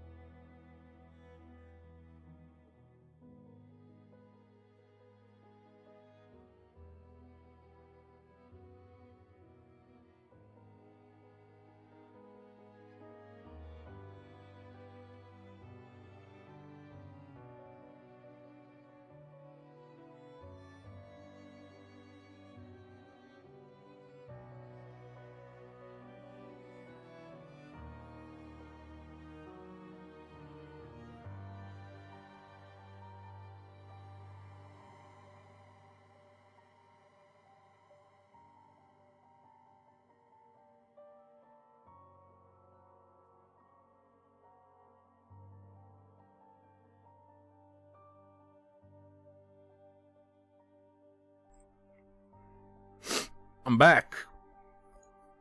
Ham, cheese, and moutarde again.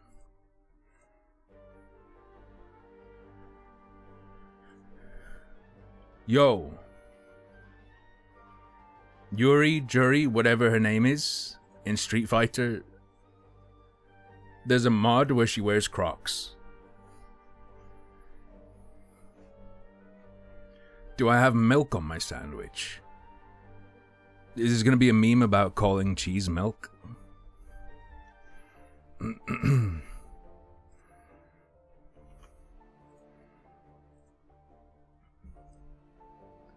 Julia, it won't come anymore. Я ее прогнал. No, I just wear Crocs, famously. Hang on. Oh, condensed milk. No. And I have never put condensed milk on bread. I don't think I've ever consumed condensed milk as anything other than a recipe in something else.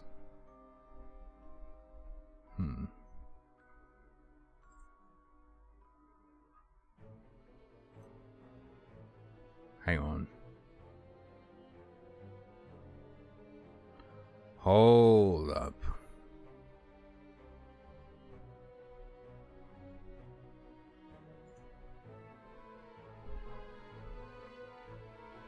Pretty much, I think, is how you could treat it.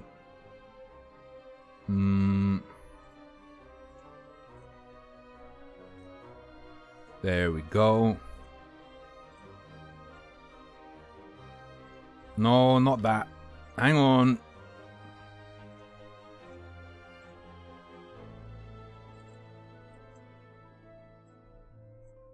There. Crocs in the forest with moose.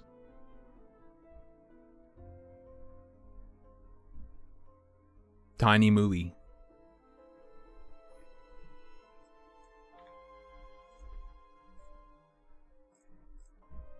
Baby moose. Who's the old guy? You look sad. Is the back of my body. How do I look sad?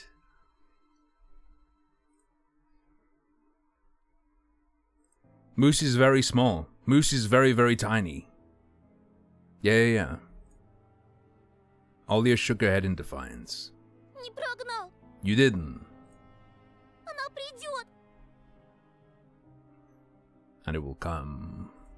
Она сказала, что будет каждую It said that it'll come every night. О, так она у тебя Oh, говорящая. it talks now. They talk now? They talk now! Olia ignored the question, and then asked with newfound determination. Я с вами посплю. Can I sleep with you? Можно? Please? Самый последний This will be the last time. Ты же говорила, что Didn't последний you раз say был yesterday вчера. was the last time? Ольга, ты Olga. уже большая девочка. You're a big girl А now. пусть у меня ложится. Why don't you let her sleep in my room? I thought it was a great idea, but Olia shook her head again. У тебя не хочу. No, I don't want your room, it watches you two. I felt goosebumps all over my body. Хватит. Enough. Нет никакой совы. There's no owl. Спишь у себя, ясно? You're sleeping in your own room tonight, got it? Ну, пожалуйста, Mom, please. Why has she become Baby Yoda? пожалуйста. Please. Mom took Olia's hand and tried to lead her out of my room. Let's go, sweetie. Don't bother your brother. Olia clutched the bed's head with her free hand. Пожалуйста, пожалуйста, пожалуйста. Please. Не хочу к I don't want to go to it. Mom was tugging Olia toward herself. But she didn't budge. Only the bed's head squeaked in agony. Dad intervened by picking Olia up and carrying her out of the room, despite her desperate protests and pleas. No! Don't take me to it. It's going to watch me again. I've listened to them struggling to make my little sister go to bed for a while. In the end, my parents gave up and let Olia sleep with them. But it was surely the last time. Ever. When everybody settled down, I was lying in my room, thinking about Olia's words. It's watching you too. I felt uncomfortable. I barely managed to calm down, only after closing the curtains in my room shut. But as soon as I closed my eyes, memories of my day started jumping around in front of me.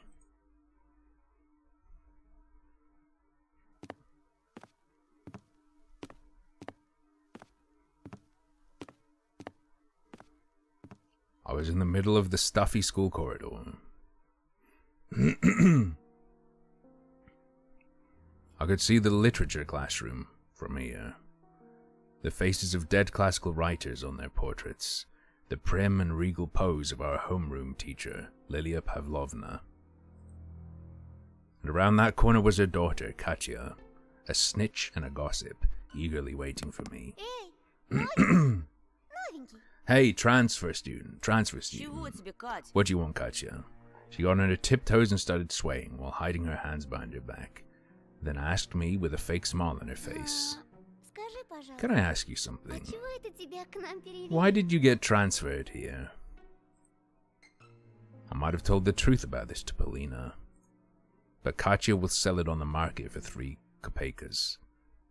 It would be the same as printing all my thoughts and hanging them near Vova's picture for everyone to see. So I reverted to an answer I knew by heart. It's all because of my parents. Dad has a new job here and my mom...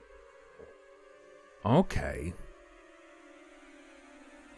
But Katya didn't even listen to me. Just rushed toward the perked-up ears of her friends, whispered something while stealing glances at me and giggling. Yeah, right. He takes us all for fools. I've heard it's all because of his father. He crossed the road to some big shot and now their family is hiding in our remote little village.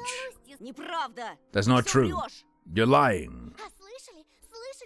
Oh, and did you hear how he hit Baburin out of the blue? What kind of freak must you be to start bullying your classmates from day one? Stop, you know he started it. And if that wasn't enough, there are rumors that this weirdo carries a bunny mask with him wherever he goes. Who in their right mind would do something like that, huh, girls? I see.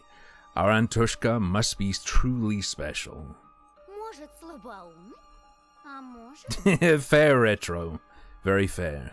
Maybe he's an autist. But what if he's a serial killer? That's my secret, Katya. You can be both! And then he pulls out the butterfly knife. I'm sure you'll be able to find an axe in his backpack. That just means he's a New Yorker, if you've seen the videos. Axe in his backpack if you look hard enough. Or something even worse.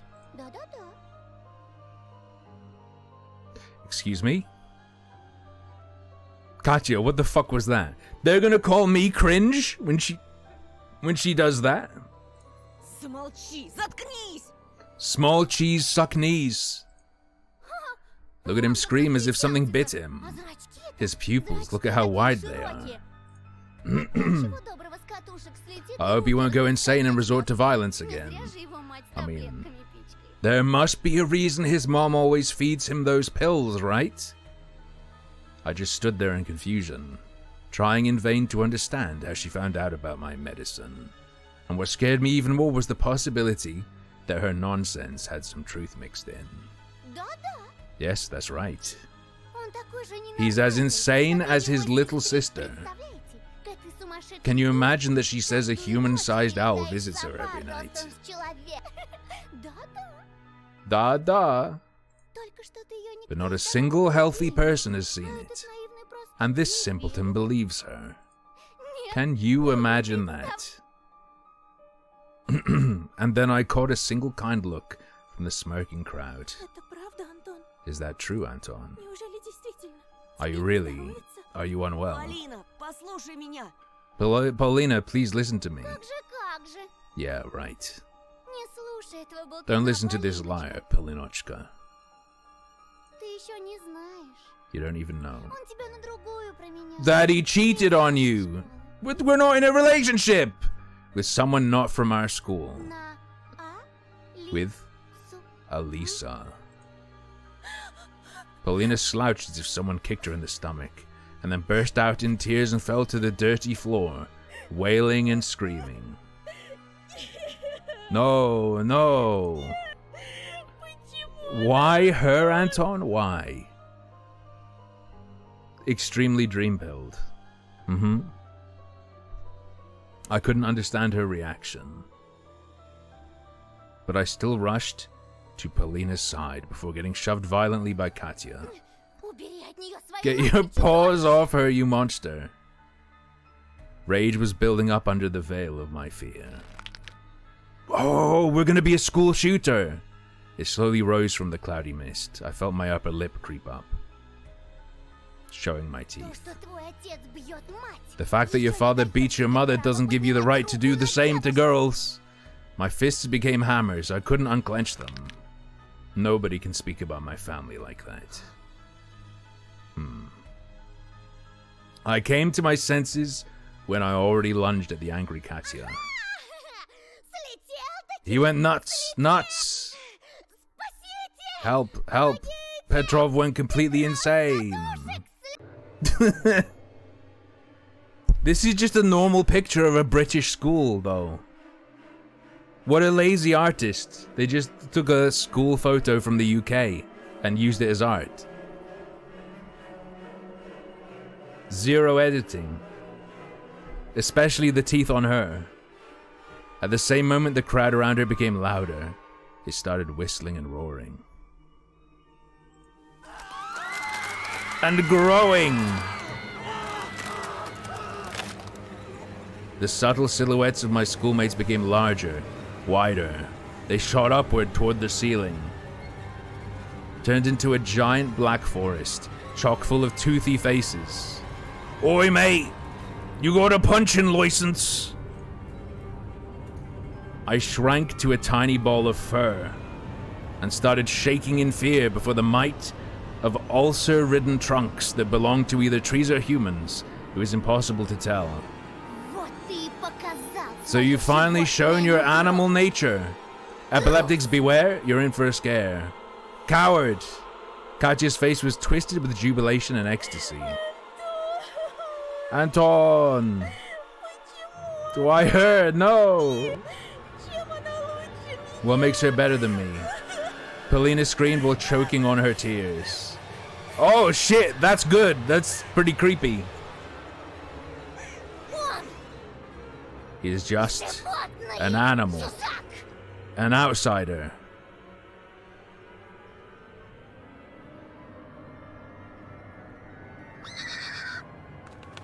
Well, ganked. A scary flapping of wings came from the forest. A pair of giant white ears descended somewhere from above, and I dug myself into them. Please, wake up. I jumped up, almost falling out of bed. Apparently, I was thrashing around for hours on the sweat-soaked sheets. Olia's scream pulled me out, set me free from the tentacles of fear. Anton!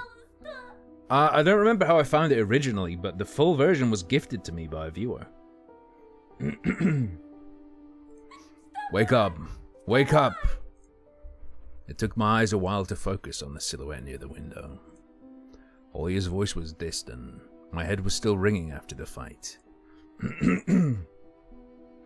Sounds got distorted, as if my ears were stuffed with cotton. My sister, as stressed as ever, distressed as ever, just kept on repeating the same phrase. The owl. The owl. Sova. Oh! Sova from Valorant is owl. Oh, in Russian. I didn't know. Please. I'm scared. Her tears poured on my heart like boiling water, but I was almost thankful for the owl's appearance. Otherwise, this scared Olia wouldn't have woken me up. Wait a second, Olia. Want me to read Merzilka for you? What is that? Soviet and Russian monthly illustrated magazine for kids. Okay, so I guess... Russian Beano? Russian version of the Beano, maybe? Give me. I placed my bare heels on a cold floor. Felt around for my glasses. Remembered Seaman, his underhanded act, and sighed. Please, please, look! She couldn't tear her eyes off the window, as if it was a staring contest. I found the light switch with my hand. The lamp poured bright light all over me. I got up. My vision fooled me, moving the window closer only to push it farther the next moment. My sister was just a blurry spot. I took a hesitant step forward. Olya, what's there? What happened? Do you want me to open the curtains? No, please don't. It's the owl. It is not her. It's wiggling. The silhouette. We have a wiggler confirmed. It's wiggling. The owl is there. The voice was coming from behind. Yep. I turned around and froze from terror. Teary-eyed Olya stood in the doorway. Who? Who are you talking to right now? She stared at me with eyes that were red from crying. With her hands wrapped around her shoulders, her voice was nervous, as if she was afraid to hear my answer. I was talking to you, to someone who pretended to be you. The ledge outside my windows creaked ominously, as if something huge was sitting on top of it.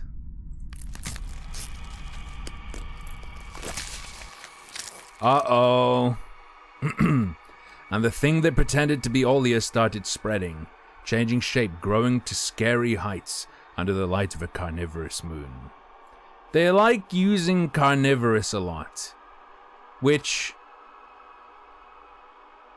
you can use it as a metaphor, I guess, to call something that isn't literally carnivorous, but they do it maybe a bit too much.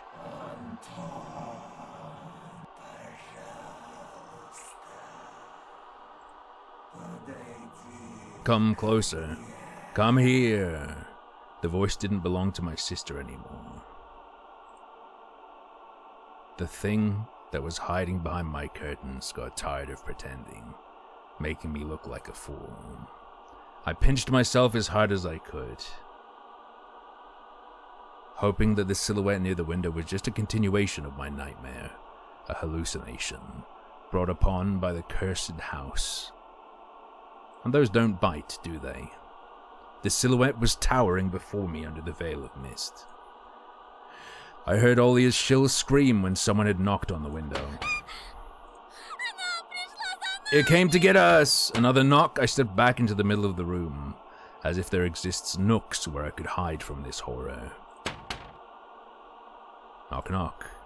The sound was sharp, metallic. The lamp started shimmering. Then it suddenly lit the whole room and went out, like a candle in the wind.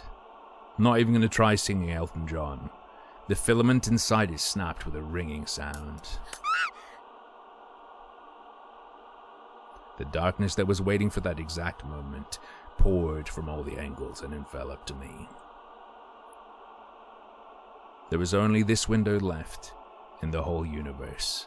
Moonlight poured through it, painting everything the color of bones that were exhumed from her crypt. Olya started squealing and pressed herself into my back, seeking protection. And then an eye, burning with a carnivorous fire, stared at us from the window. Knock, knock. Knock, knock, knock. No. It wasn't trying to break the window. It was toying with us. It just kept on knocking, driving us mad. As if a giant clock was measuring the time left for us.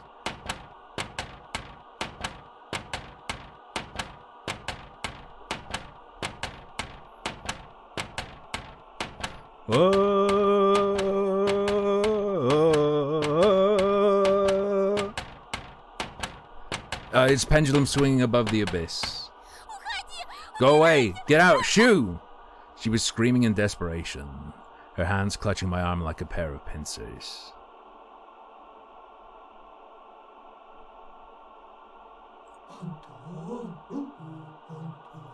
Anton.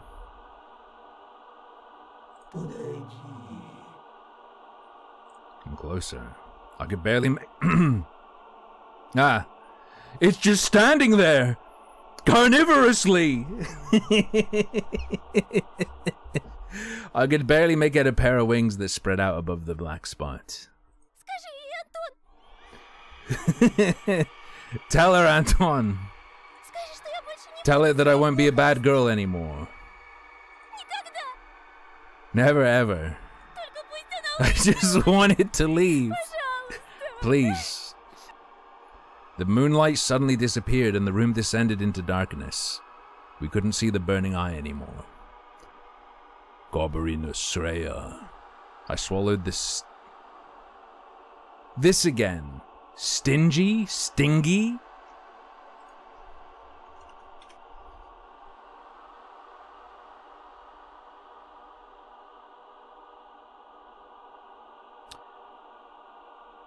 Yeah, it's only stingy.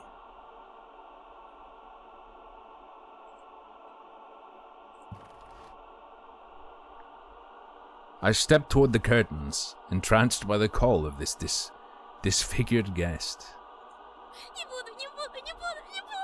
Olia was standing behind me, mumbling, "I'll be good, I'll be good, I'll be good." The bleak window was creeping closer. Curtains rustled. I reached out to move them aside, so I could look my fear in the eye. At that moment, I heard noise coming from my parents' bedroom.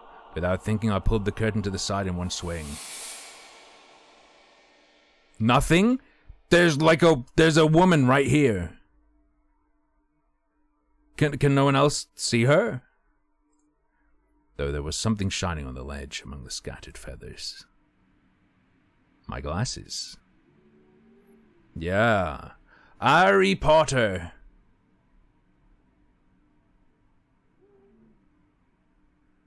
Your hex got filtered. So, hex, that shouldn't be filtered, but at the same time, anything I allow through gets put on a whitelist, and I don't think it's a good idea to have Klansmen whitelisted on my channel. I don't know if I want my moderation history if anything ever happens and I get reported and they're like, what's he been up to? Whitelist, Klansman, KKK, blah blah.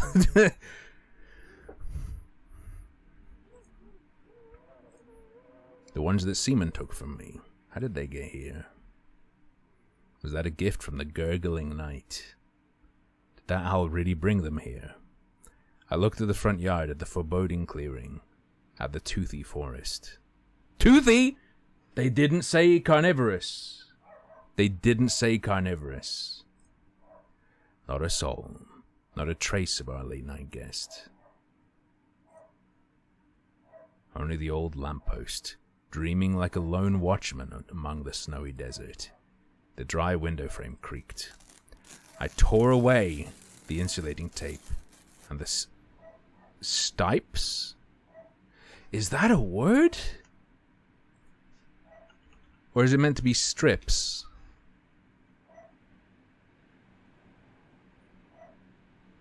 Okay, no, that is not what they mean. They mean strips. Opened the window with big trouble. Frost pinned me with its little needles. The paintings on my walls moved from the draft. I touched my glasses. Sure, they would melt in my hands, but they were real. My brain was scrambling for an explanation. Samuel and his gang just pulled a prank on me, that was it. That's it. A smooth white blanket was glittering under the street lamp just outside our yard. Granny did say the forest is your friend if you're a good dude. The only time anything actually fucked with you directly was other people or it was stray dogs. The forest ain't done shit to you, brother.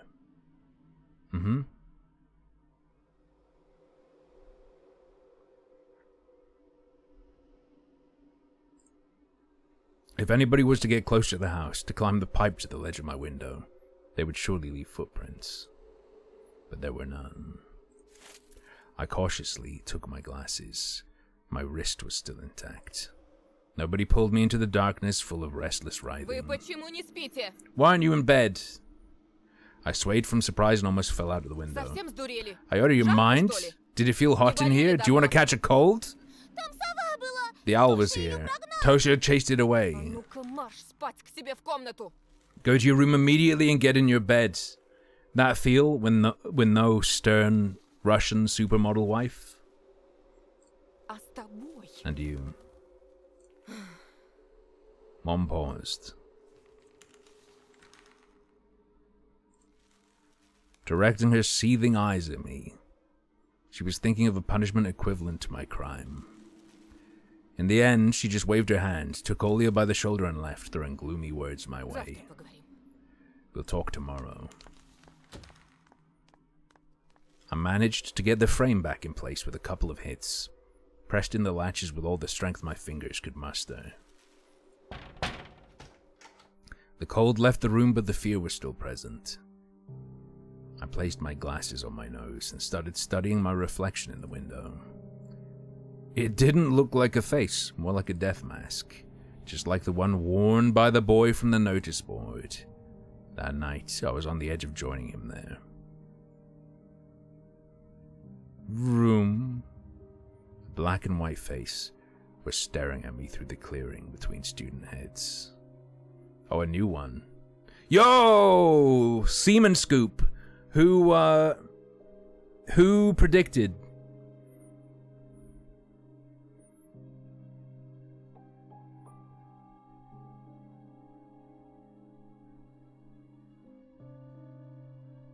And it wasn't Vova. His face was right beside it. I recognized the fat cheeks and the damaged skin. Seaman. Baburin's photo was printed out and placed under the glass, like an exhibition piece.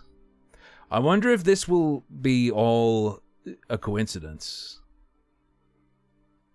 We just happen to be insane in an area where there's like a child predator operating.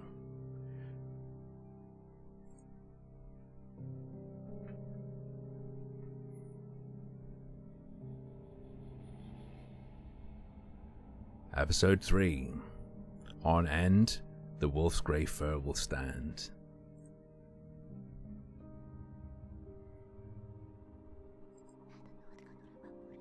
He's the one who hated Baburin. I think they're definitely... It's definitely going to be a mix, right? It's definitely going to be a mix of supernatural and something's wrong with our character. You think he did it? I've heard he's a weirdo. I hurriedly rubbed my glasses. Someone that allegedly got the fine. I'll have to see it and check before I believe that. The glasses. Semyon was clutching them in his fist while I was getting beaten up. And in just a couple of hours, this lost item was lying on the ledge of my window. It was hard to imagine that Sioma suddenly got a guilty conscience and returned my glasses in such a strange way. I would say, be extremely wary of that, because PayPal is trying to say that they never meant to have that go out. They never said that. It's not real. And guess what PayPal would really like? PayPal would really like it if someone spread around a fake notice that someone was being fined. PayPal would love that because it would make everyone think, see, yeah, it is all fake. When no, they did produce the documentation that said they were going to do that. It was hard to imagine that Sioma suddenly got a guilty conscience and returned my glasses in such a strange way. I was shocked but kept walking toward the classroom, accompanied by nasty whispers all around me. That photo still stood before my eyes. Semyon has gone missing. Semyon is gone. His fat fingers will never get to my throat. His signet ring won't smash into my chin. He'll never humiliate me again. Wasn't that what I wished for? On the other hand, did I really wish Semyon to become a murky stain on the notice board? He was still someone's son, or a grandson, and he went through the same struggles as me. Did I really wish for my unseen companion to dispatch him in such a brutal fashion? I didn't know the answer. Or I was just scared of it. Nonetheless, school still had something nice about it. Paulina, the girl with the violin, was like a mountain spring, like well water that you gulp down, pressing your lips against the zinc outer ring of a bucket. The fuck? I can't ever get enough. What if I make her one of the characters in the story I'll draw? Oh no. The protagonist will save her from terrifying monsters. As soon as I thought of monsters, a bunch of my classmates slid down the rail, smirking like the xenomorphs from The Alien.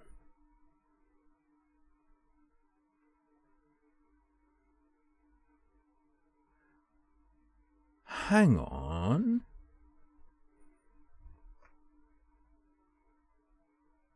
Is there any film called The Alien? There's Alien and there's Aliens. I don't think there's The Alien.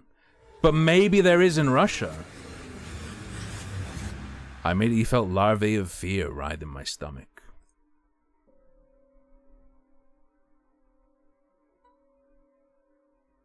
The first one is The Alien? Oh, he's not. Yeah, I didn't think so. I didn't want to cross paths with Romka and Biasha after what happened yesterday, especially since Seaman suddenly went missing.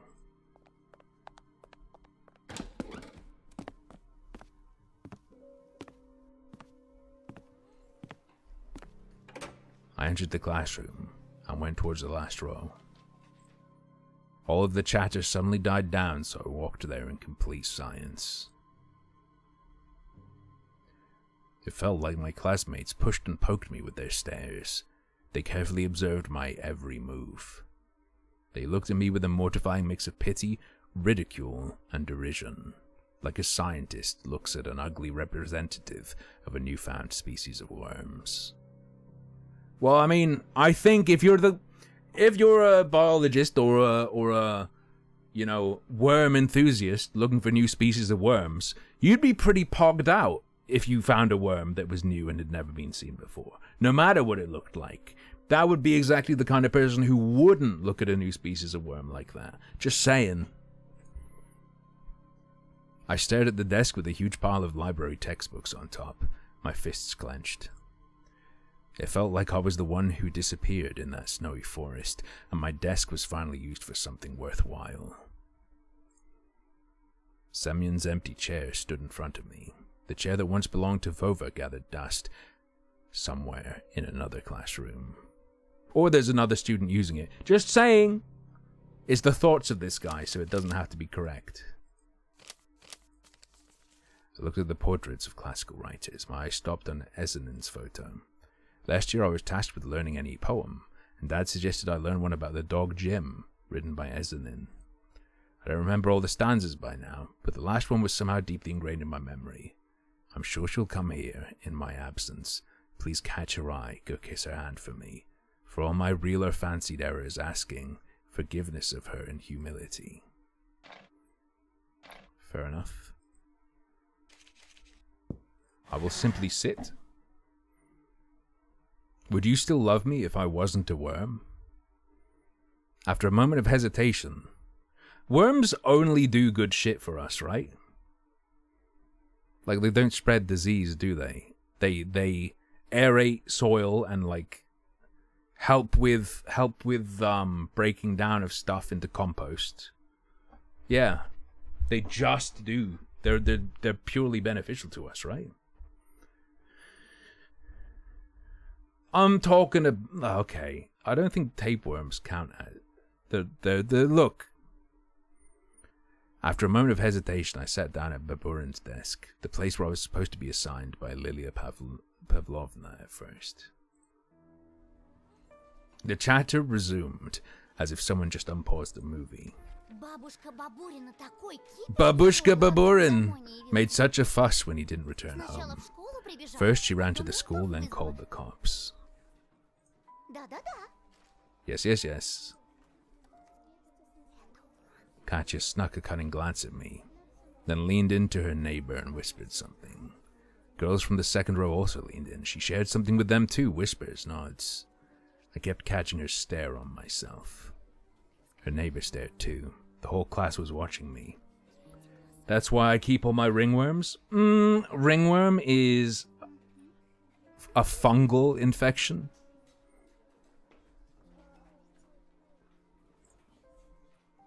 Ringworm is not a worm getting into you. It's actually what they call a fungal infection, okay? It was like they felt the need to watch me because they were searching for traces of blood on my fingers. I wanted to defend myself and shout, "Guys, listen, I'm innocent." The delinquents turned around and stared at me in silence. Yo, a nice Christmas jumper. Their looks were dripping with malice, but why? What did I do to them? Their friend went missing and they're still focused on me. Suddenly I noticed Biasha drilling a hole in my nose with his eyes. It felt like he was about to point his finger at me and shout at the top of his lungs, "Everyone look! Bunbun snatched his glasses yesterday, and now he has them back. Murderer." But he remained silent, as if there was nothing special at all about my glasses. I may be going mad, but I think Biasha knows something. He knows something, but he won't tell me what. As if looking for protection, I clutched the ruler until my hand hurt. Also, Seaman was described as having been normal, but then going insane when he transferred here. Just saying. You don't have to be Columbo to solve this. Who held a grudge against Bunbun? Who hit him yesterday, bullied him, and then... The metal ruler fell out of my weak fingers. It hit the floor with a jingle, and that made the other kids shudder. Katya bit her tongue and squirmed nervously. Chairs scraped against the floor. We're in the last chapter, Ben. That is released. There are going to be 5 total, but currently there are 3. My classmates moved away from me, closer to the exit, toward the teacher's desk. I was not the only one to catch wind of that change. Romka and Biasha looked around and winced in contempt. Too bad that they weren't afraid of me like everybody else.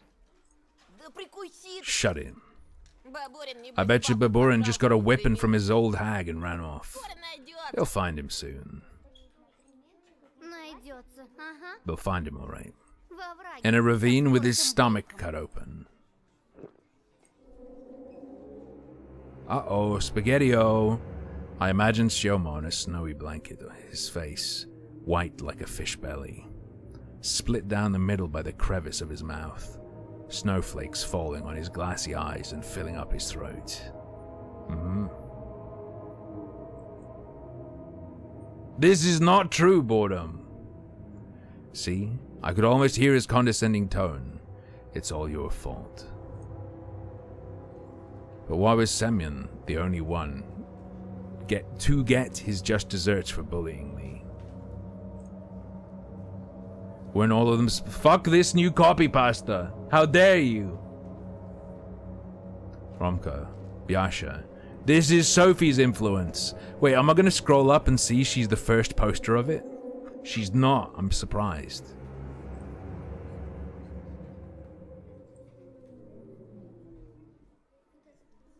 Of course.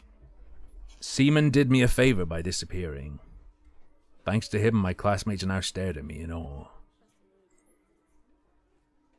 But that was only one side of the coin.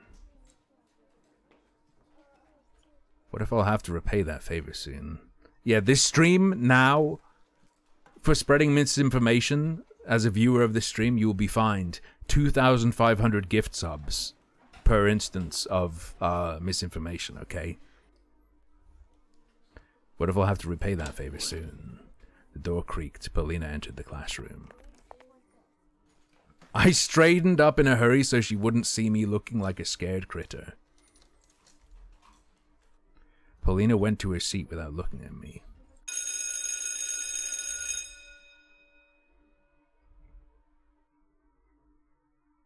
The ringer's trill announced the start of the class. Так, заканчиваем бардак. Alright, stop messing around, class. Stand up. Петров, тебя это тоже You too, касается. Petrov. Lilia Pavlovna went to her desk, followed by a policeman in a uniform. It was the man that visited us just recently. Tall, and his stare so sharp you could get cut on it. Hello there, kids. Hello, fellow kids. Садитесь. You can sit down, kids. This is Senior Lieutenant Konstantin Vladimirovich Tikhonov. Он задаст вам несколько вопросов. He's going to ask you a couple of questions and give you a small PSA. The class livened up. Talking to a policeman was way better than studying. I, on the other hand, was ready to sit through hundreds of hours of Russian literature just to escape the lieutenant's oppressive stare. His brown eyes felt around the classroom, looking for me. Hair stood on the back of my neck and an icicle had lodged in my gut. Is it true that Baburin got killed by a serial killer? Shush, Ekaterina. Let the adults ask questions here. We're all scared. Maybe the killer is somewhere close. Maybe they're even sitting...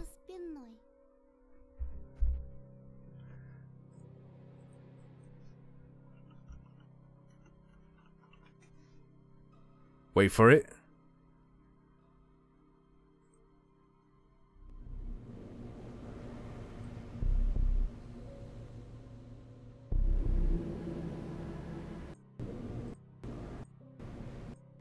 What the fuck?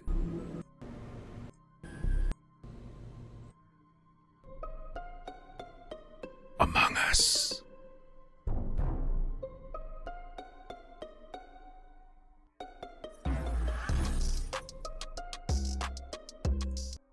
That's what I was trying to get, but I got the, like... Apparently that's not the Among Us theme. Whatever, dude.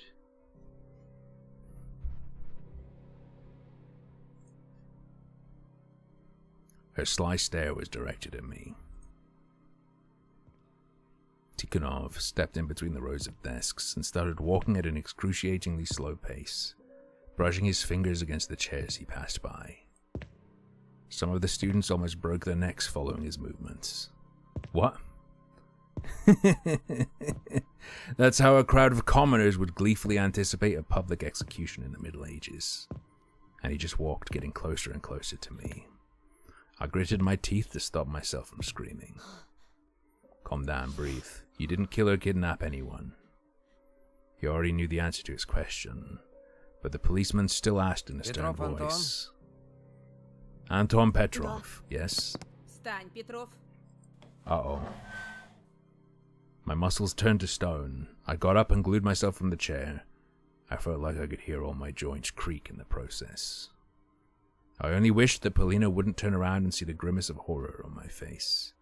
If only I could be somewhere far away. In the forest. I already told you, Ausrad. He had an owl bring him his glasses. It's Harry Potter. Digging myself into a snow pile, rolling up into a ball there. The officer stared at me, as if he was about to lock a pair of handcuffs on my wrists. I wonder how cold those bracelets are to the touch. I imagined myself getting jailed, and put into a juvenile detention center. Oh no, does he still have the mitten of, what's his name? Volva? Where tens of Siemens would constantly harass me. I don't know anything, I have nothing to do with this. А тебя никто и не обвиняет. Nobody's accusing you of anything, for now. What the fuck? Only then I noticed a file that said case number in his hand. 131, I guess. Right?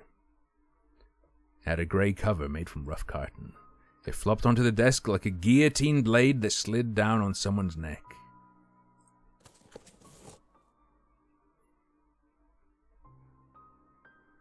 Uh-oh. Uh-oh. With a measured motion, Tikhonov opened the file, still studying me with his gaze.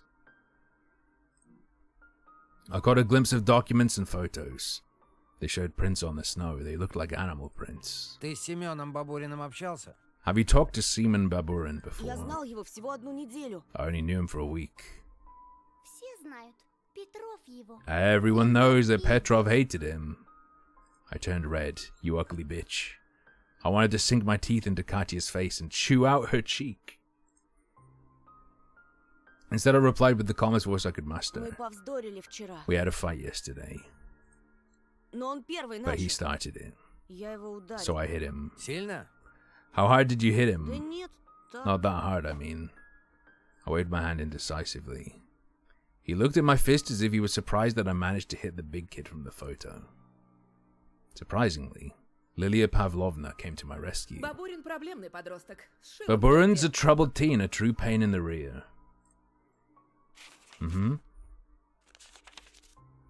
The officer replied with a meaningful nod and finished out a notebook out of the file. Это твое? Is this yours? I averted my gaze. It was a math notebook with my name on it. My classmates devoured me greedily with their eyes. With their carnivorous eyes! It felt like even the writers on the portrait squinted at me in suspicion. Yes, В лесу нашли. we found it in the Там forest. же тракторист, In что the снег area where the убирал, tractor последний раз driver, видел Бабурина. who was plowing snow there, last saw Baburin. I started blinking in bewilderment. Romka ransacked my school bag. This notebook probably just got lost somewhere in the bushes. The lieutenant knew about the school brawl, but was he aware of the fight in the forest clearing? I had witnesses that could testify to Seaman and I walking in different directions after that. I looked toward the boys, hopeful. Romko, who sat behind Tikhonov, put a finger to his lips, and when the officer quickly turned around, he pretended to pick on his nose. I deciphered his signal. Boys like Romko would probably say something like snitches get stitches in a situation like this. I frantically fixed my glasses. Wait, Seaman took them away yesterday, Так but now что ты they're... делал вчера в лесу, Антон? What were you doing in the forest yesterday, Я Anton? в школу через лес хожу. I go to school through the forest. Могла выпасть легко. It could have easily fallen out of my bag. Easily, just like me producing this half-truth. Будь осторожнее. Be careful out there.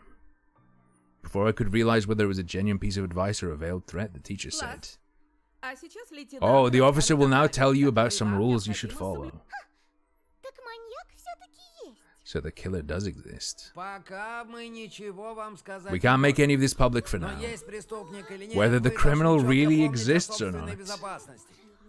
Okay. You should be mindful of your Вас safety. бережет милиция. The police, your parents and your teachers all watch over you, Но в первую but очередь no one guard you защищать better себя than you должны вы yourself. сами. Итак, кто там что хотел? Alright, any questions? A stockade of arms rose from the desks. The kids shouted over each other, swarming the policemen with questions. ASMR, Russian children shouting at a police officer. Anyone else get tingles from that? Because of the surround sound they were using? In an attempt to calm down that chorus, he moved toward the blackboard. The grey file was left lying in front of me. I stared at it, my breathing so ragged that I might have looked like someone who just ran a 100-meter sprint. Beads of sweat rolled down my back. I looked around the classroom. My classmates were catching officers' every word. Only Romka was saying something to Biasha. Lilia Pavlovna was staring into the window, fighting back yawns. Комендантский час, причин пока нет. Слишком мало времени. As soon as I touched the folder, Tikhonov lashed at me with his eyes. My hand instinctively moved away as if the stare actually hurt. The officer just kept staring at me without saying a word, making me squirm under the weight of his uncomfortable silence and the sneering looks of my classmates. And then he suddenly continued his speech as if nothing ever happened.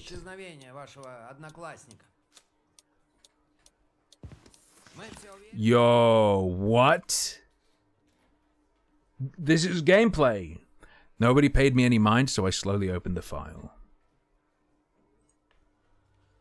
My fingers started sifting through the documents.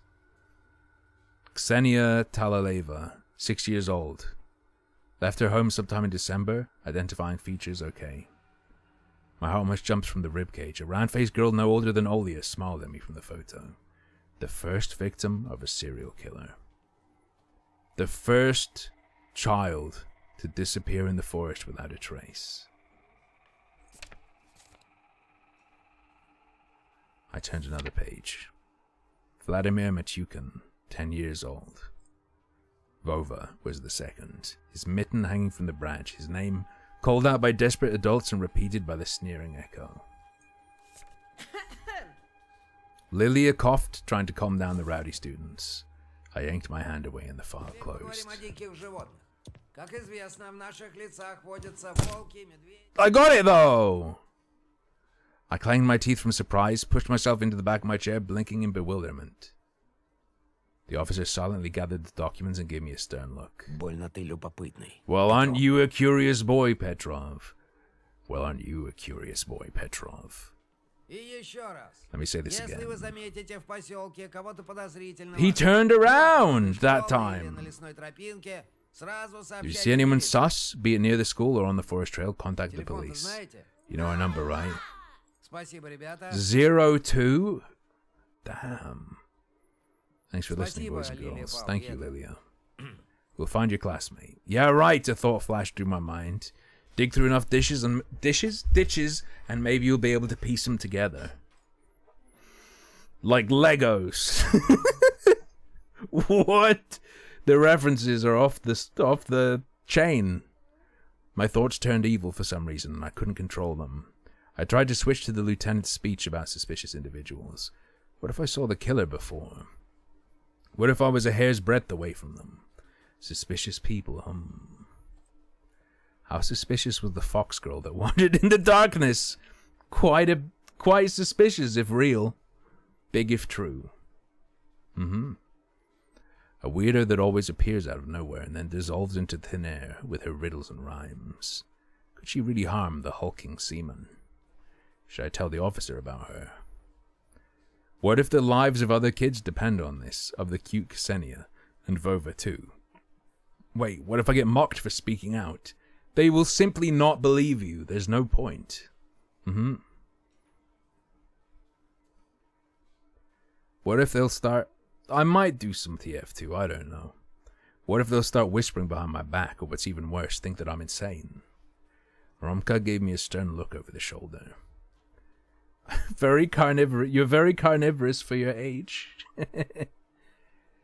I doubt someone like him would approve of cooperating with the police. Katya's braid dangled nervously behind the delinquent sitting in front of me. My hand was glued to the desk. Tikhonov was saying goodbye to Lilia. He was about to leave. He'll be too late soon. I will stay silent. No way. I've had enough of humiliation. I'll keep my head down like a bunbun. What is this, Ausrad? Is she right? Is she right about what?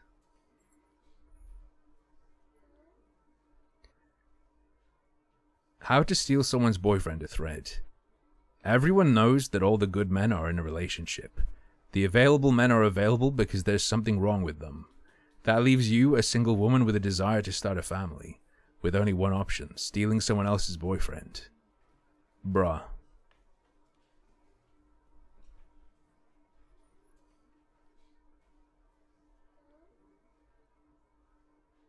What the fuck? Is she right? No.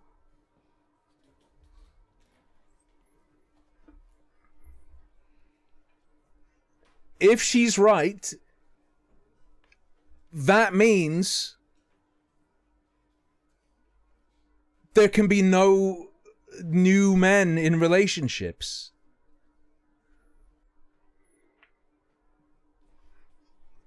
Explain why he can't. She is right. Every man born from this point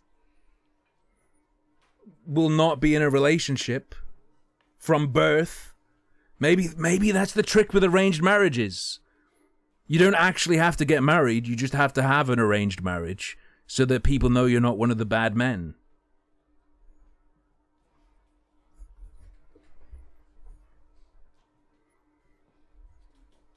I locked my fingers and zipped my mouth. The bell rang. Lilia Pavlovna passed by without looking my way. Polina left after her. My classmates went silent at the same time as if someone muted the sound on the TV. They followed me with their eyes the whole time I was passing between the rows. Judgmental looks. It felt like I was in the scopes of many sniper rifles.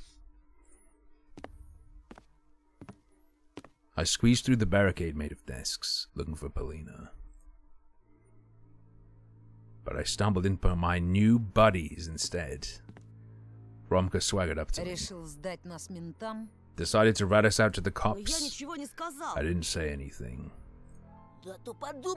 But sure as fuck thought about it, eh? Romka towered over me, breathing out a faint smell of tobacco. You're very wrong if you think that without Syoma, you'll have a better time here. We'll make this place hell for you, got it? Team of boys. This guy is gonna call other people homophobic slurs, and he goes around in a Christmas knitted jumper that says Team Boys on it? The fucking audacity. My head tilted forward from his slap. What a loser, eh?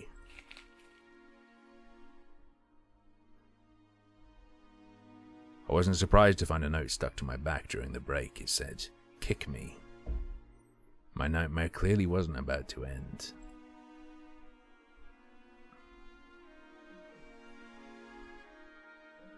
It's been 7 days since the lieutenant visited our class. At first glance, everything was still the same.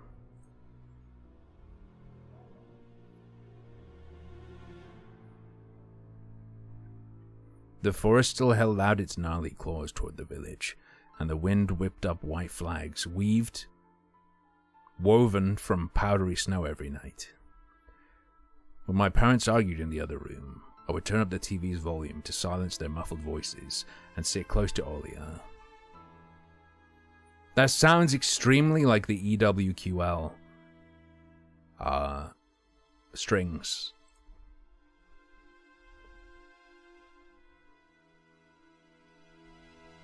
Vova's and Siemens photos were still 2 black spots on the notice board, and round-faced Senya hasn't returned home too. But something did change. I could see how different the looks of my classmates were. They met me with a new portion of pokes and insults. Contempt, mockery, and loneliness became my faithful companions. Most importantly, a shadow slid across my desk, leaving behind a mysterious note.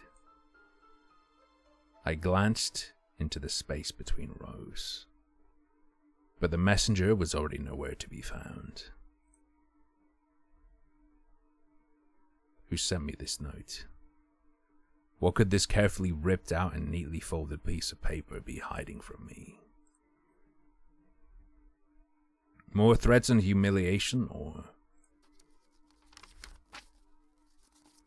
I took the piece of paper and carefully inhaled the wafting aroma. Blackberry. Uh-oh. Inside was a message in beautiful handwriting. I'm waiting at a dead end near the dressing room. Come alone.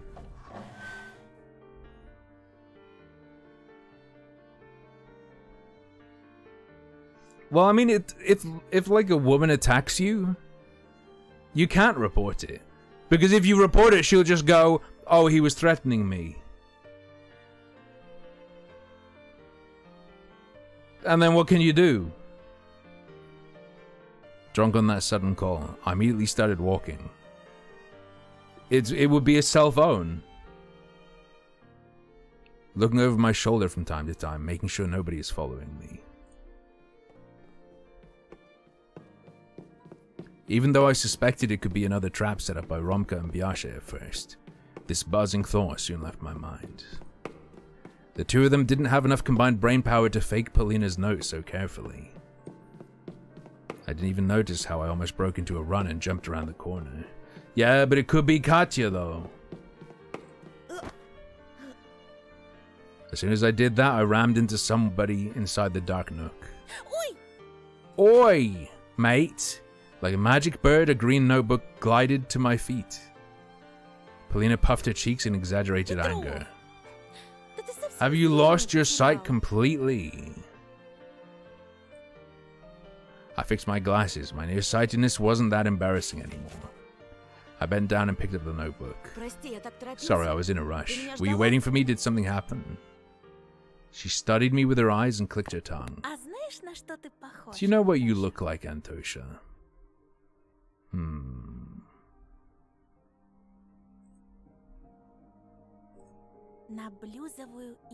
Like blues improv?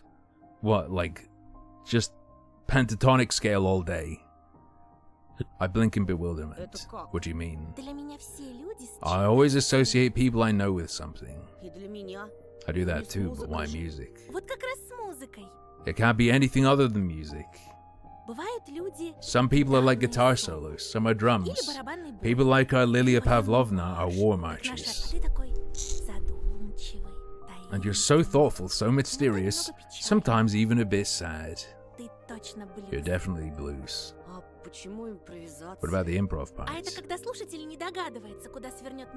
It's when the listener has no idea where the melody will go, one tempo it will adopt.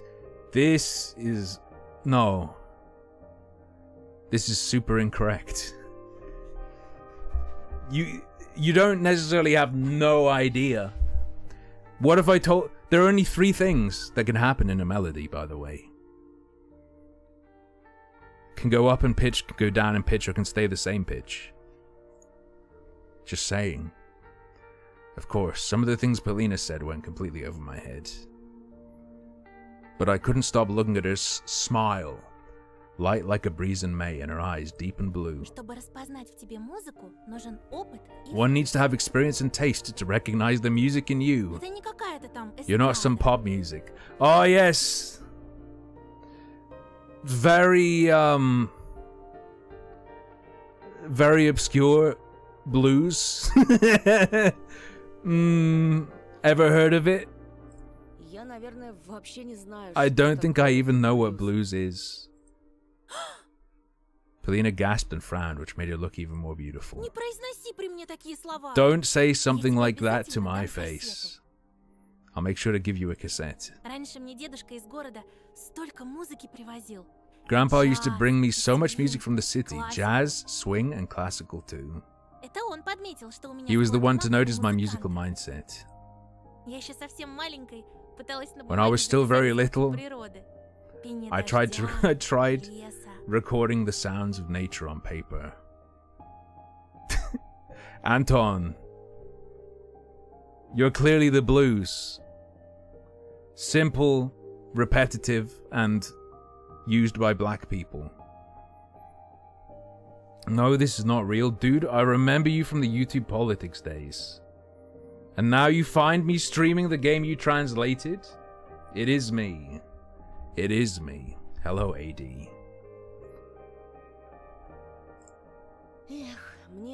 I wish I had ears like yours. And I'd love to have your eyes. I tensed up, worried that she was making fun of me, but Polina shook her head. No, I'm serious. You have the eyes of an artist. You're so good at picturing things. I can't do that. Katya walked past us with her trademark frosty glare.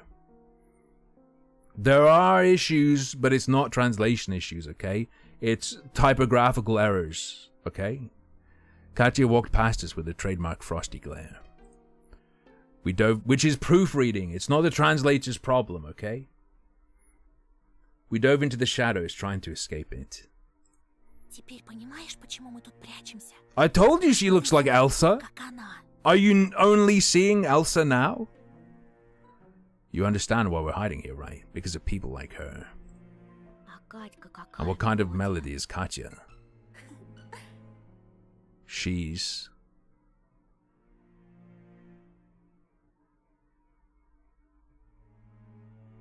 She's a waltz. She's a waltz. Скрип несмазанных дверных петель. The squeaking sound of unoiled door hinges. Fair enough. Такой мерзкий дискант. You know, this nasty discount. I giggled, covering my mouth. Katya didn't hear our whispers, but she suddenly glanced over her shoulder, clearly annoyed. A moment later, she sighed and went her way.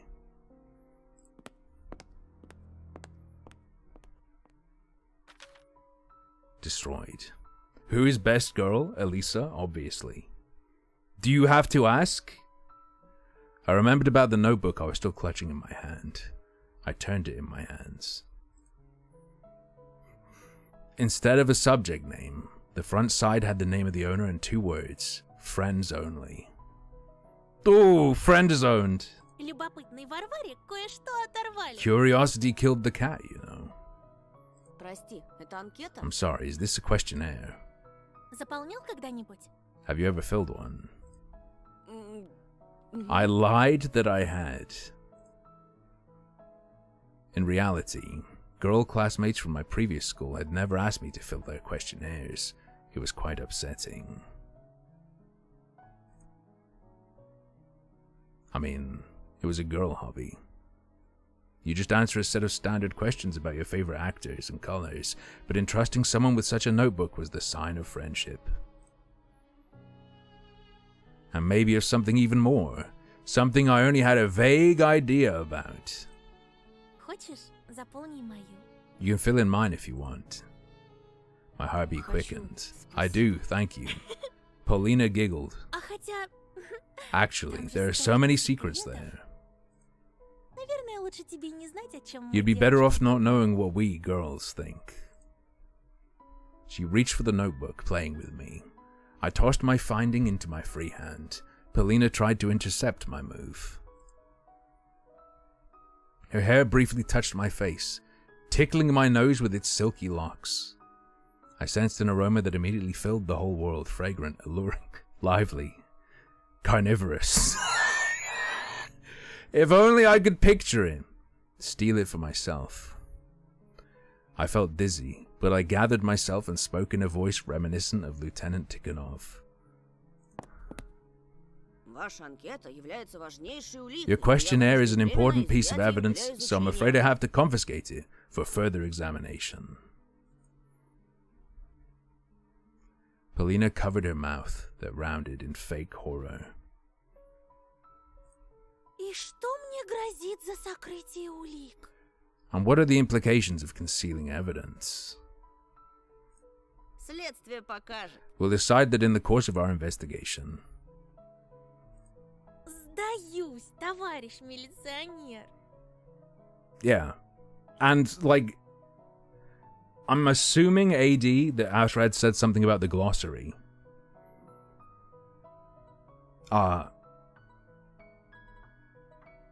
I mean, like, it's perfect for a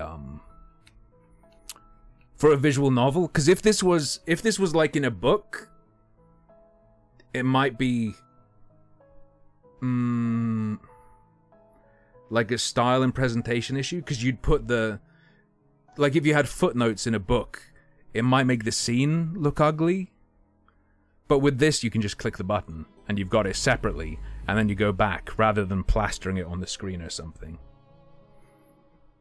I surrender, Mr. Policeman. Только обещайте ничего не читать. Just promise you won't read anything. Здесь It's full of sensitive information. Боюсь, что мне все-таки придется выяснить. I'm afraid I'll have to изменен ли investigate кто whether Михаила someone is in love with Петрова. Mr. Petrov.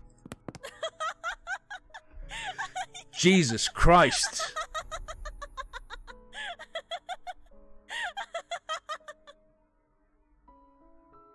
Fucking hell. Is this Final Fantasy X? Paulina burst out laughing and pressed herself against my chest, showering me with the aroma of her hair and her milky... and her milkies that looked almost transparent, with tiny threads of veins running under it. Her whisper was hot, like a piece of butter sizzling on a pan. If the butter's still solid, it's obviously not that hot, just saying.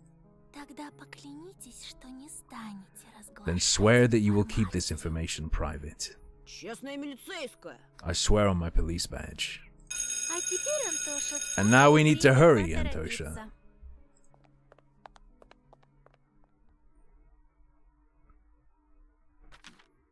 I took out the notebook during class. I know who Elisa's making me think about. The purple one from Neon White. Even though the red one is the fox in Neon White. But whatever. This is secretly the prequel to Neon White.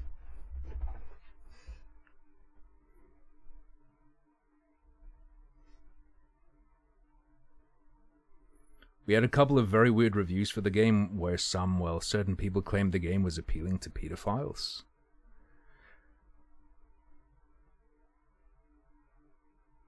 It's... How old are these people? Like it's like, what, 12 to 14-ish or something? The thing is, it would be weird as fuck if there wasn't. There's romantic stuff, but it's as part of the drama in the context of it being between like 12 and 14-year-olds in high school. Or middle school or whatever.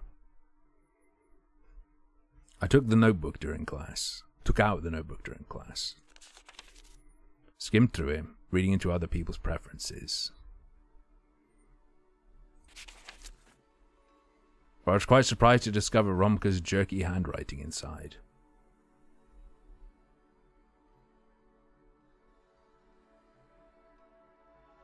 Ooh! Bump bump. Ooh! I was quite surprised to discover Romka's jerky handwriting inside. His letters bulged out of the cells as if embarrassed by their shapelessness. Fearsome Romka found time for something so silly.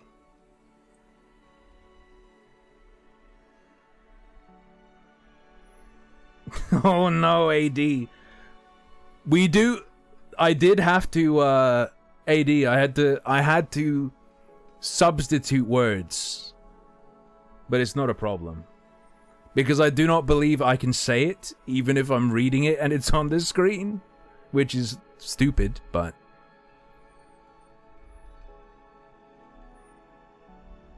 DuckTales. I hate them. Do-do-do-do. Not even Darkwing Duck, but DuckTales. Somewhere in the distance, a teacher was reciting pieces of Andreev's Snapper. I paid them no mind. Paulina's page was decorated with flower drawings and clippings from the Cool Girl magazine.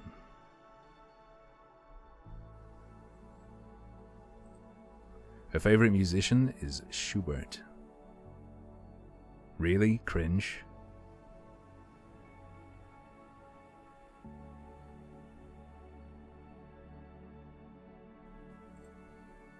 Her best friend is her grandpa.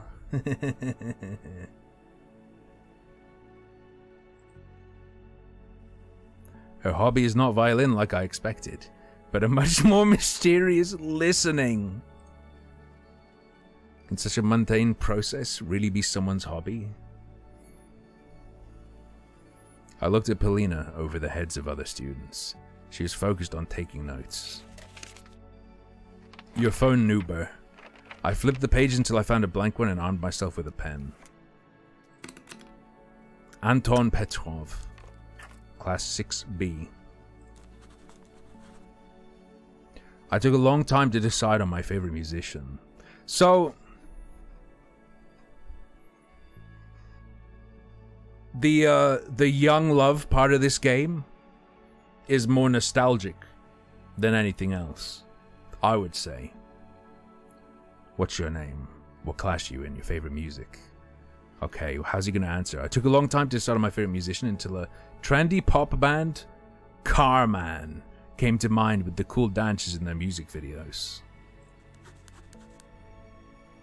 Very well. Favorite holiday? This one's easy. New Year's. My hobby is drawing. My dream, going to Disneyland. My hero, My hand moved on its own, writing da. See? Teletubby loves me. Get fucked, Hex. Idiot. I stopped on those 2 letters. What if those who read this after me will find my answer laughable and stupid? I had to think for a bit. I decided that not everything should be disclosed on paper. That's how Da turned into Spydar Man. The spelling was wrong, but who cares?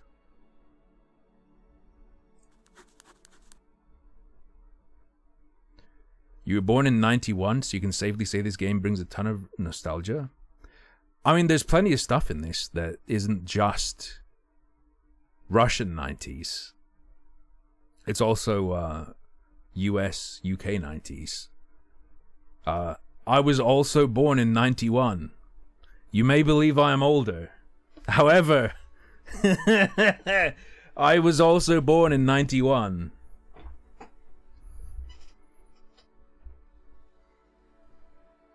Your biggest fear, huh? My favorite film, The Alien? Not 1891, okay? I immediately wrote, losing a person who's dear to me. Your phone number, 30395. Oh yeah, this is the Omega old school scribble reference. Transformers. Did you know that Transformers were also popular outside of Wait a goddamn wait. AD?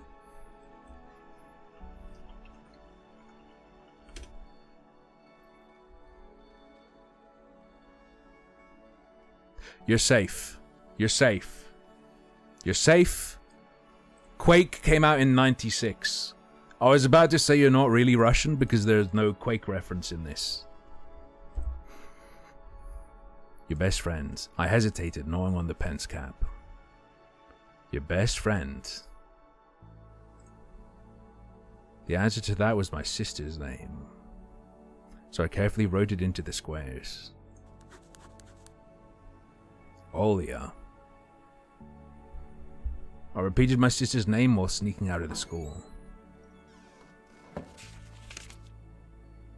There was a cute, freshly drawn dragon in my notebook that I made to please my beloved sister. In this land of darkness and deceit, her support was the only thing that inspired me to keep drawing and stopped me from losing hope in humanity. Refreshing frosty air made my cheeks turn beet red. It was bright outside, and the sun looked like a whole egg yolk. The road looked as if it was silvered. The snow sparkled under the sunlight. I smiled, squinting from the blinding whiteness. Who cares if I don't have any true friends anymore? I have something more important. A weird fox lady who gives me candy. Someone who needs my help, who will never betray or hurt me. Family is the most important thing ever. That's what Dad always told me. Right before he hit Mom.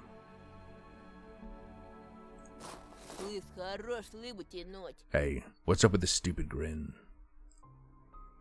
My numb lips immediately shrank. Did I manly picnic this? The usher was shuffling his feet in the middle of the yard, his boots restless on the ice. It's not a grin. I tried to go around him to no avail. There were that we had to choose. Do we go Elisa or what's her name? It just jumped out of my head. The girl we were just with. And I think there was we can say fuck off to the bullies or put the mask on. Yeah.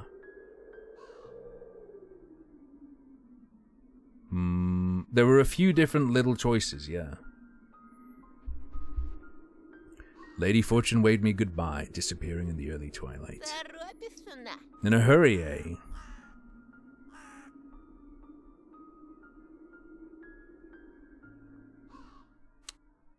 I did not see that, Hexathian. In a hurry, eh? Немного. Меня папа ждет. A little bit. Dad is waiting for me. Я ему тиркну на пейджер. I'll shoot him a pager message that you're not coming. Okay. I liked the glossary until now. I feel like this is shots fired. This makes me feel old. That a pager is something that would have to be explained. Good God. That makes me feel really old.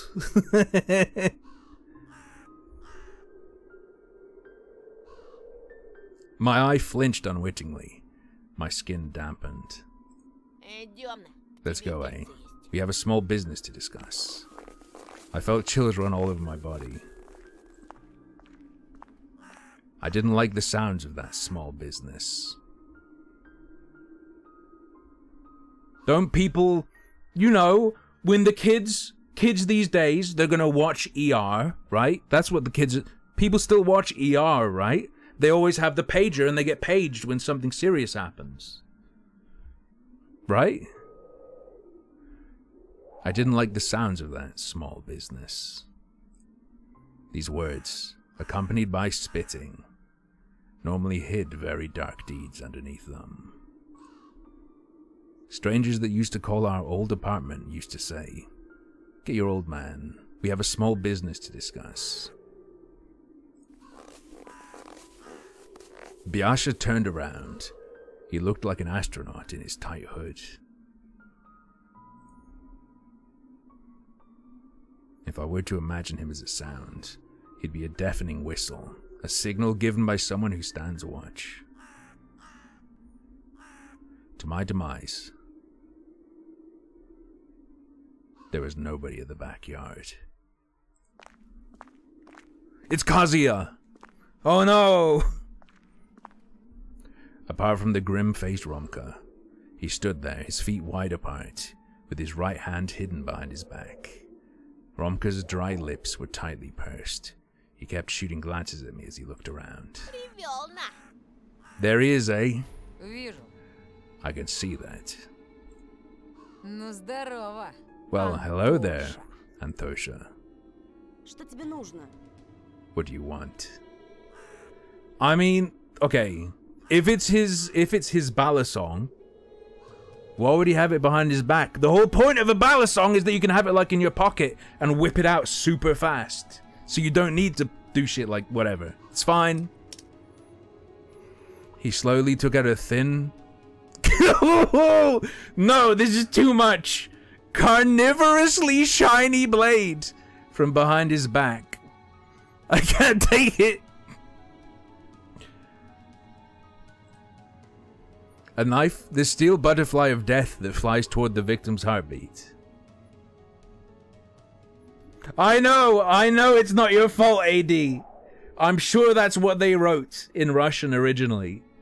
There's so much carnivorous, so many things are carnivorous in this game. Although, that is the first time we had carnivorous as an adjective. Carnivorously. That's the first time, I think. A knife, the steel butterfly of death. It's a butterfly knife. It's okay. That flies towards the victim's heartbeat. Uh-oh. I stepped back instinctively. Oh yeah, adverb. My bad, not an adjective. Sorry, the opposite. It was used as an adjective all the time. It was used as an adjective over and over. This is the first time it was an adverb. Look, my bad. My bad. Brain fart. I stepped back instinctively and rammed my back into Biasha. Don't post the copy pasta. Romka's minion pushed me back. We wanted to know.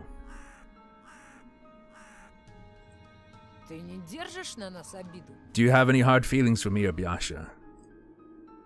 Romka started picking on his yellow nail, looking at me with an evil smirk on his face.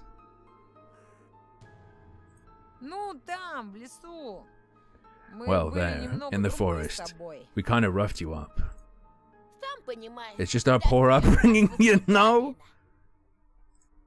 Yeah, not as cultured as you, city folk. This is just modern American. school dialogue. Вот порой нас и заносит. So we get feisty sometimes. Ah, he's the sassy knife lord. I nodded, my eyes glued to the knife. It's I can't judge that well, AD, because I do not speak Russian. But the quality of the recording, like, it's hard to be able to tell exactly how good they are, but it sounds nice. So, yeah. I nodded, my eyes glued to the knife. The blade glowed under the setting sun, and Romka's eyes had the same evil glow. The zoom! He stepped towards me. Meow. His knife traveled inches away from my coat. One movement and steel would cut into the cloth, and if he pushes deeper... A little bird told it... Paulina, that's the one. You were snooping around Paulina again. I was so scared that it took me a while to remember who Paulina was! Same with me! Same with me! My brain was malfunctioning. My knees were shaking. Suddenly, our class rep slowly walked up to Romka from behind. I see you boys are getting along quite well. I owe you one, Katya. Oh, no need to thank me, Romochka. I'm always fighting for true love. Da-da-da.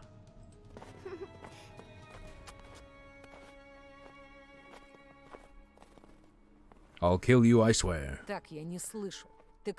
I can't hear you. Were you near Polina or not? Well, we didn't hang out or anything. The only thing you hang out here will be your guts when I cut open your stomach. The blade slid across my sleeve with its dull side and reached my collar. It's my first playthrough. I played chapter 1 a long time ago. And I was waiting for there to be more stuff.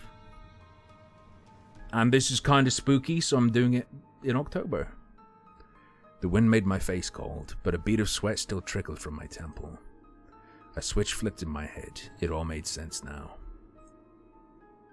Yeah. Ben, he was in the questionnaire book that she gave our character. I remembered Romka constantly sneaking glances at Polina. I remembered his scrawly handwriting in the questionnaire. Why didn't I study it in more depth? I see you near Polina even once, and you won't get away with a simple bump. Got it? Da. Now scram. I was probably so hypnotized by the knife that Romka had to repeat his threat. Scram! I thought about the cold, sharp blade when retreating from the yard. I was asking myself whether I had enough courage to break the promise I made to these bastards. The aftertaste of horrible water I drank down my meds with lingered in my mouth. My thoughts were focused on Paulina. But Romka's threat was also on my mind.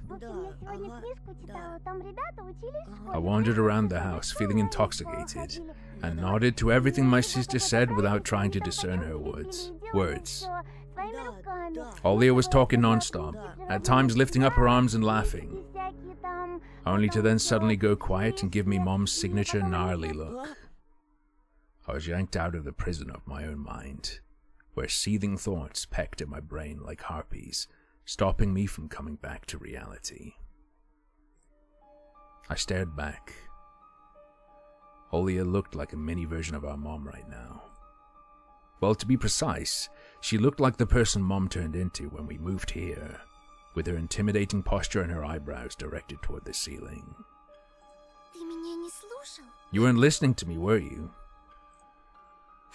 She tried spitting out those words at me, copying facial expressions of the person she spent almost all of her free time with.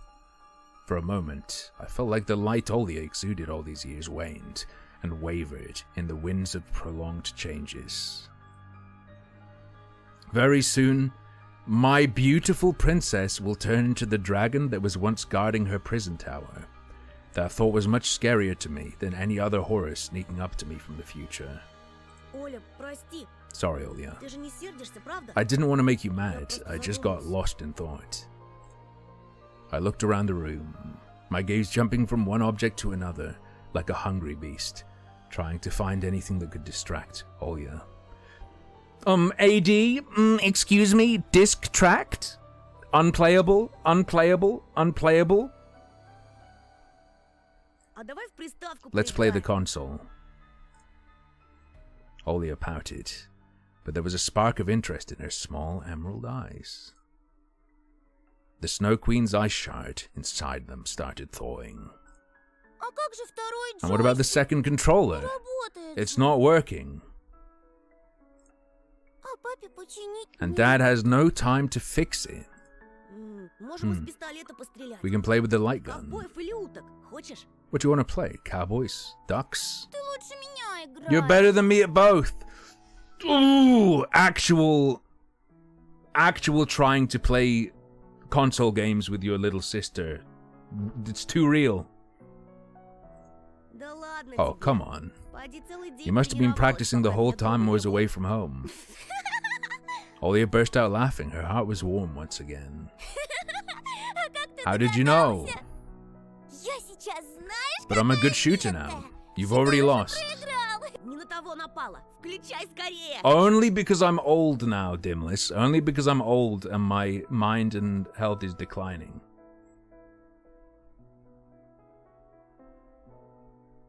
You picked the wrong fight here. Come on, turn it on.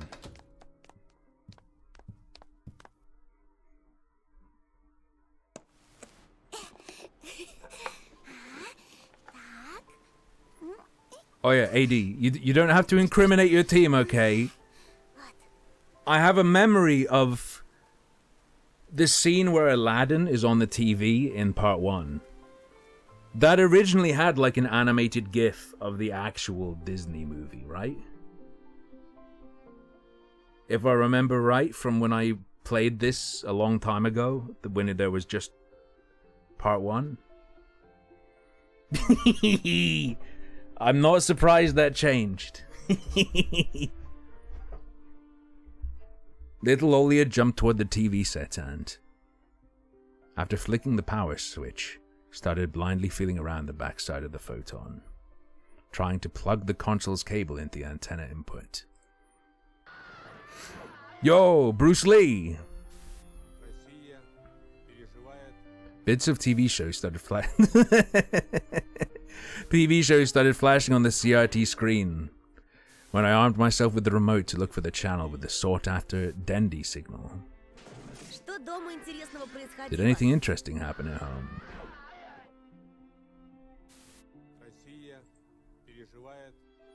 It was a mundane question for me. I didn't put any actual meaning behind it. But Olya's expression suddenly changed. She lost all of the childish nonchalantness she worked so hard to acquire before.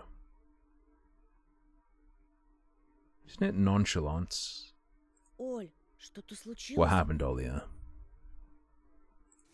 My sister managed to put the cable in its place and started brushing off her dust-covered hand. Anton! The ducks have become owls! She was clearly looking for the courage to continue the conversation. Mom, she... Olya went silent. For a moment I thought I saw tears welling up in her eyes. She had this scary thing happen to her again. My sister looked at me with wet eyes. She had a fit, huh? This had happened before, but it was a rare occasion. Now that we'd moved to this godforsaken place, Mom's fits rose in frequency. Dad brought home a big fish.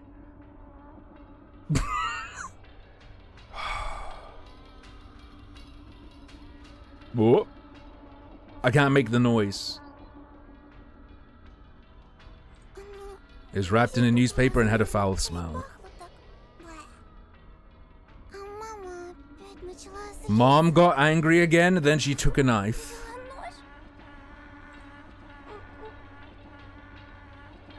Olia squirmed, looking fearfully out of the window. They started screaming at each other. I froze, imagining my little sister so small and unnoticeable, standing in the kitchen doorway. She wasn't even trying to hide, her parents just paid her no mind at all. And then Mom struck it, like this. Olia slightly moved her fist downward, imitating a strike. She hit the fish. Wait. Olia, this is normal. It was still alive, Tosha. It must have been in pain, and Mom... It was easy to imagine what happened next. The writhing fish with a blade between its fins squirted some foul-smelling musk into Mom's face. Whenever death got this close to my mom, be it when a person was hit by a bus in front of us and their blood was smeared all over the windshield, or when Grandma chopped off a chicken's head, Mom would always get into a weird, dreadful fit. Oh, damn! Her eyes would roll over. She would fall on her face like a freshly cut tree. And started writhing, just like that agonizing fish. Turning over chairs and blurting out bits of scary sentences. And what about Dad? Did he help her? Olia shuddered, as if just remembering it pained her. Yes, but at first... He started laughing, Tosha! Actual Giga Chad.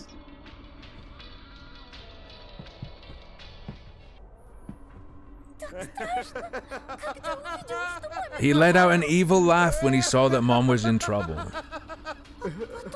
But then he cried. Olia's story made me raise an eyebrow. It seemed like the forest's oozing madness had not only completely consumed our mom, but also infected our strong and courageous dad. I quickly stepped toward Olia and locked her in a tight embrace. She dug her face into my chest and I could feel my shirt becoming wet. Why are they bullying each other, Tosha? Are they crazy? I stuttered, unable to justify the action of our parents. I had run out of words, and all I could do was hug Olia even tighter.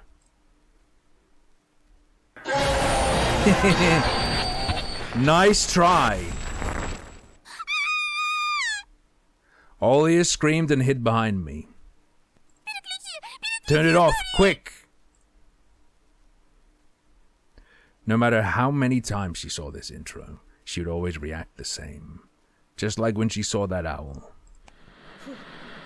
I mean, I also got goosebumps every time this ghastly face appeared on the screen, so I immediately complied with my sister's request.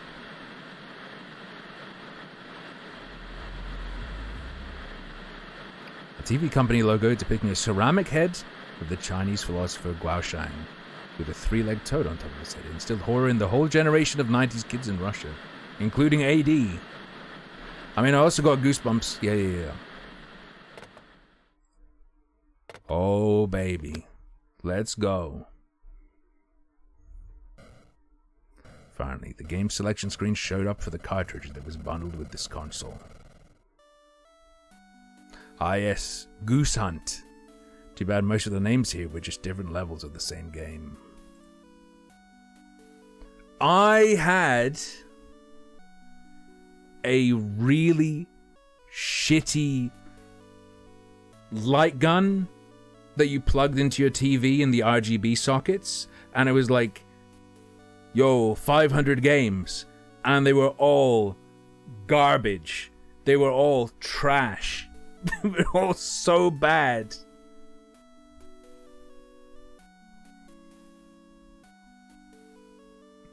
I picked up the grey rectangular controller and started looking around the pixel letters to find the familiar English word for duck. Background music from the menu soothed Olia's mind, and she asked in a calm voice, "How are things at school?" "Nothing good." "School is new, but my treatment is the same." As if we never moved. I'm so tired of this. Before despair could lead me down its depressing road toward the clutches of oppressive thoughts, something evil writhed deep inside my skull, awakening wild and pleasant memories. Ooh. Actually, something good did happen.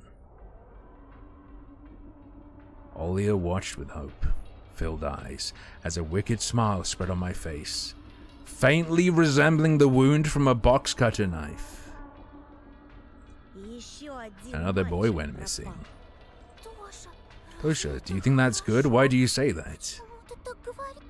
My sister's voice trembled when she looked into my eyes through the thick lenses. You know, that other missing boy, Vova, maybe what happened to him was all his fault. Maybe he did something so bad that he no longer deserved to live. Don't be so cruel, please.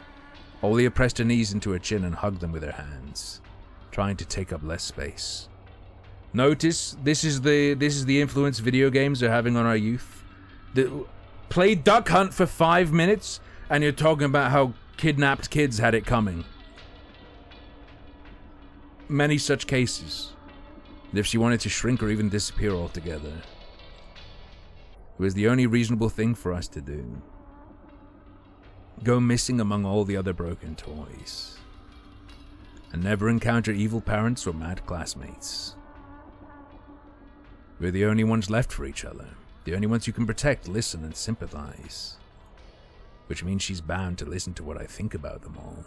These beasts pretending to be children that are so eager to bully the weak. It was my turn to speak. I think they won't be the last. My breathing quickens. My fingers start banging on the wooden floor. People like them are not worthy of living, going to the same school with us, or looking at your light. Excuse me. My thoughts got tangled. They slipped away along with my calmness. Stop it! You're scaring me! Don't be scared. I can protect you. Then I finally noticed that Olia was looking at me like I was a stranger. Who are you? The rage that welled up inside me subsided. It hid under the guise of my cowardliness, leaving me alone with the growing feeling of guilt for scaring my sister. Olia, I'm sorry. I didn't mean to. I guess I'm just going crazy in that school. She rushed to embrace me, barely holding back her tears. It's okay, Tosha. Just please, never say anything like this again. I swear on Mom's heart. Olia flashed me a bitter smile. And you told me I shouldn't say that. You're right. Let's start playing already. Oh, kurwa.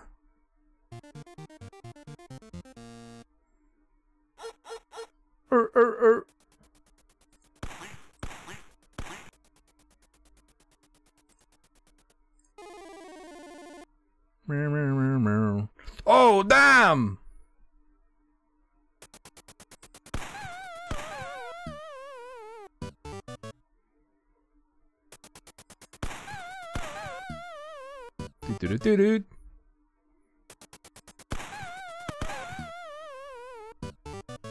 Help, I double-clicked. Let her win? No!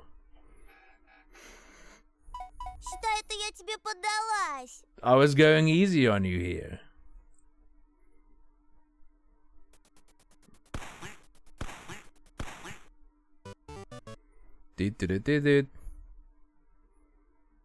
Wait, what?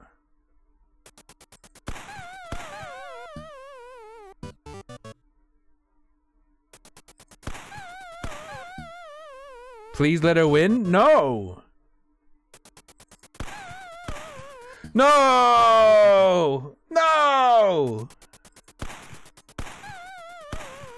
Chat, I flicked my hand too fast.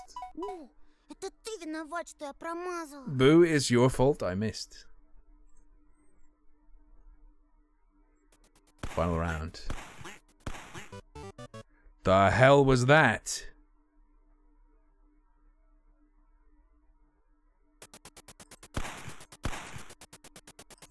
Jesus Christ!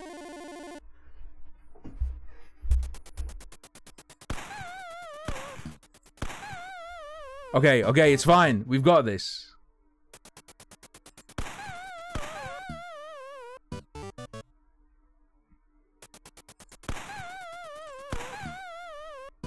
Fine. Saved.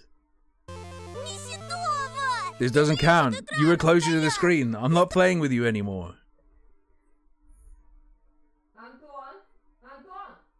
Random name. Duck Season. Yeah. Duck Season is such a good VR experience.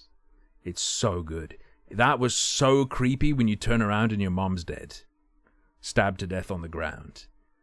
My mom only managed to get through to me on her third attempt. Anton, there's a call for you. It's a girl. Oh, damn. I sobered up in an instant and rushed to the hallway. Не споткнись, смотри. Watch your step.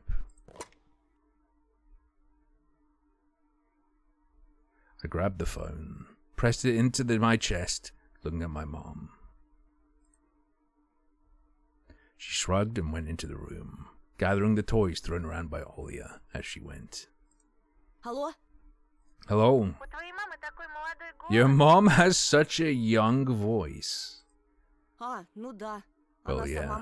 I mean, she is young. Are you busy right now? Нет, что ты? No, of course not. If only she knew how costly this conversation could be for me. What risks I took on just answering this call.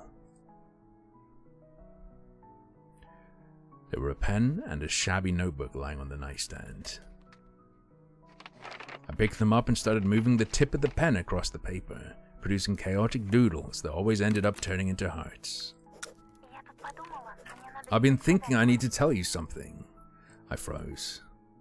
It can't be. Does she like me? You've been looking so lost lately. What do you mean so lost lately? How long has it been? 2 weeks max?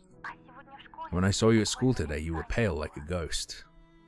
I couldn't find words. My heart was aflutter in anticipation. I wanted to say that I'm on your side. A smile was spreading on my face in anticipation for Polina's next words. And I feel so sorry for you.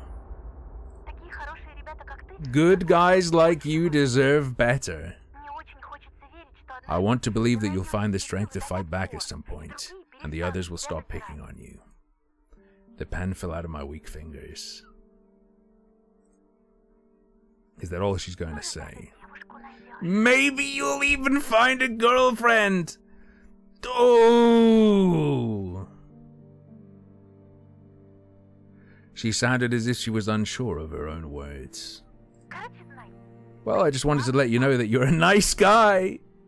It was a total failure. Compassion instead of an invitation to hang out. We got skit-zoned. You there? Before I could reply, Olya descended the stairs. She's holding some book in a pink cover. Encyclopedia of a Young Lady.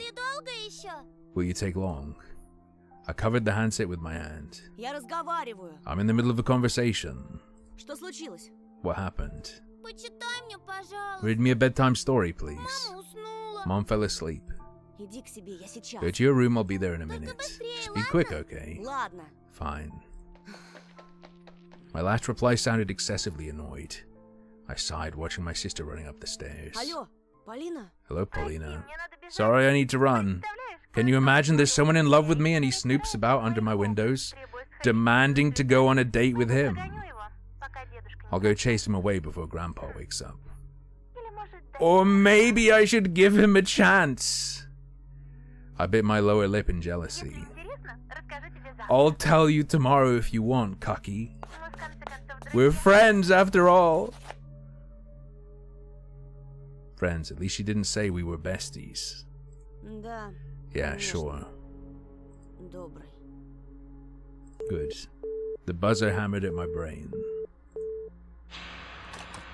Dirty slut! An angry voice spoke through the teeth in my brain. Like a restless zombie devoid of a consciousness, I dragged my feet up the staircase. I wish I could tell Dad, ask for his manly advice, but he doesn't show up home until late at night because of his new job. My parents don't have time for me, to put it lightly. Ну, где твоя книжка? Well, where's your book? I stuttered. The kid's room was empty. Olya? She probably snuck into my room. I started walking down the corridor. The fox got her. The room was infested with shadows. The blinds were wavering, like there was someone hiding behind them. I smiled, sneaked towards the window and threw open the curtain. Big owl? No. Gotcha. There was nobody behind the cloth. The window was a TV screen showing winter scenery. The lamppost. The field. And a couple of walking figures in the middle of it. There we go! Elisa and Olya.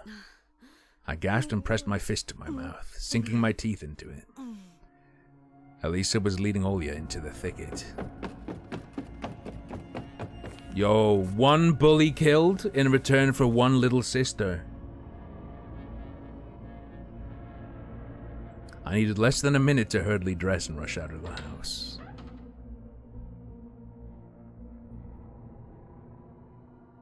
My heart was beating like a firing machine gun.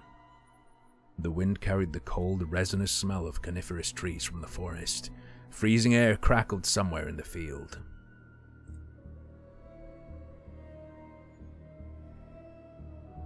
Two shadows loomed in front of the gate. I could only recognize them as my sister and the fox girl because of their height. I ran toward the fence, listening to the howling wind and the squeaking snow. Carnivorous trees. One of the figures moved and slowly glided towards the thicket like an ice skater. I slowed down and touched my glasses, trying in vain to adjust my vision to the surrounding darkness. Worry landed on my shoulders like a weightless snowflake. A snake woke up in my belly and started writhing. I felt nauseous. I thought about my home, the flimsy fortress I'd left behind. I finally caught up to my sister, dressed only in a coat. Оля! Ты видел лисичку? Have you seen the fox Оля, scene? зачем ты вышла на Olya, улицу? why did you go Если outside? мама узнает... If Mom finds out. My sister froze in place, facing the tiger. The owl has previously mimicked Olya. She was in a hand's reach, and I put my numb wrist on her shoulder for some reason, probably to make sure it wasn't a thing. There we go. I told you, dude. It is still a mask, though. Did it get you, House Red? A pointy beak was directed at me, strewn with feathers that formed an owl face. Something wearing a bird mask was staring at me. Hoot hoot, she won't. The voice sounded exactly like Olya's, but there was, well, I mean, except for the harmonizing effect. But there was somebody else hiding behind the feathers in the carton. I sprinted away as if I got whipped. The masked creature only pretended to be Olya. Just to lure me out, I was running like crazy, drowning in snow. The house in front of me was rapidly growing. The yellow light in its windows granted me hope. My mom and sister are there, my salvation. I couldn't hear anything from behind me, as if nobody was chasing me. Maybe it's because the owls can fly. I was already climbing the porch when I noticed another figure. Uh-oh. From the soot-black shadow of my house, a scruffy wolf cub crawled out and stood in my way. Its movements were jerky, chaotic, as if it was performing some terrifying dance. Or convulsing during a stroke.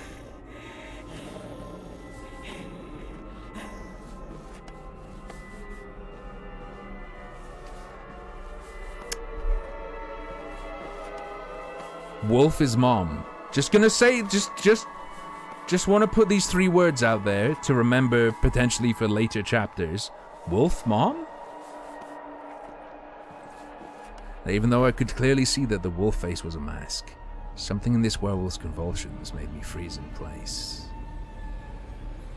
A were-slav? The boy in a wolf's costume rubbed... Oh. Do you think they'd just lie and say it's a boy if it wasn't a boy? The boy in a wolf's... I don't think they would. A boy in a wolf's costume rubbed his side against the porch post and fell to his knees.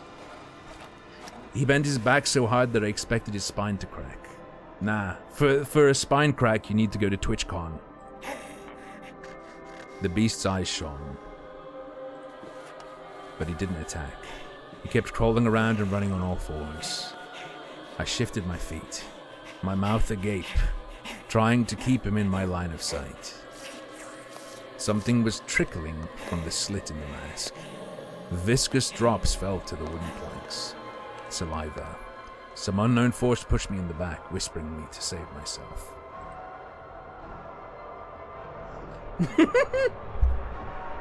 Five Nights at Freddy's? The fence was flashing by at the edge of my vision.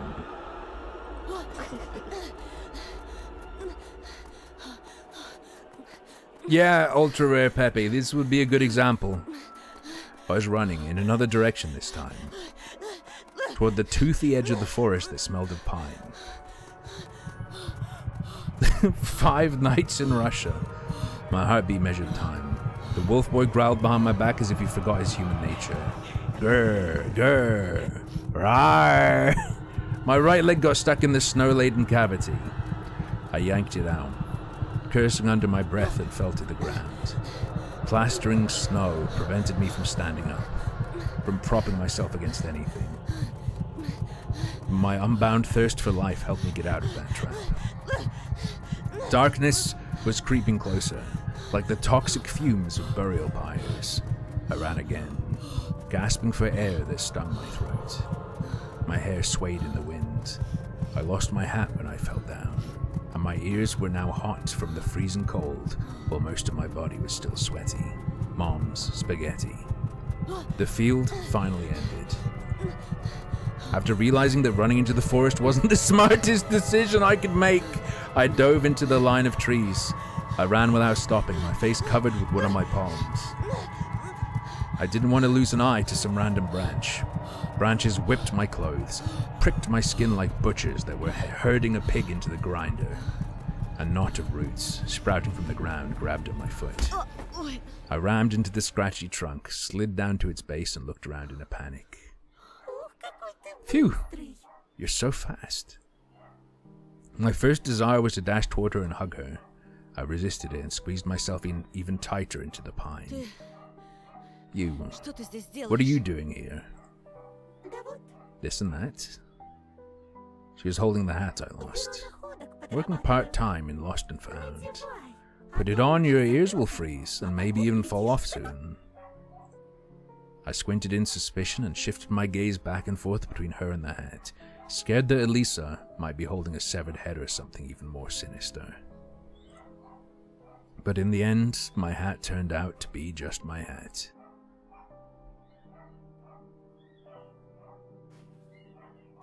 Uh-oh. Fine. I took it and pulled it over my forehead.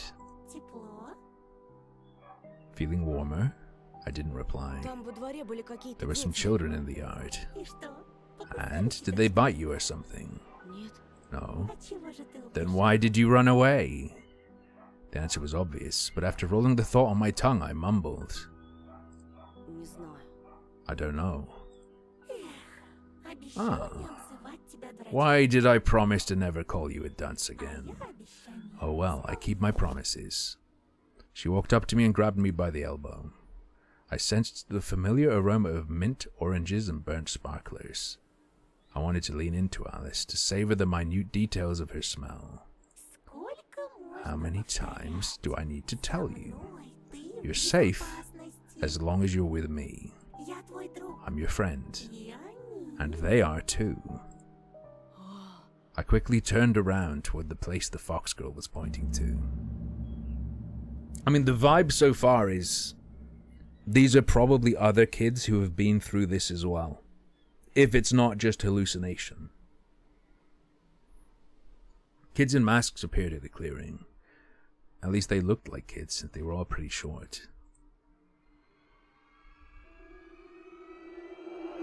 A wolf boy, an owl girl, and a bear boy. They all huffed and gasped for air, clearly tired from running around. Random name. Thank you very much. Everyone fire for salvo, please, for the 67 months. They're all probably too big for the first girl, right? Also, convincing reality. Thank you, thank you, thank you. Big salvo for 4 months as well.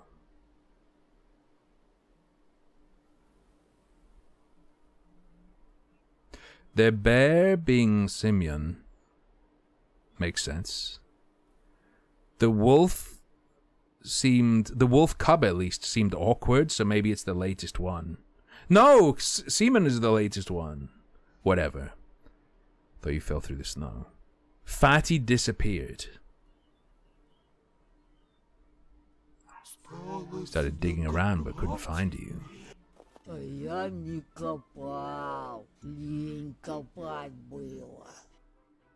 Okay, is that Fatty's voice? Is that Fatty's voice but pitch shifted and harmonized?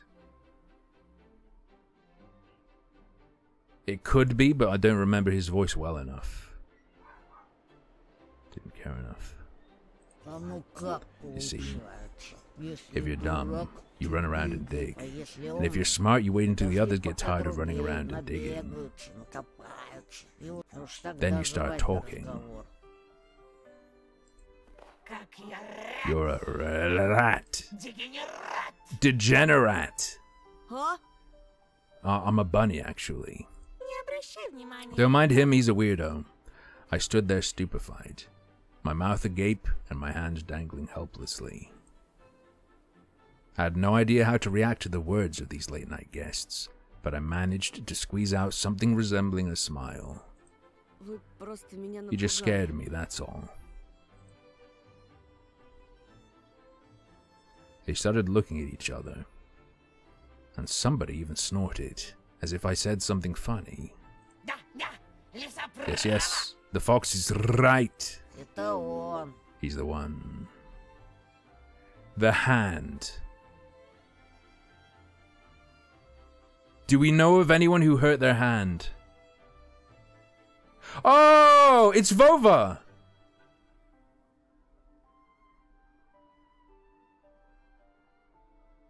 Was Vova's mitten the left mitten? Or was it mitten, or was it a mitten that could go on either hand?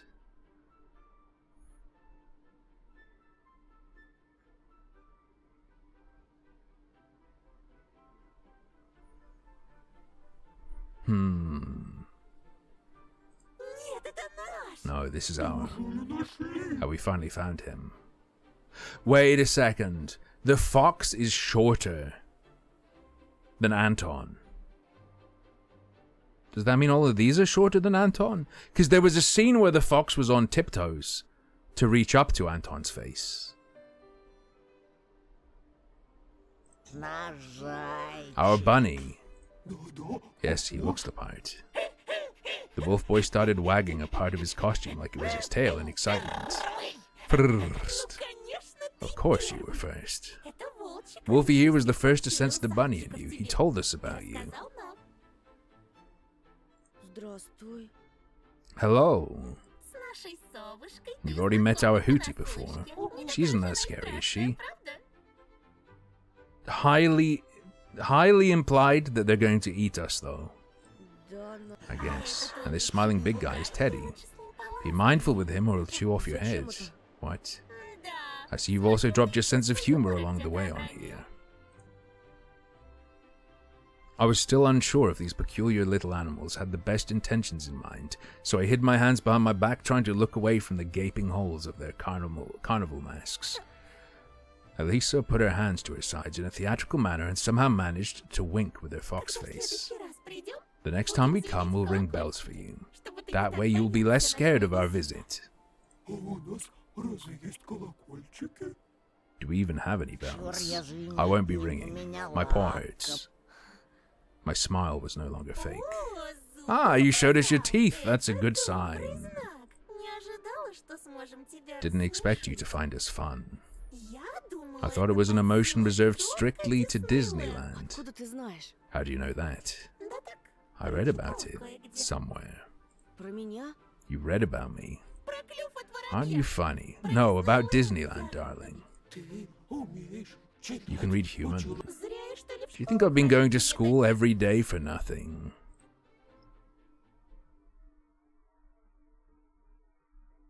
And then she sang in a coquettish voice. Как детей не замечать, как мечты их развенчать. Учат в школе, учат в школе, учат в школе. Крепко-накрепко вломить, с детства слабеньких чморить. Учат в школе, учат в школе, учат в школе. Okay. I let out a cautious laugh. My new acquaintances didn't seem scary anymore. On the contrary, they looked friendly and welcoming. There was something about them that attracted me. Just like this clearing, this moon, and the snowflakes that fell backwards from the ground to the sky, as if someone was rewinding a tape. The masked kids got close, and I felt their touch. They gave me friendly taps, felt my clothes as if checking whether I was real. There was no animalistic malice in their touch, only pure childish curiosity. For some reason, I thought to myself, I can trust them. Snowflakes just kept on floating upwards. Nobody will hurt you anymore.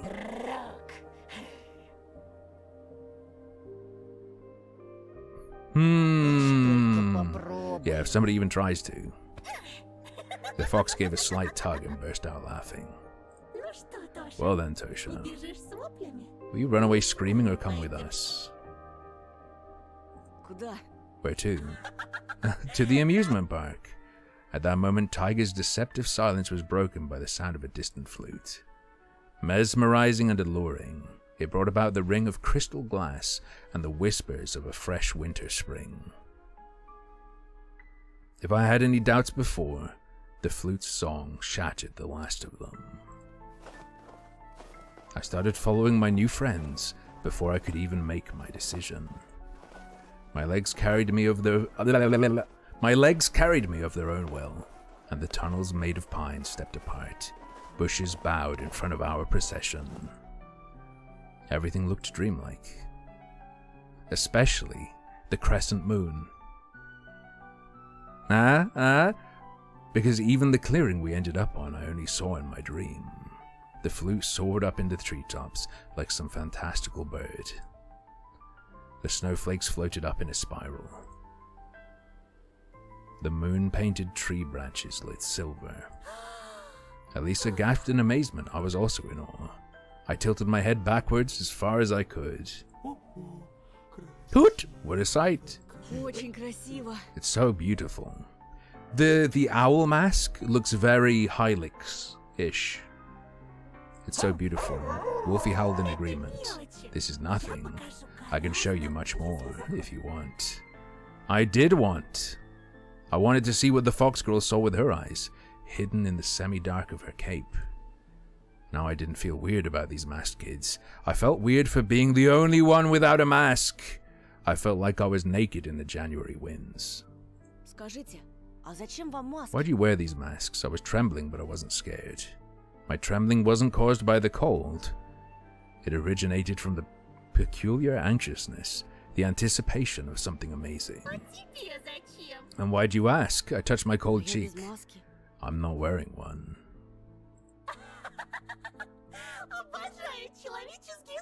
Yeah. Behind the fox's mask, we see eyes. It's probably the most distinct thing about it. Also true, doesn't have the strings on the side. Though that could just be behind the fur. Although, the wolf's even furrier and it's still on top of the fur.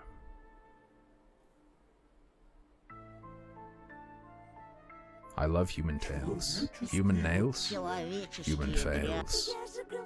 I've already told you. Yeah. She somehow winked with her mask. Yeah. All the villagers wear masks. It's just you won't find anything human underneath them. This is Animal Crossing. Even me. You're so clumsy, Anton. We already found your glasses once already. And your hat. And your real face? Am I Frank? I looked at the mask the fox was holding out to me. The bunny mask that looked like a silver ingot under the moonlight. I was curious to see the world through its slits.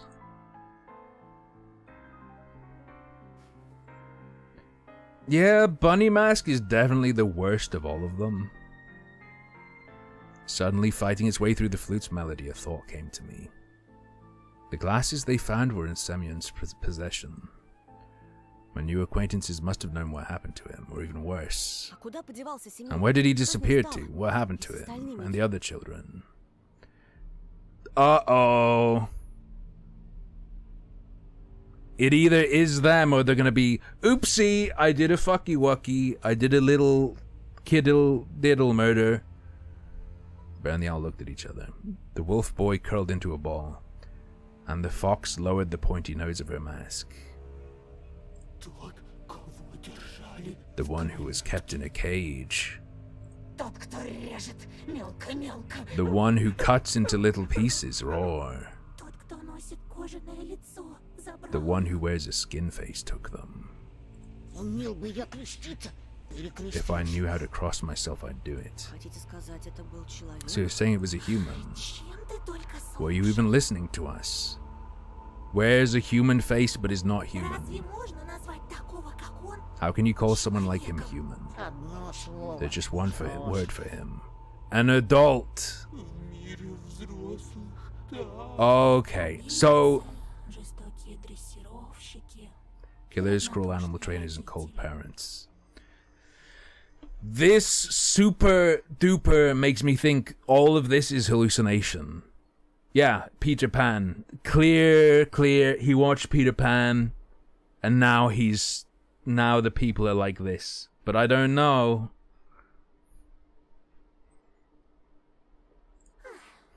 If you don't want to get sad, better not to think about them. I don't know about you, but I definitely don't want to be sad.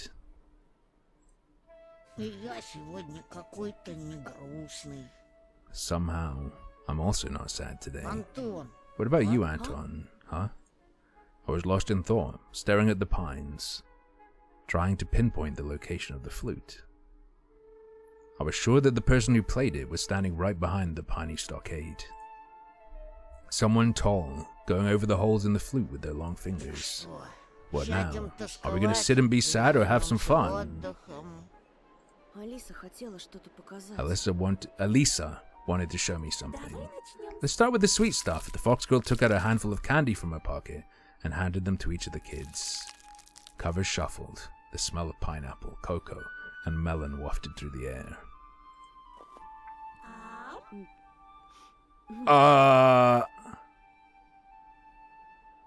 The last treat, a chocolate-covered waffle candy, Alisa put right into my mouth. My tongue was engulfed in spiciness.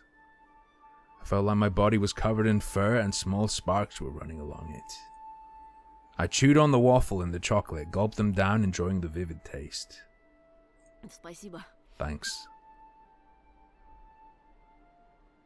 Uh-oh.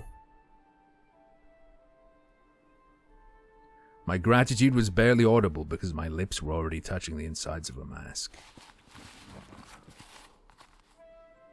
I didn't even notice how I put it against my face.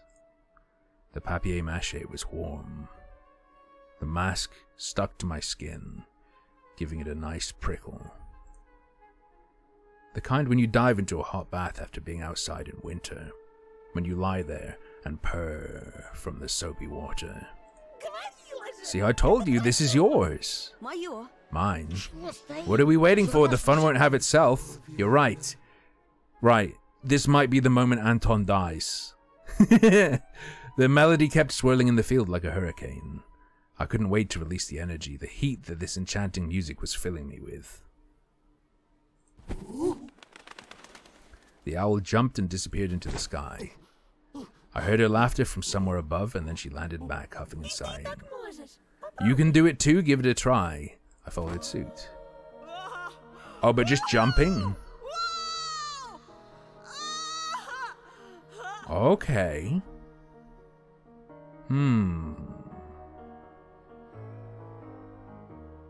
My feet tore off from the ground. I flew toward the stars like a rocket and screamed from happiness after seeing my friends down below. The wind helped me fly. It felt like I was jumping on a huge trampoline. The stars looked like vivid sparkles that I could reach and lick up. The moon also got closer, and then I plunged. I got scared that I'd break my legs for a moment, but my soles landed softly on the ground and I regained my balance. When you use the scroll of Icarian flight in Morrowind, you're safe with us, and all your dreams will come true. I'm so happy that I've finally found you, Bunny. In a fit of merry laughter, I realized the most important thing. These four are not a threat. My real enemies, and I felt that with every single hair on my mask, were those who knew nothing about magic. Humans from the village. I also realized how alive my surroundings have become. I heard the dry grass under the snow moan. I saw faces of the trees and the stars. The trees were smirking, and the stars were grimacing in fear.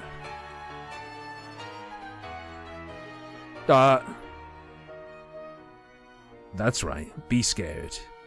I'll jump up to you and... I snapped my teeth, then let out a jubilant laugh, jumping up along with the fox. We flew higher than the tallest pines and stayed in the air. I swirled. Elisa followed my rhythm. I knew that she was smiling, so I smiled too. And the flute just kept on playing, carrying us higher and higher. Эй, тебя что, заколдовали? Hey, did someone put a spell on you? That someone is standing next to me, I thought, trying to unglue my chin from the desk. Scammed. My muscles felt slightly sore, but that feeling was pleasant. The whole class was wandering about for some reason, whispering and passing notes to each other. Their faces looked like discolored masks to me, bleak and boring. I yawned, remembering the time I was soaring high above the forest with a This is a time skip, not he was sleeping. This was a time skip. Maybe. Perhaps, no, probably. It was all just a dream. Shit. Because I didn't walk back from the forest. I just woke up in my bed on a normal morning with tea and medicine. Still, I was hardly worried about trying to find a rational explanation for my night dance. That feeling of flight was much more important. This is the average furry, by the way, just so you know. The knowledge of how it feels to be hanging in the air above the treetops of majestic pines and baring my teeth at the moon. Okay, I'm gonna guess what happens.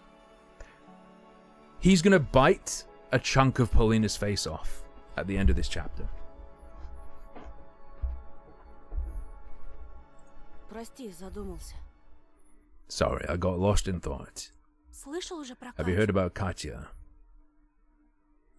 Huh?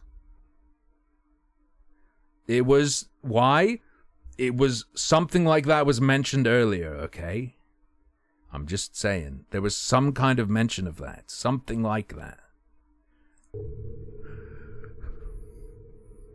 I glanced at the empty seat in front of me. Oh, that was Katya. Okay. Katya went missing! My sleepiness was gone in an instant. I frowned in suspicion. What do you mean? It can't be.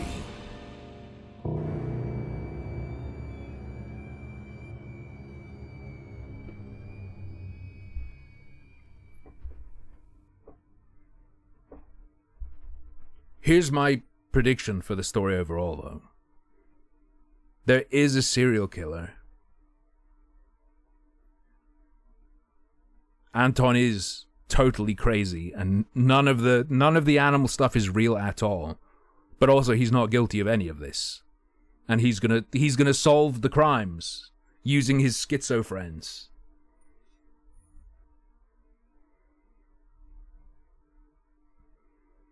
Knitted hat with a pom-pom.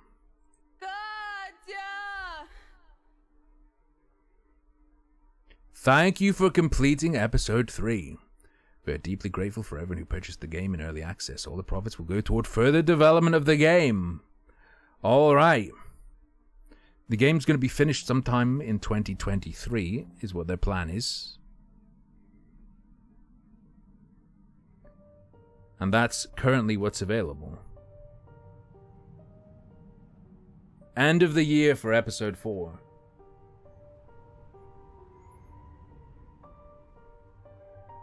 Okay.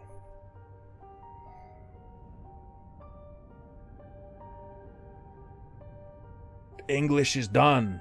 Ah. Was there much actual gameplay? No. But it's a visual novel. This is like, it's not.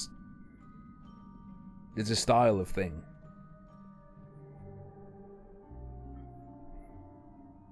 Seems like there's a decent handful of branches.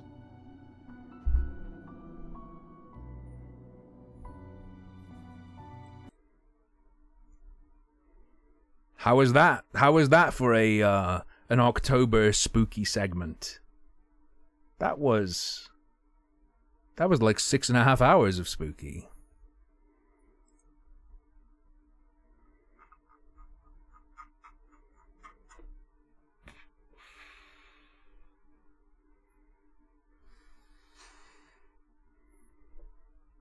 Okay, what do we do for the rest of the stream?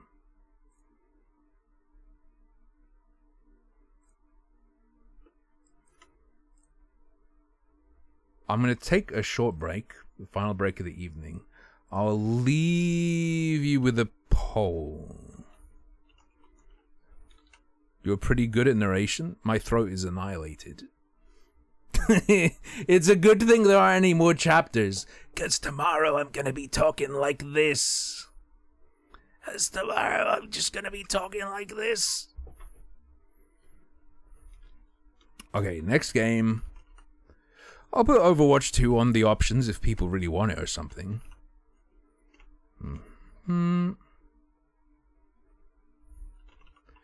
Let me do Tiny Rogues.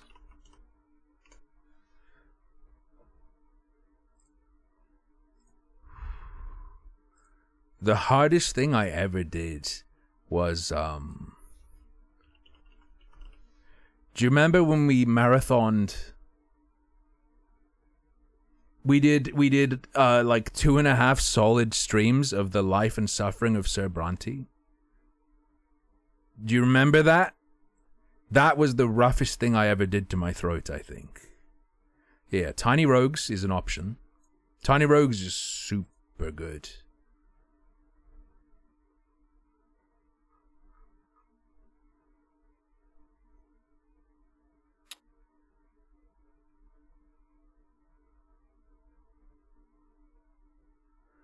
I'm not gonna do Oxygen First Breath today. Not gonna do Oxygen First Breath today. That'll be tomorrow. Because we'll probably have a shorter spooky section tomorrow. And then actually have some time for Oxygen First Breath. I'll put,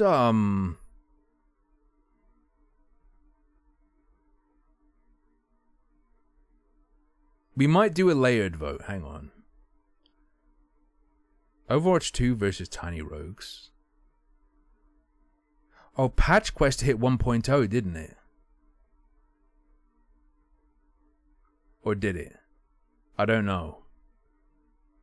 I don't know. Everyone will vote Tiny Rogues. I don't know if that's true. Shit, what else do I want to put on the list? Hang on, I'll put Isle of Arrows on the list. I'll put Dome Keeper. Yeah. Very enjoyable, AD. Thanks for dropping by.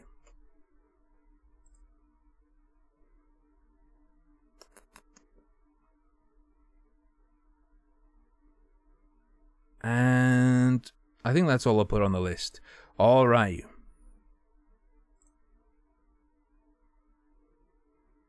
I am gonna put on some music for you. Not the Among Us theme, don't worry. Right, I'm gonna go take a piss, get a drink, all that stuff. Make sure you do the same if you need to, and then I'll be back.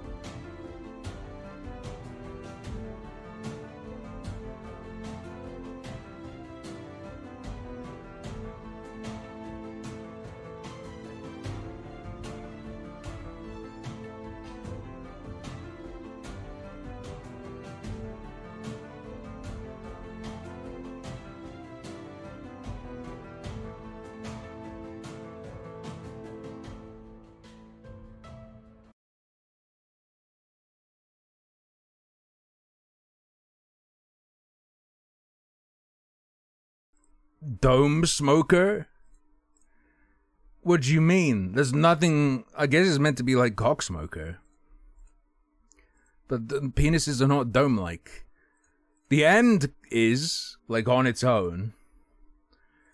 Also, Tiny Rogues wins. Tiny Rogues is so fucking good. Ow. Guys, help. I took a break from talking and now I feel it in my throat. It hurts, dude. I'm gonna be drinking hot tea tomorrow. Hot spicy tea. Dope Throne. Rings a bell.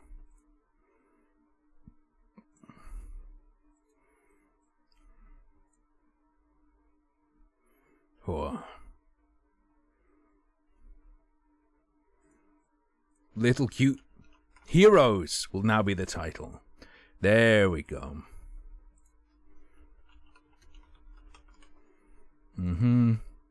So I've beaten it twice, by the way.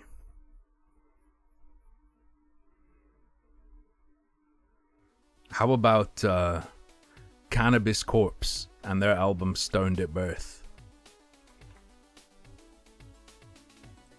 Start smoking again. No. I never did regular smoking. I only ever smoked cigars and did snus.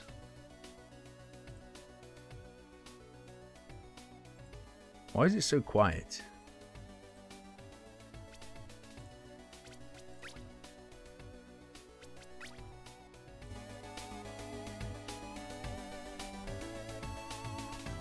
Okay. No, but I ended up going a bit nuts with snus. What was it? I ended up going up to like, I want to say like 80 milligrams snus.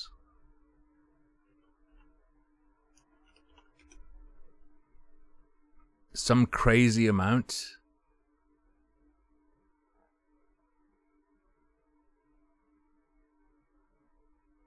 That's why I was so like insanely. Yeah. And I was on the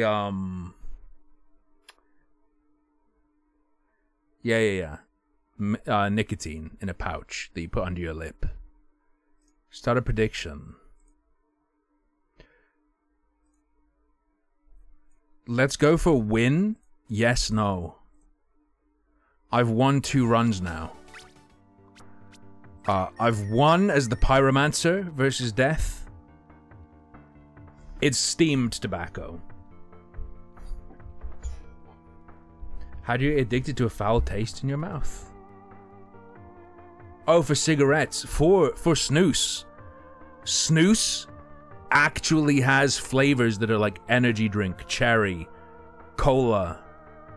It legit just tastes good. Melon, mint. I beat it with Pyro and I beat it with Sorcerer.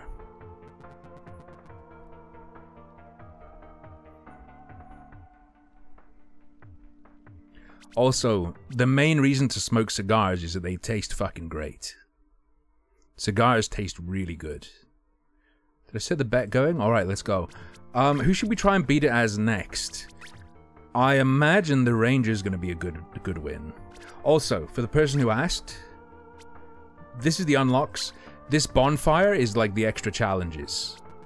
They only have 1 currently, but you go up the levels of challenges. This removes all... The challenge level 1 is remove all meta progression. I'll do that once I've beaten everyone with the meta progression, though. Let's go the Ranger guy. I also wish there was like a quick way to look at exactly what the stats do on their own, besides scaling.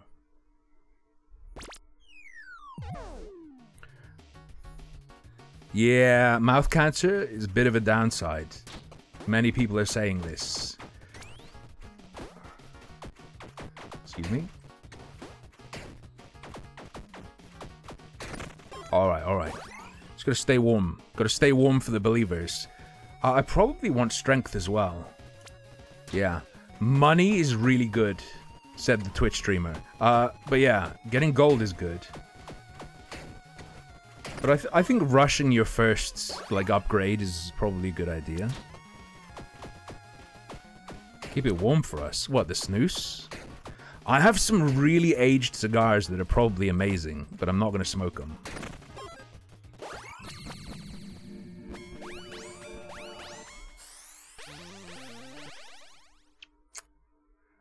Infusions are permanent.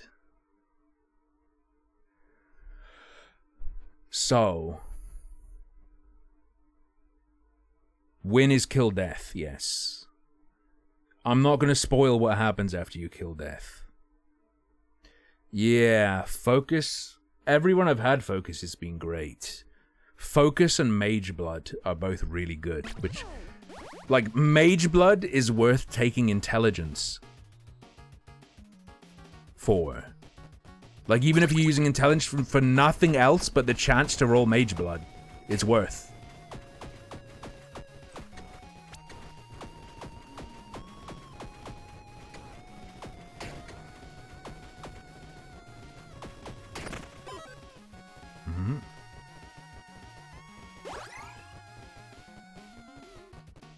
Because dodges, yes.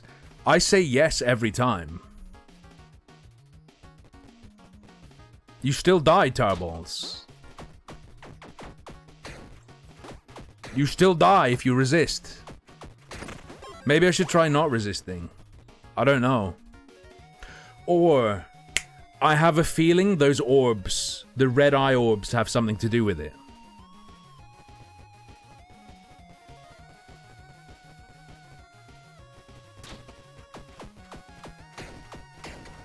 Because you can start with like 5 red eye orbs as well. And the red eye orbs are the symbol of death that floats above you at the end. So I'm thinking maybe you stack up a ton of those to go further. Or maybe with a massive stack of health you can survive it somehow. I don't know. Give me the bombers. Also, the music in this is really good. Very easy to listen to for a long time. Very, very listenable. Which is important as hell.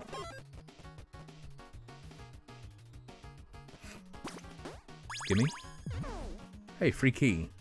Do I want an accessory? Yes, because I don't have an accessory. Easy.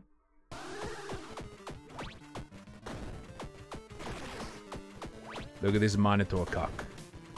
Look at this Minotaur cock. Infusions won't do much until the end. I haven't streamed Dreadmore, but I have played it. My win rate? It is currently very low, but it's going to rapidly improve. Right? Because I had a bunch of dud runs, and then I had 2 wins in a row. However, the wins were with magic, and magic seems to be, like, way stronger than anything else.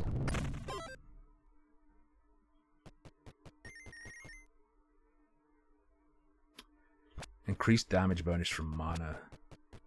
There's probably some dexterity magic, right?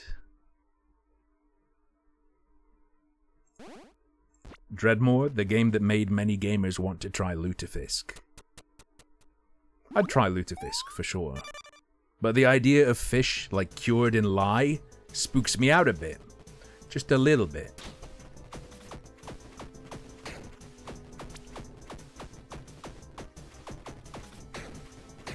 But then again, pretzels are meant to be, like, put in lye. Is Dreadmore good? Yeah. I'd try Surströmming. I'd do the gross out, try Surströmming on its own thing, and then I'd try it in the context it's meant to be in. I have no gold, so give me dice. Come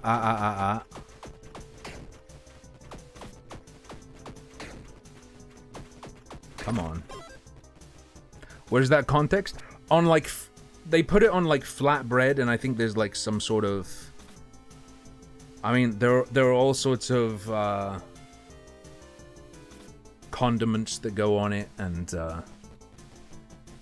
and whatnot. Excuse me?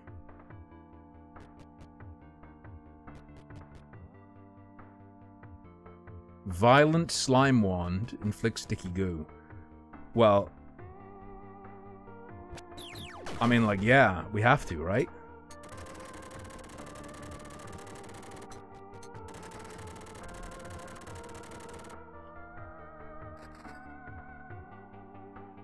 Okay.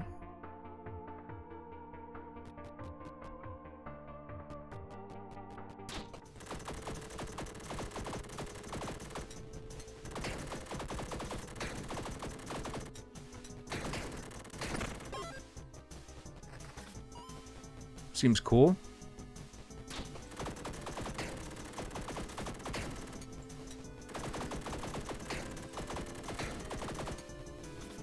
I think this is the first gun I've seen. Int. I'll take a little bit of int. The piss shark? I didn't know they fermented it in piss. I thought it was just fermented the normal way. Apparently, the funazushi, like the original Japanese plain fish, is really hard to eat. It's like straight up eating a lump of ammonia. Are you telling me acrobatics doesn't stack with the thingy? Adds +1 to dex scaling, increases damage increase from scaling by 7.5%. I think we take this.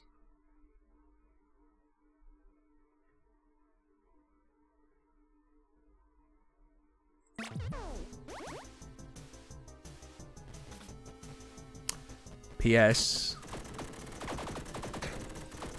My, look at the time. Do you think machine gun's good enough to carry if I upgrade it? Dude, fucking lightning machine gun, I'm doing it. Oh, infusions apply to all your weapons. Oh, that's even better than I thought.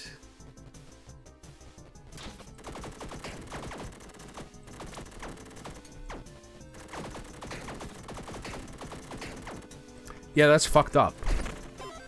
That's messed up. Random potion, I'll take it. Oh, I should have re-rolled for Mage Blood. Now I have to take more intelligence, right? Yeah, let's take more intelligence. Holy shit. Grants random boots. Who dares to enter my lair? Fuck you, Psyology.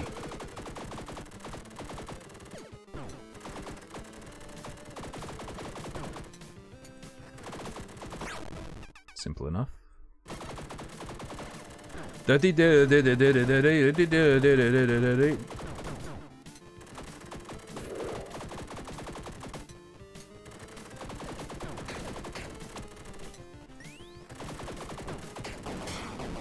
Easy. Wait. Purging Stone. Oh! When you dash, gain plus 10% critical hit chance? Oh, shit. Oh, boys.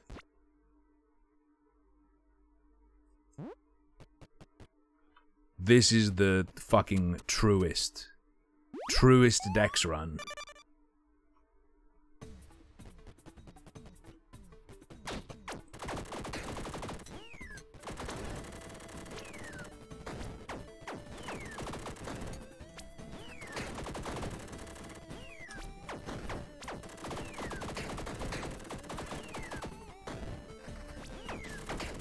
Bro, when you dodge, just massacre your enemies. Nice. I'll take it. Dung dung dung dung dung dung dung dung. The video for Blood and Thunder is just like some sort of clown party, right? It's a clown at the bar? I don't remember.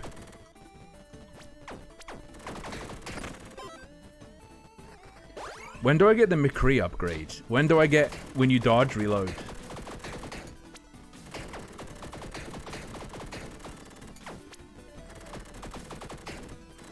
Alright.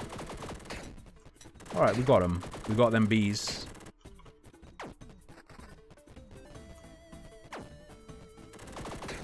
Yeah. I've had beetle swarm. I had some sort of snake rod that was super good. A little bit of int. We need some int. I've got to get that mage blood, yo.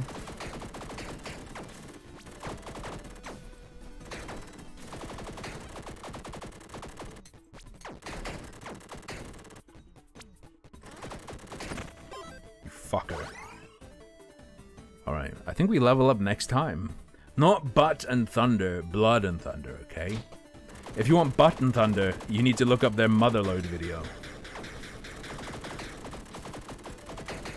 To be clear, I said motherload, not motherless. That's something else. This is wildly inaccurate, though.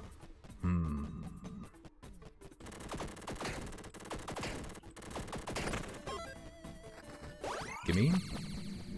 Alright, mage blood, please. Mage blood, please. Relentless assault. Recover stamina when you hit someone. That's insane. What is it? Do you mean what is mage blood? Mage blood makes potion effects permanent. Which is fucked. Attack speed up on hit. Ha ha ha!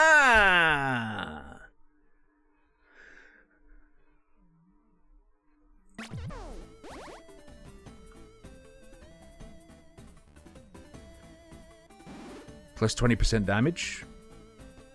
No downside, by the way. Grants a random potion. Let's go.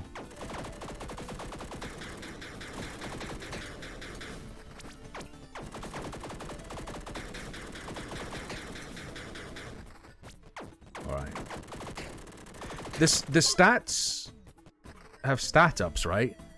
Flame orbitals surround you for 5 rooms. Actually, they now surround me for the rest of the game.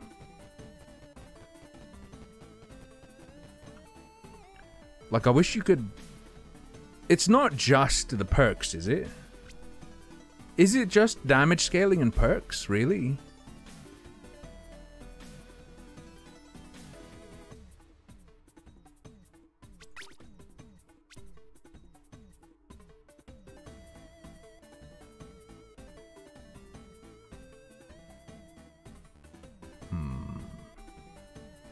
Bugged perks? It's not bugged. It's legit. It's what it does.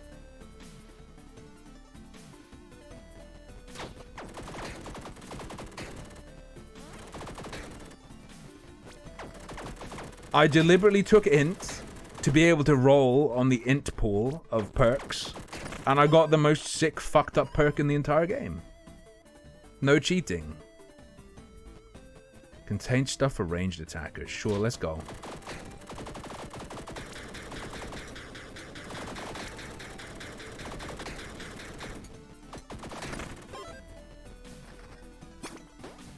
What you got? Sniper bow. Deals 350% more damage at long range.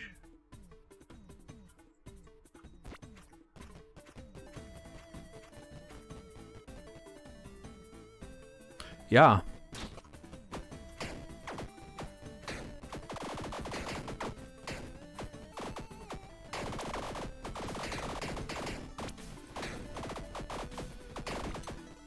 And then you use the machine gun when there are lots of little guys. You know what? Okay. Might be good. Damage bonus from mana, not interested. Fucking B.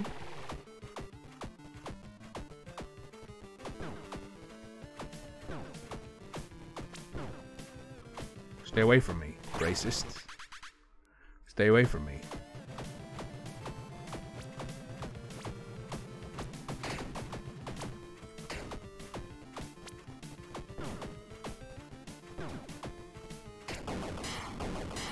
Easy.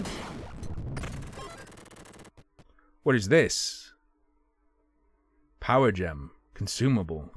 Raises your level by 1. Undead and fiends. Sure. Is there a reason not to do this? Whatever.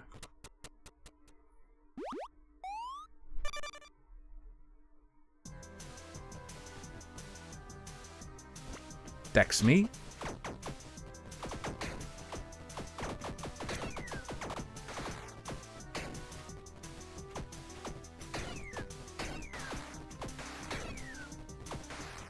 Luckily, the arrows move pretty fast.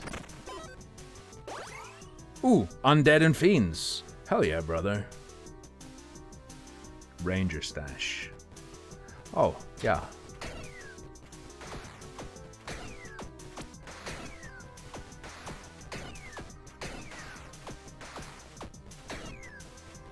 Excuse me, please.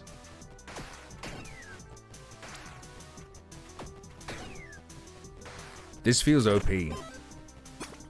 Go. Feral deck of cards. What?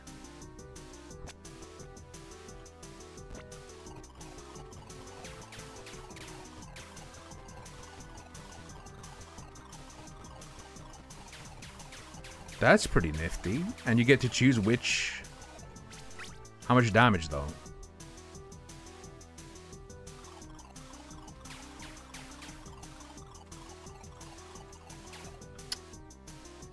And how much on this bad boy? Hey. Remind me of the colors?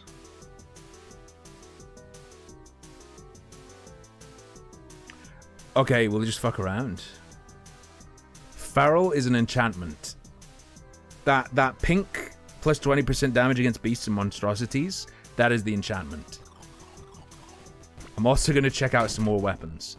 Blowpipe. Inflicts poison. Golden skein. 100% bonus crit chance? It's melee. How melee, though? Okay.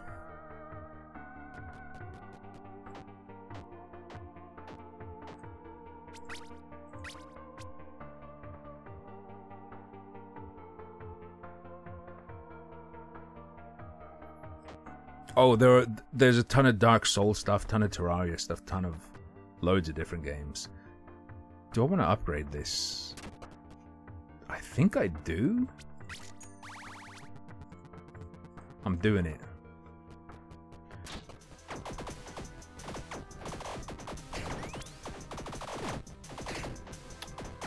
So I got a melee weapon and immediately took damage. Just saying. Hello. Want to play a game? We both wage some money, let's say 10G, then we roll a dice. Sure.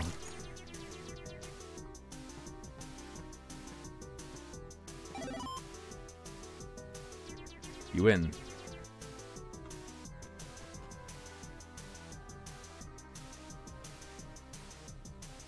I'm tempted. I'm not going to. Magic attack speed. Sickles. Kind of cringe. I'm not gambiting again.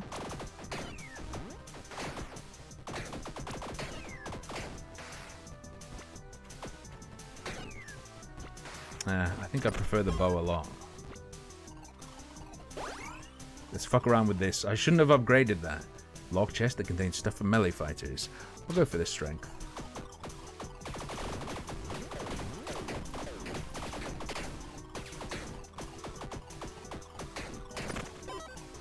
I think yellow card might be good.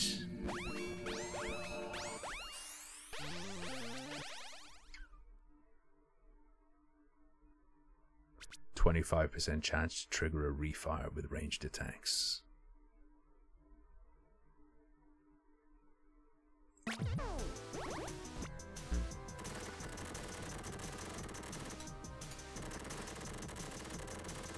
I can't really tell.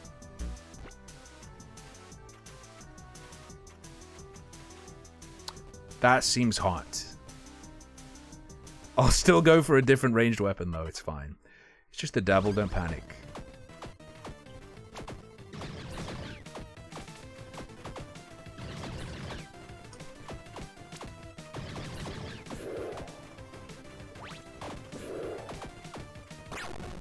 You do be zooming though.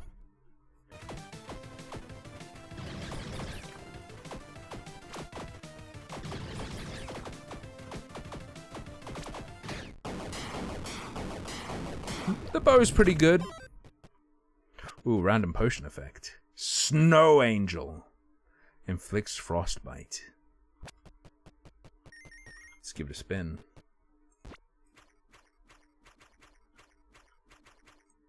Okay, but like how much damage? 353 versus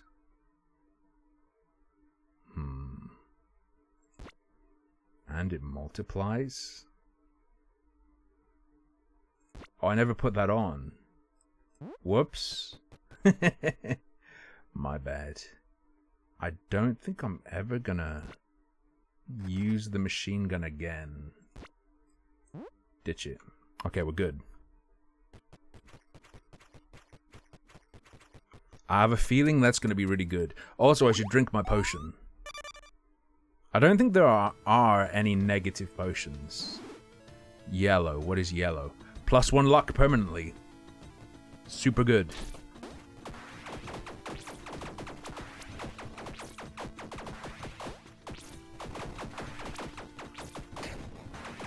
I'm not sure if this is ass or if it's because we're in a new area.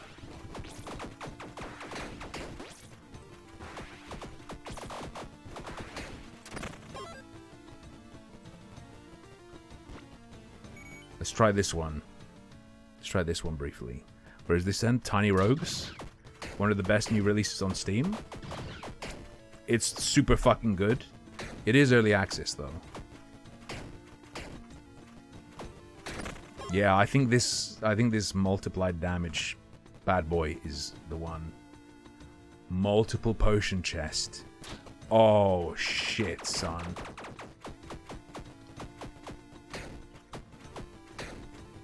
So the non-long range damage isn't great, but the long range damage is amazing. They have challenge modes that take away the meta progression. Damage increase and recover a heart. I already have that. It doesn't stack, sadly. But it would be broken if it stacked, just saying. Random potion, give it to me.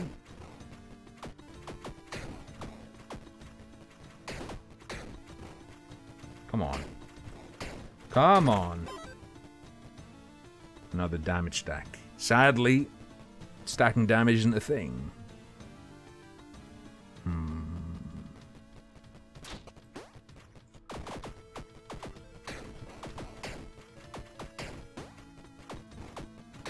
I wish I could see the whole arena. Being able to see the whole arena would be sick. Tavern. No. Petrified Horde. Yes.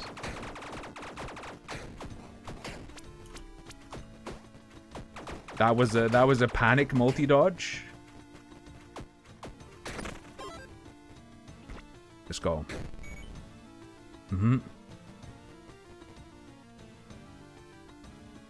Best vanilla flavored thing? Wait, whoa. Liquid breakfast. Oh. Lock chest. Pay 1 heart to open. You know what?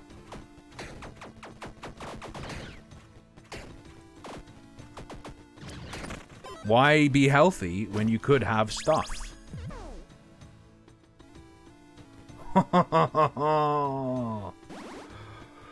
Okay.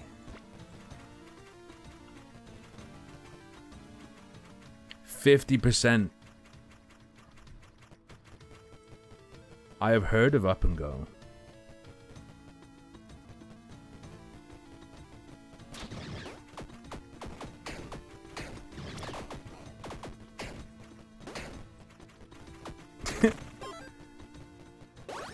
new disgusting flavors added to the Up and Chuck brand.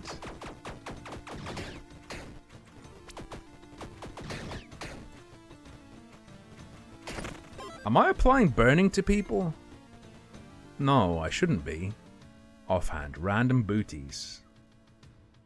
I'll do boots, sure. Kill the Sphinx.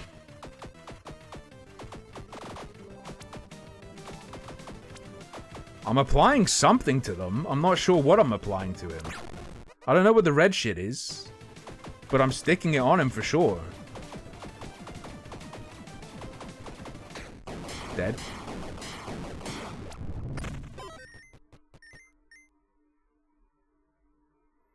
Half a second of invulnerability after dash. Also, we now endlessly do fire damage as well as lightning damage.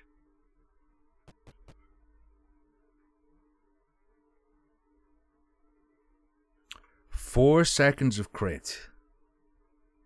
4 seconds of 25% crit chance versus 0.5 second of invincibility after dash.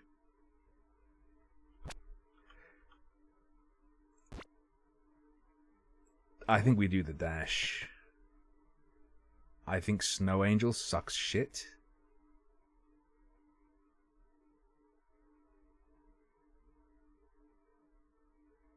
How do you...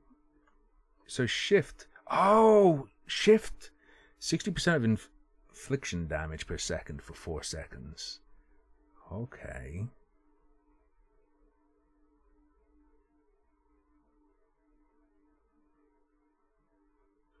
Alright.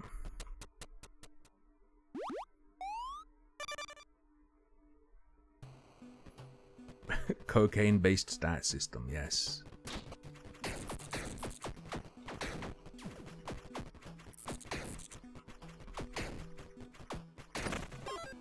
We're doing insanely well, by the way, in terms of just getting the stuff we want.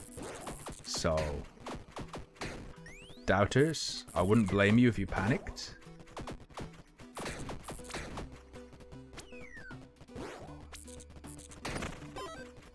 Is it when you it's when you dash, it's not when you actually successfully dodge. Locked chest containing a rare weapon. You know what? Yeah, look at how I'm getting rid of these crabs with no issue. Echoing Fury. I mean, we're not using it. That's pretty sick. But why echoing?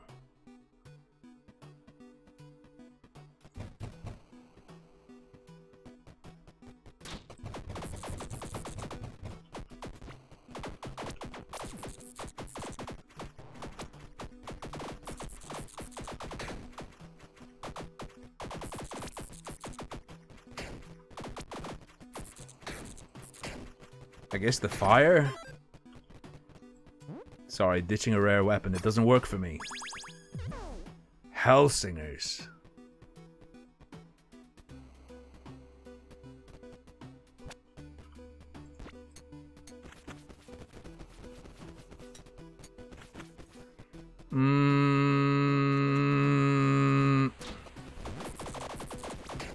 Oh, fuck.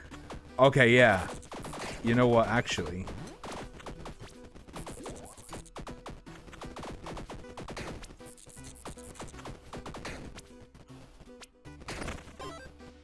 Actually kinda good.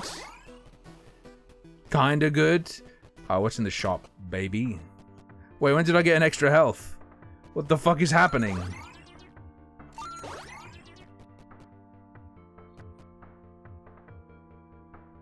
Offhand, +1 heart. Damn.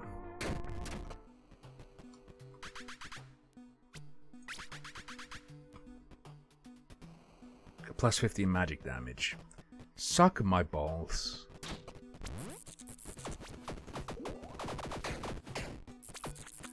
The piercing is really good. Like, holy shit balls good piercing. What are you? Poison cannot hurt us.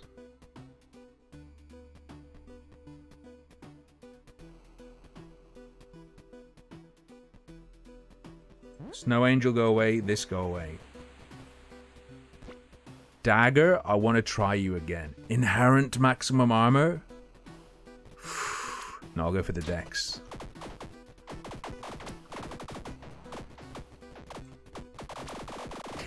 Why is that so bad, even though it should be good?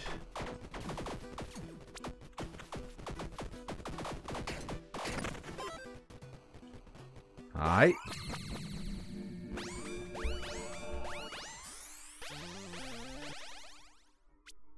Increased attack speed, increased damage over time. I thought that was a really fucked up hand, like fingers coming out of a butt. It is a heart. I see. 25% increased attack speed, though.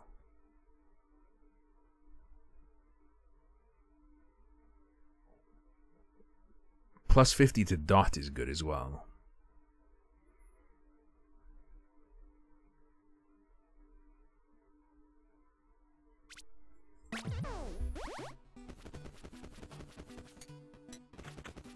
Seems like it speeds up the reload.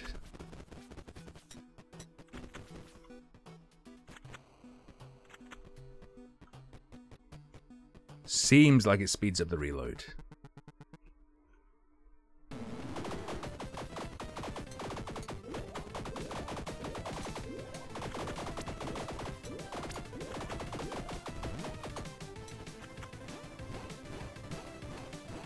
Okay, here come that squid.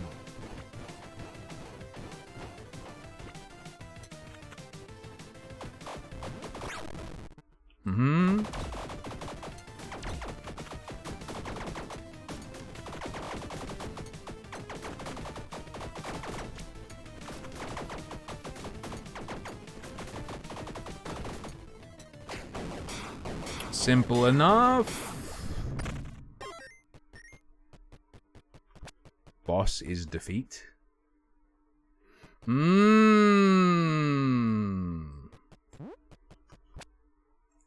Plus 20 range damage. Let's fucking go. You go there. I think this is the first time I've gotten any anti-curse. I didn't know it existed.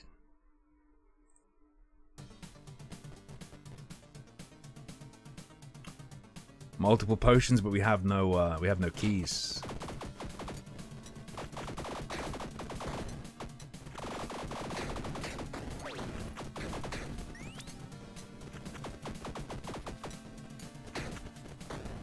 Alright, we're not doing as much as I thought we would be. Are you upgraded? No. You're upgraded once. I will max this bad boy out. Let's fucking go. Plus 2. Plus 3 is max. What potions am I missing? I'm missing some really good potions. So let's prioritize that over a new weapon.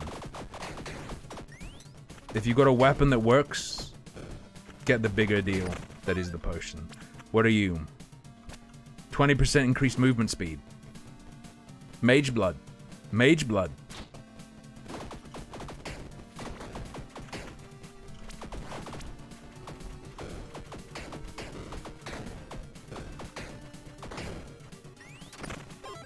Oops.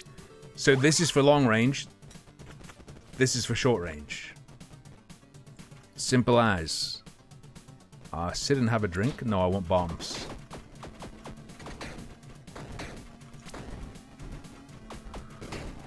That was a clutch dodge. I didn't think that would work. I dodged into a wall, luckily.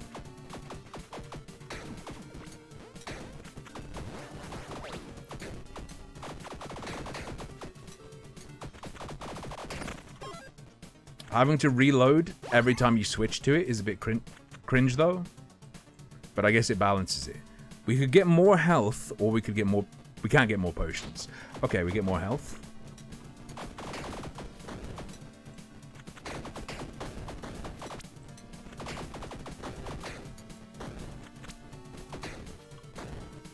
Nice. Gimme. Don't want more mana, we're not going to be using magic.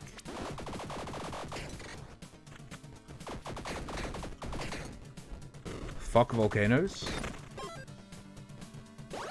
Nice. Try your luck in the arcade. You have 10 coins. Sure.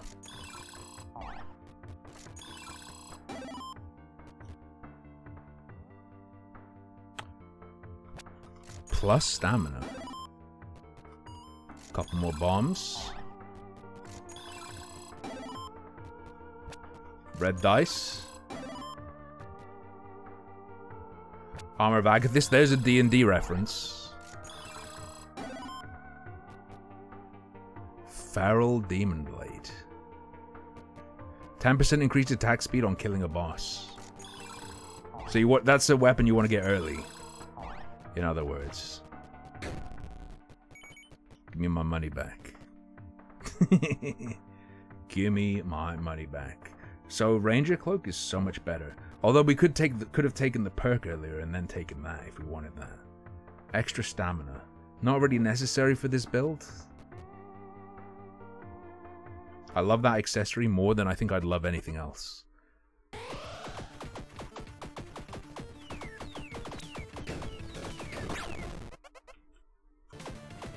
Guys, I think we're doing okay with damage.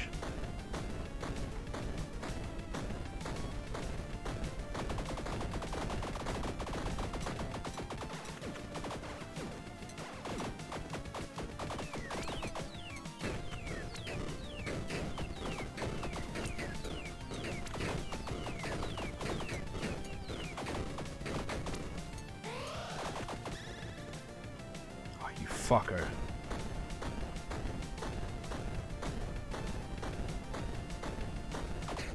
Dead. Bonk. 3 little gifts. We don't have armor, so I won't take it.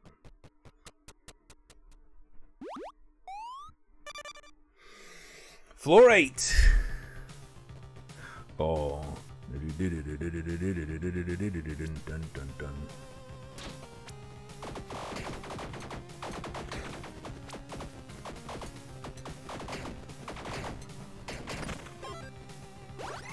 Alright, little demon boy. Let's see what's in the shop. Anything cheap and good? +1 heart offhand. Frostbane. Stamina. I'm good. We'll go for a key. The Balls of Agony.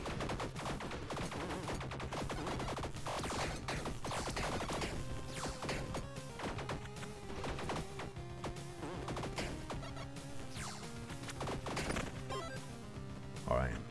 This immortality shit is super good. Log chest that contains multiple potions. How many more potions are there for me to even get? Probably good to learn what all the possible potion effects are.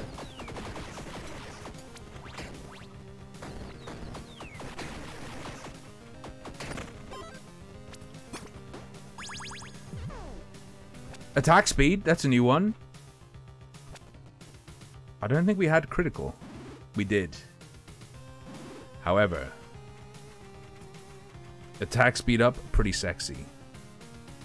It's not an immortality cheat. I didn't say cheat. Read through the tome, sure. The forbidden knowledge drives you mad. Oh, shit. Oh, no. We got a death's mark. We're taking extra heart damage. Oh, no.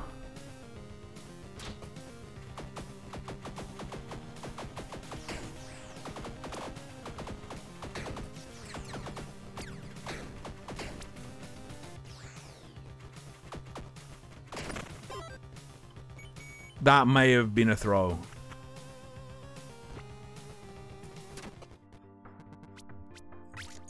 That may have been a throw.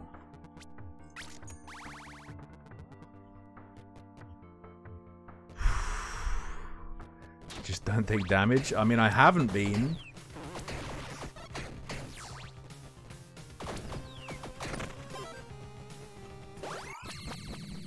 Big levels. I can still win, but I have to do what Zera said and simply not take damage. Soul Thief will get us like 3 extra hearts.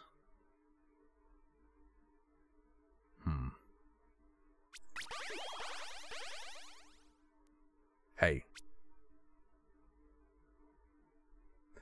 Do we get 2 extra red hearts, or do we get plus 20% critical hit chance?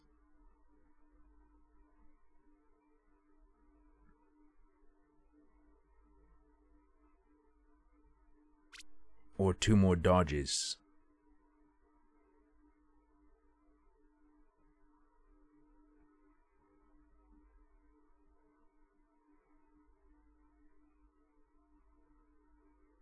Because after each dodge, we get 0.5 seconds of invulnerability. I'm going to crit on the basis 45% crit chance.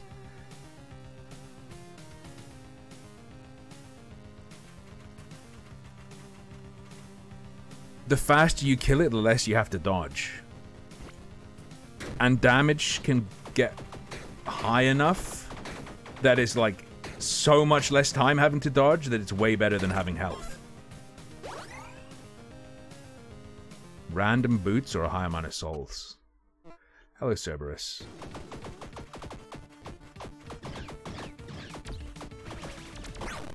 See what I mean?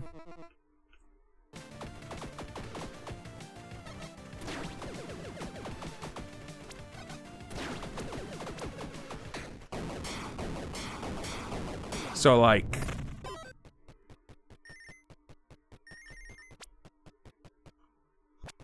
I already have the lightning infusion, right? Getting cold infusion will be good. Whew. 9. Give me Dex.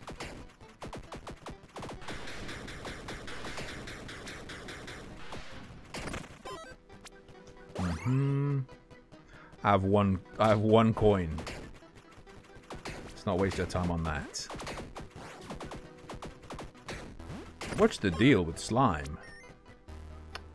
+1 Dex, sure. I can take damage. I'm just very good at avoiding it.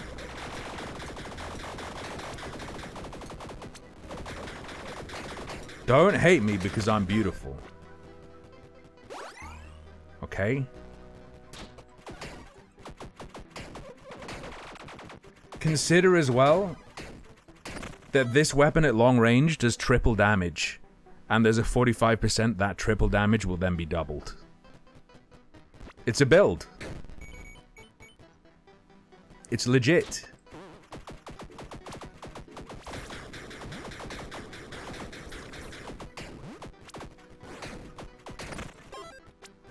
Not a hacker, by the way. Not a hacker, by the way. Drops loot when exploded.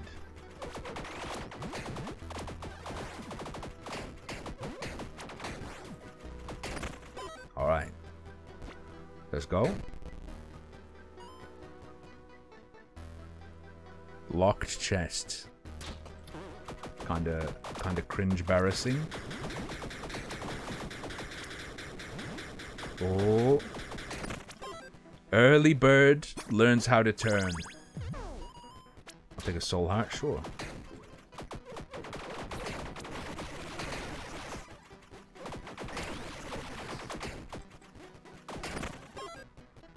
Fuck all of you. Grants a medium amount of...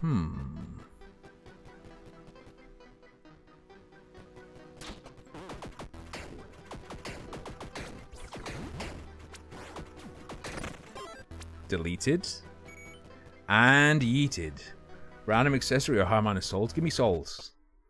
Oh, he's new. I'm king, I'm hungry. I must consume everything. Do you require more dopamine?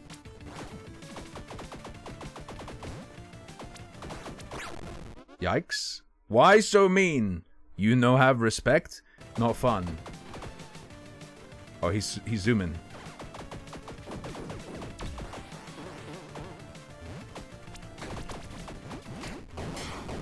Simple enough. How'd you like that? Random potion effect. Nothing new. Final floor. Ben, you're not even a doubter. Why are you shitting on me? You're not even a doubter.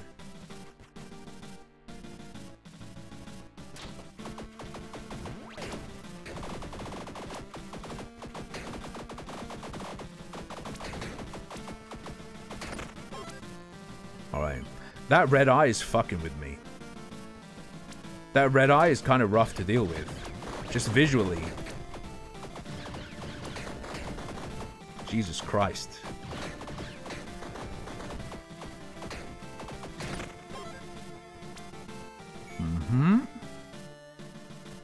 A chest containing stuff for magic users. Hey, that's me!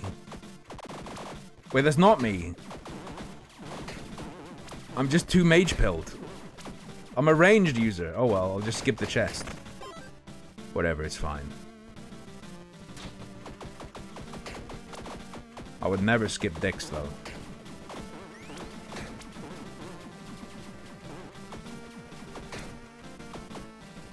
Excuse me. Get nuked. Give it to me. 58 gold. Let's see what we get. Heart restored. Fine. Stuff for ranged attackers or +3 strength. Hello, yes.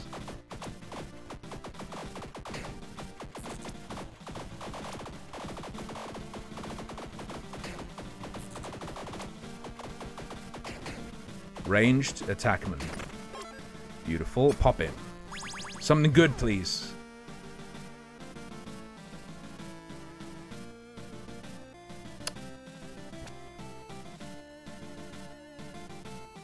Bows deal fire damage. We're not currently doing fire damage, are we?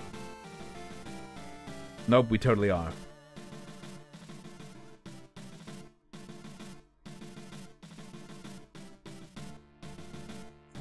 Never mind. Waste. Waste. Dex, please. Get rid of the skulls first. They're the most irritating to have lingering. Stuff for ranged attackers. No key! The ring of fire is not the same as your bow doing fire damage, okay? It's different. Trust me. Random infusion. Give me ice. You heard him, boys. Ice him.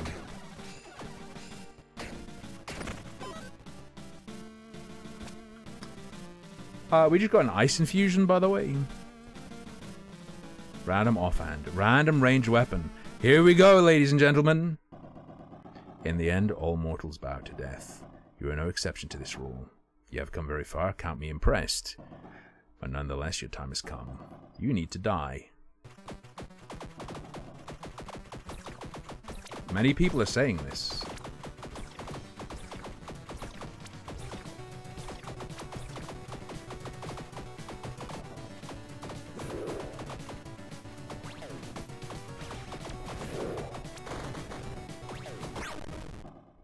Stage 2.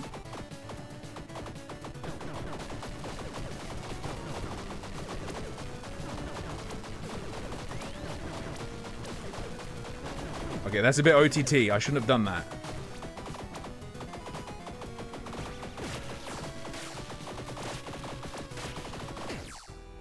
I died!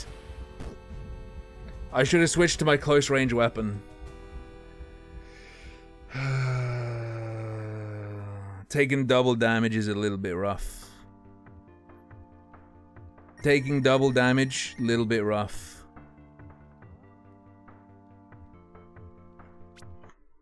I tried, believers. And then I panic dodged. And then I didn't have dodges for when I needed it. Have I read your whispers? I haven't, Mr. Grey. Oh, thank you, Mr. Grey. Thank you for the offer. Don't worry. There's normally when I go looking around for something, it's never like a big cost, but it will. At the same time, a gift like that is fantastic because it helps because it's not coming out of my account. Thank you, Mr. Grey. I'll bear that in mind when I'm looking around.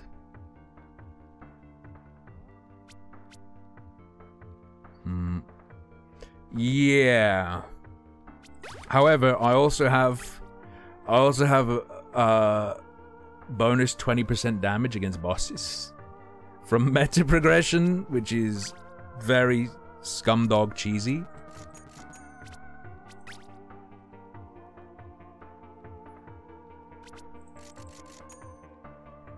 Dash up.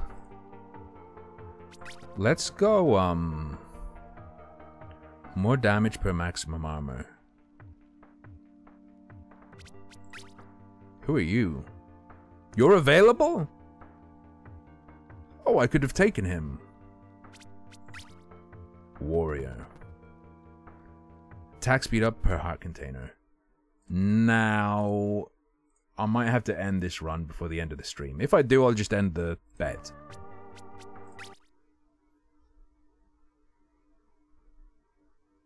One of the characters is made available for unlock by beating the game with every other character. By the way.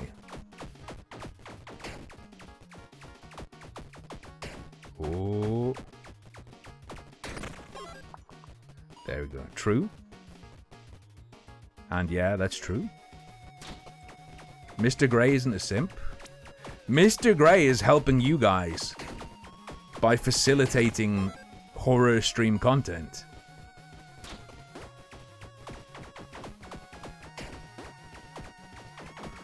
Oh, baby. Ooh, it's Bunga night as well, so I'm definitely not gonna end the stream late. I need to find out exactly how much dex it takes to get an extra dodge.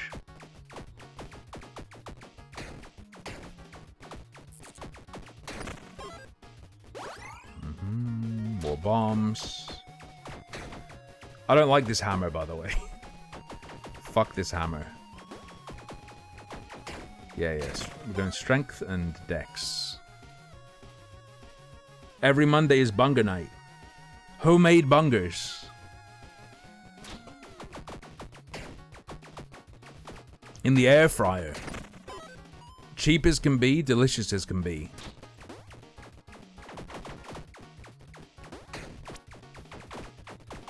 And we're going to focus strength, I think. Grants a key. Keys are super good. The bandit is the spending gold one, right? Or is it? I don't remember if I need to use more keys or spend more gold to get the next character. You know what? I'll key up. I do like that the hammer penetrates, though. That is big. That is pretty big. Random boots, random melee weapon. I'll take it. Yeah, air fried burger. Nice, Sarah. Happy birthday to your son. Time to feast. Nettle, no! The arc of this feels really weird. The arc of this weapon is so weird and top down. Like, it makes sense when you're aiming up, but like, aiming in other directions. Hello, spider. How does a hammer penetrate? Very agonizingly. It just goes all the way through your chest.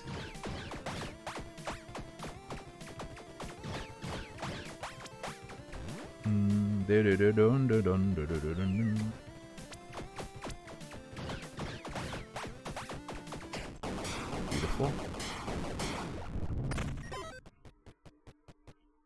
Poleaxe.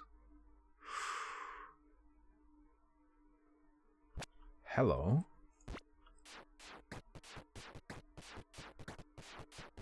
What in the fuck? I'll use it, but...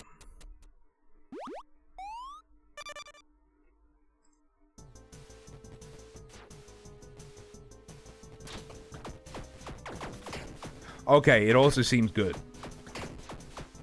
And relatively long range. Variety of reward, I'll take dice. I'll roll the dice. I should have used my dice on the other run as well, just to guarantee getting better stuff. Drops loot when Shatnered.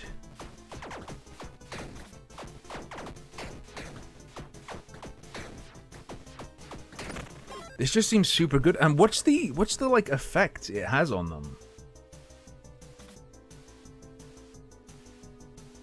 Oh, it's slash damage, which means it does less damage against skeletons. That's what it's showing me. It's gotta be. I did not play Tower Unite today. I need to. More attack speed per heart, right?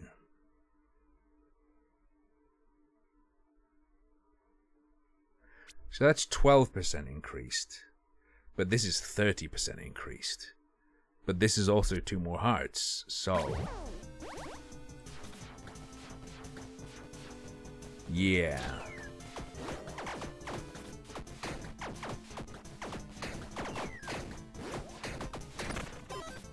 Yeah. I'm feeling it. Random infusion effect. And I'm not going to scum it with potions this time, by the way. I'm also not going to fuck around with random events that can make me take double damage for the rest of the run. If you can believe it. What we got? Falchion. Laser gun. Oh, man. I missed out on that. I can't take it. I can't take it on this guy. Falchion. Well, we're not going to use that axe ever again. This could be good.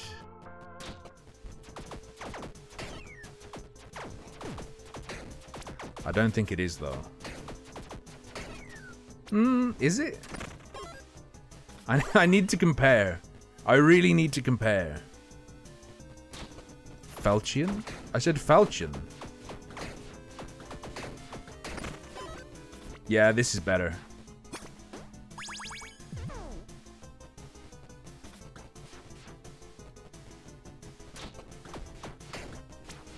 Stop felching! Do you guys remember Hexathian's new food, fast food idea? Kentucky felched chicken. I always said Falcon, but then people said that was wrong. And I believed them.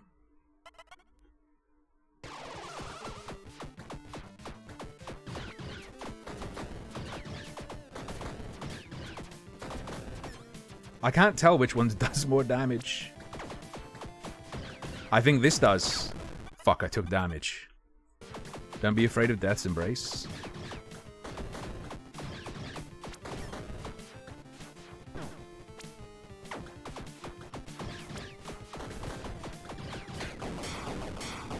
Whatever, dude. Whatever, dude. Plus 10% to critical chance, sure. There's probably like next to nothing previously.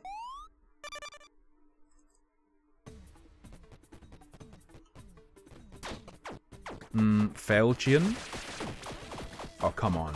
How am I taking so much damage? Did I spend all my capabilities on the previous run? Fuck your carrot.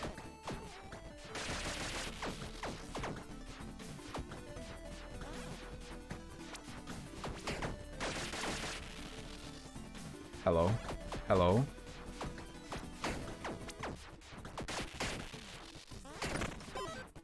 It's not damage resistance, is it, actually? I don't believe it's damage resistance.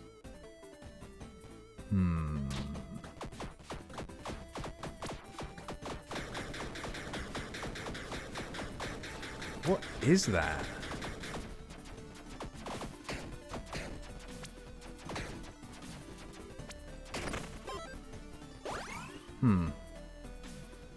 Simple rewards.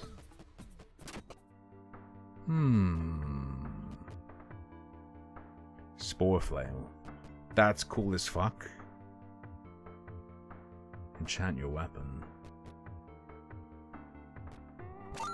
I have to try it. That is the most Terraria thing of all.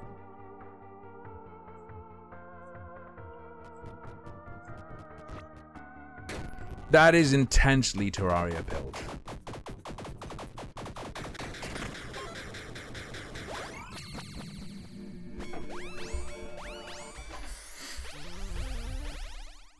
Weapons that inherently deal elemental damage now profit from damage bonus for mana. No crits. 25% more damage while not having armor.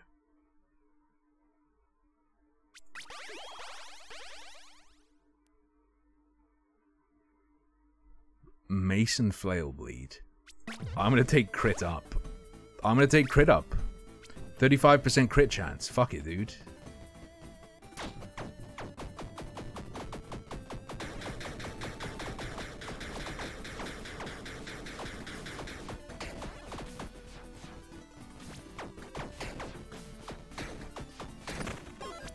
I'm feeling it. I'm really feeling it. You ever going back on the dick show? If I have something to talk about.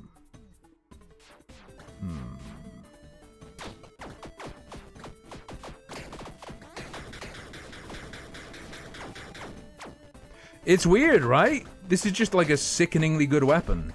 The downside is you can't have an offhand. That's like the price. This is the price of doing business. Give me a heart. Too many people have said I'm heartless.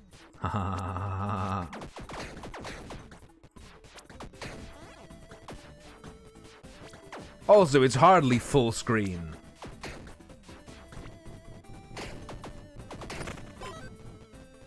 Gimme. Oh yeah, this one isn't AoE, by the way. This only hits at the extremities, which is actually pretty rough.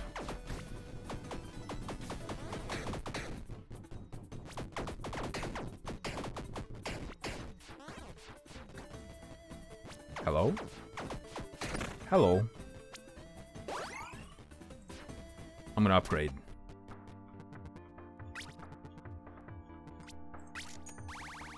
Very nice. Random melee weapon, let's fucking go.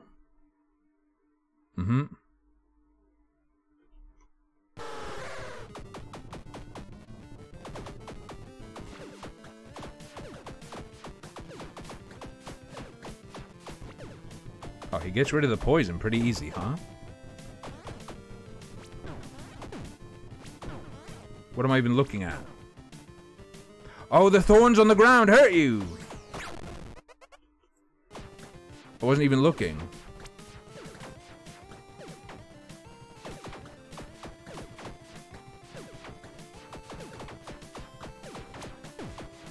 Oh. Oh no. No, they're talking about the ancient Greek philosopher, Pedophiles. Oh, come on, I'm gonna fucking die. What the fuck is wrong with me?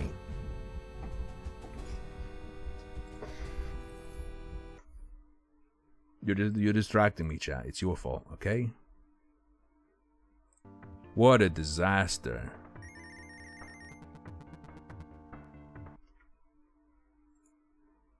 What a disaster. It's not burger time yet, but I don't have time for another run of Tiny Rogues. I will. Ooh, Tarballs.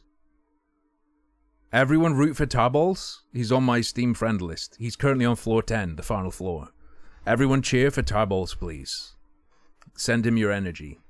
He's gonna face death soon. He's on room 1 of floor 10. The burger isn't ready. 12 minutes.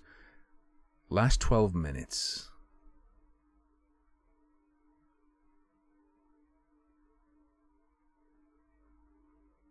Should I do some art? You wanted me to draw for you earlier.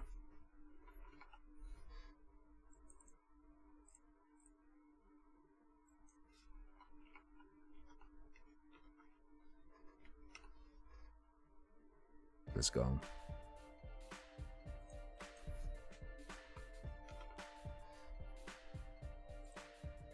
It's not working. It refuses. Hang on. Control A. Drawy. Beautiful.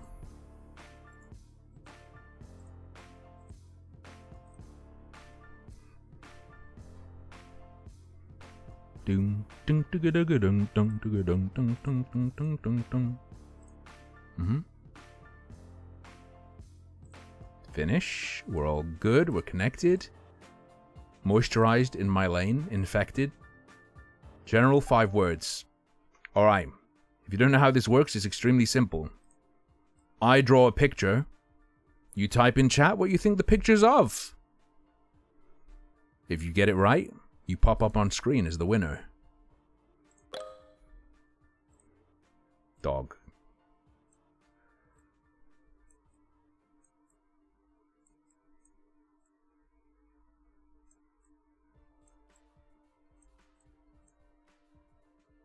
And you know.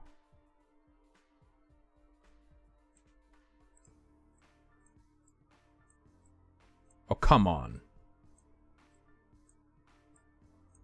No one knows what this is? Nice. You never had ants on a log? Yeah! Nest chut, exactly.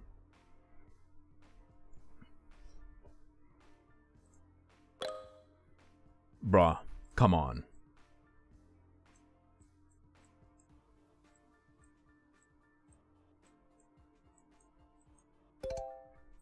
That's too easy. Hang on. I'm a genius. I fucked it all up. I take it back. Okay.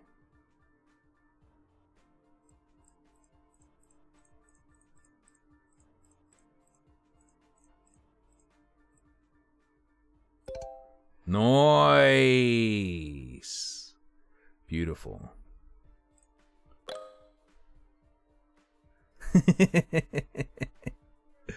Okay.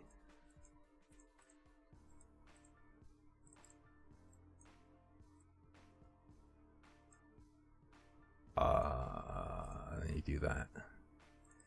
Wait, what am I even trying to do? Hang on, hang on. And then, like...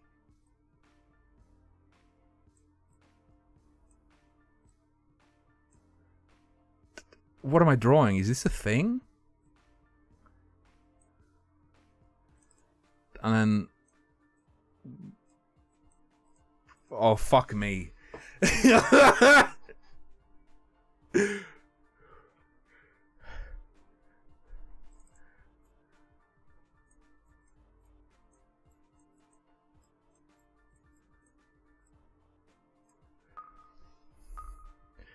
Oh, you're gonna be so mad. I fucked it up. I was trying to draw like a brown hat with like the ticket thing in it that sometimes they're depicted wearing in old like 1950s reporters stuff. Bro, he's holding a notepad and a microphone. Not a basket. Kind of looks like a basketball and a cigar, but it's meant to be a microphone and a notepad. Whew. Okay.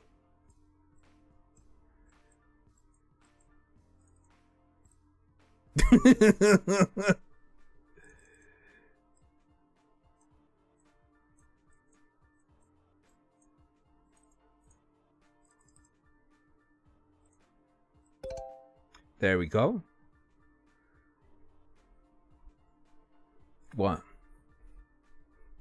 You got it, right?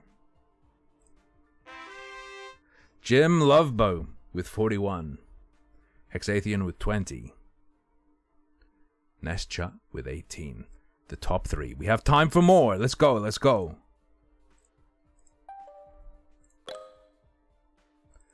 I'm gonna do this one right this time. This looks fucked, but I'm sure you'll get it. No one has it yet? No. You have to have this one, right? Nice. I was trying to do the, you know, like how you have the hose curled up on the wall and you can like unspool it if you have a fancy one. We just have our whole hose like wrapped up on the floor of our garage, but...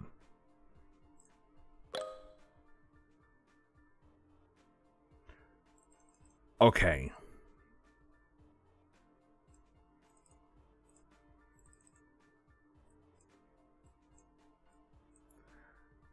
I'm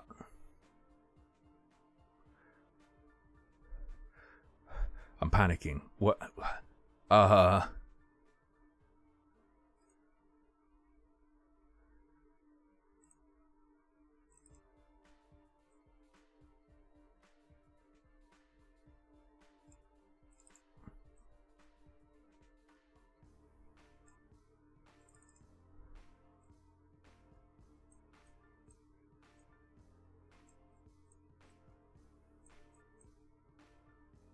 Right?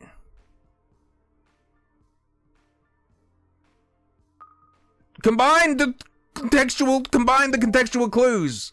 Thank you, Hexathian. I put like a Lego brick, like a cleaning bottle, and showed that it's recyclable, and okay, look. I think that's reasonable. Yo, we can do this one.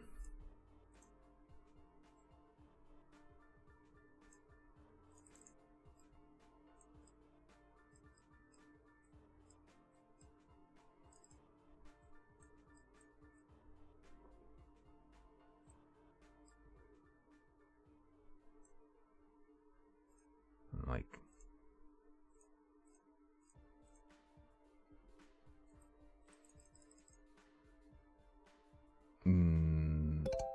oh, cool. I was gonna draw like a carrot and maybe some other stuff as well, and that's my drawing of a person on their knees, looking close at mushrooms. By the way. Oh, bro, this is.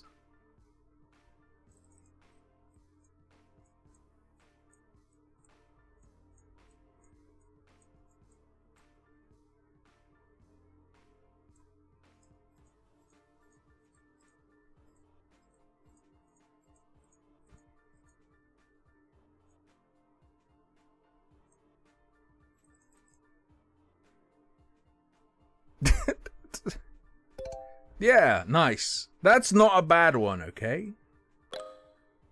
That's easy. Oh.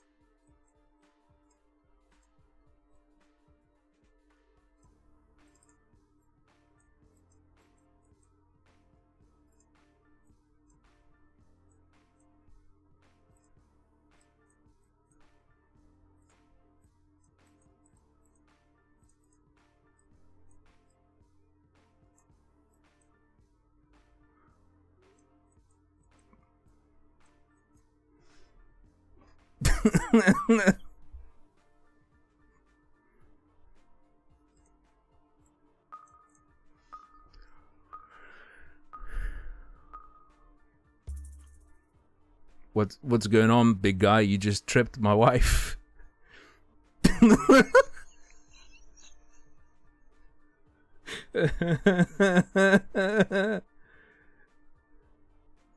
He tripped his wife and she fell into the coffee table and broke the coffee table.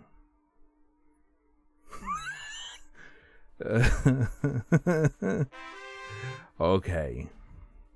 Bitstar won that time with 20 points. Second place in Alenium with 17. Jim Loveboat in third with 16. And Hex in fourth with 11. You've never seen that skit? Oh, well. All right. That is all for tonight. I've got to go eat my bungers. I will see you all tomorrow with some horror and then some other stuff. Probably Oxygen First Breath as the first one after the horror segment. Thank you so much for the subs, the gifted subs, the bits, the donos, all that good stuff. Really helps. Until next time, though, good night. Sleep tight. Don't let the owl bite.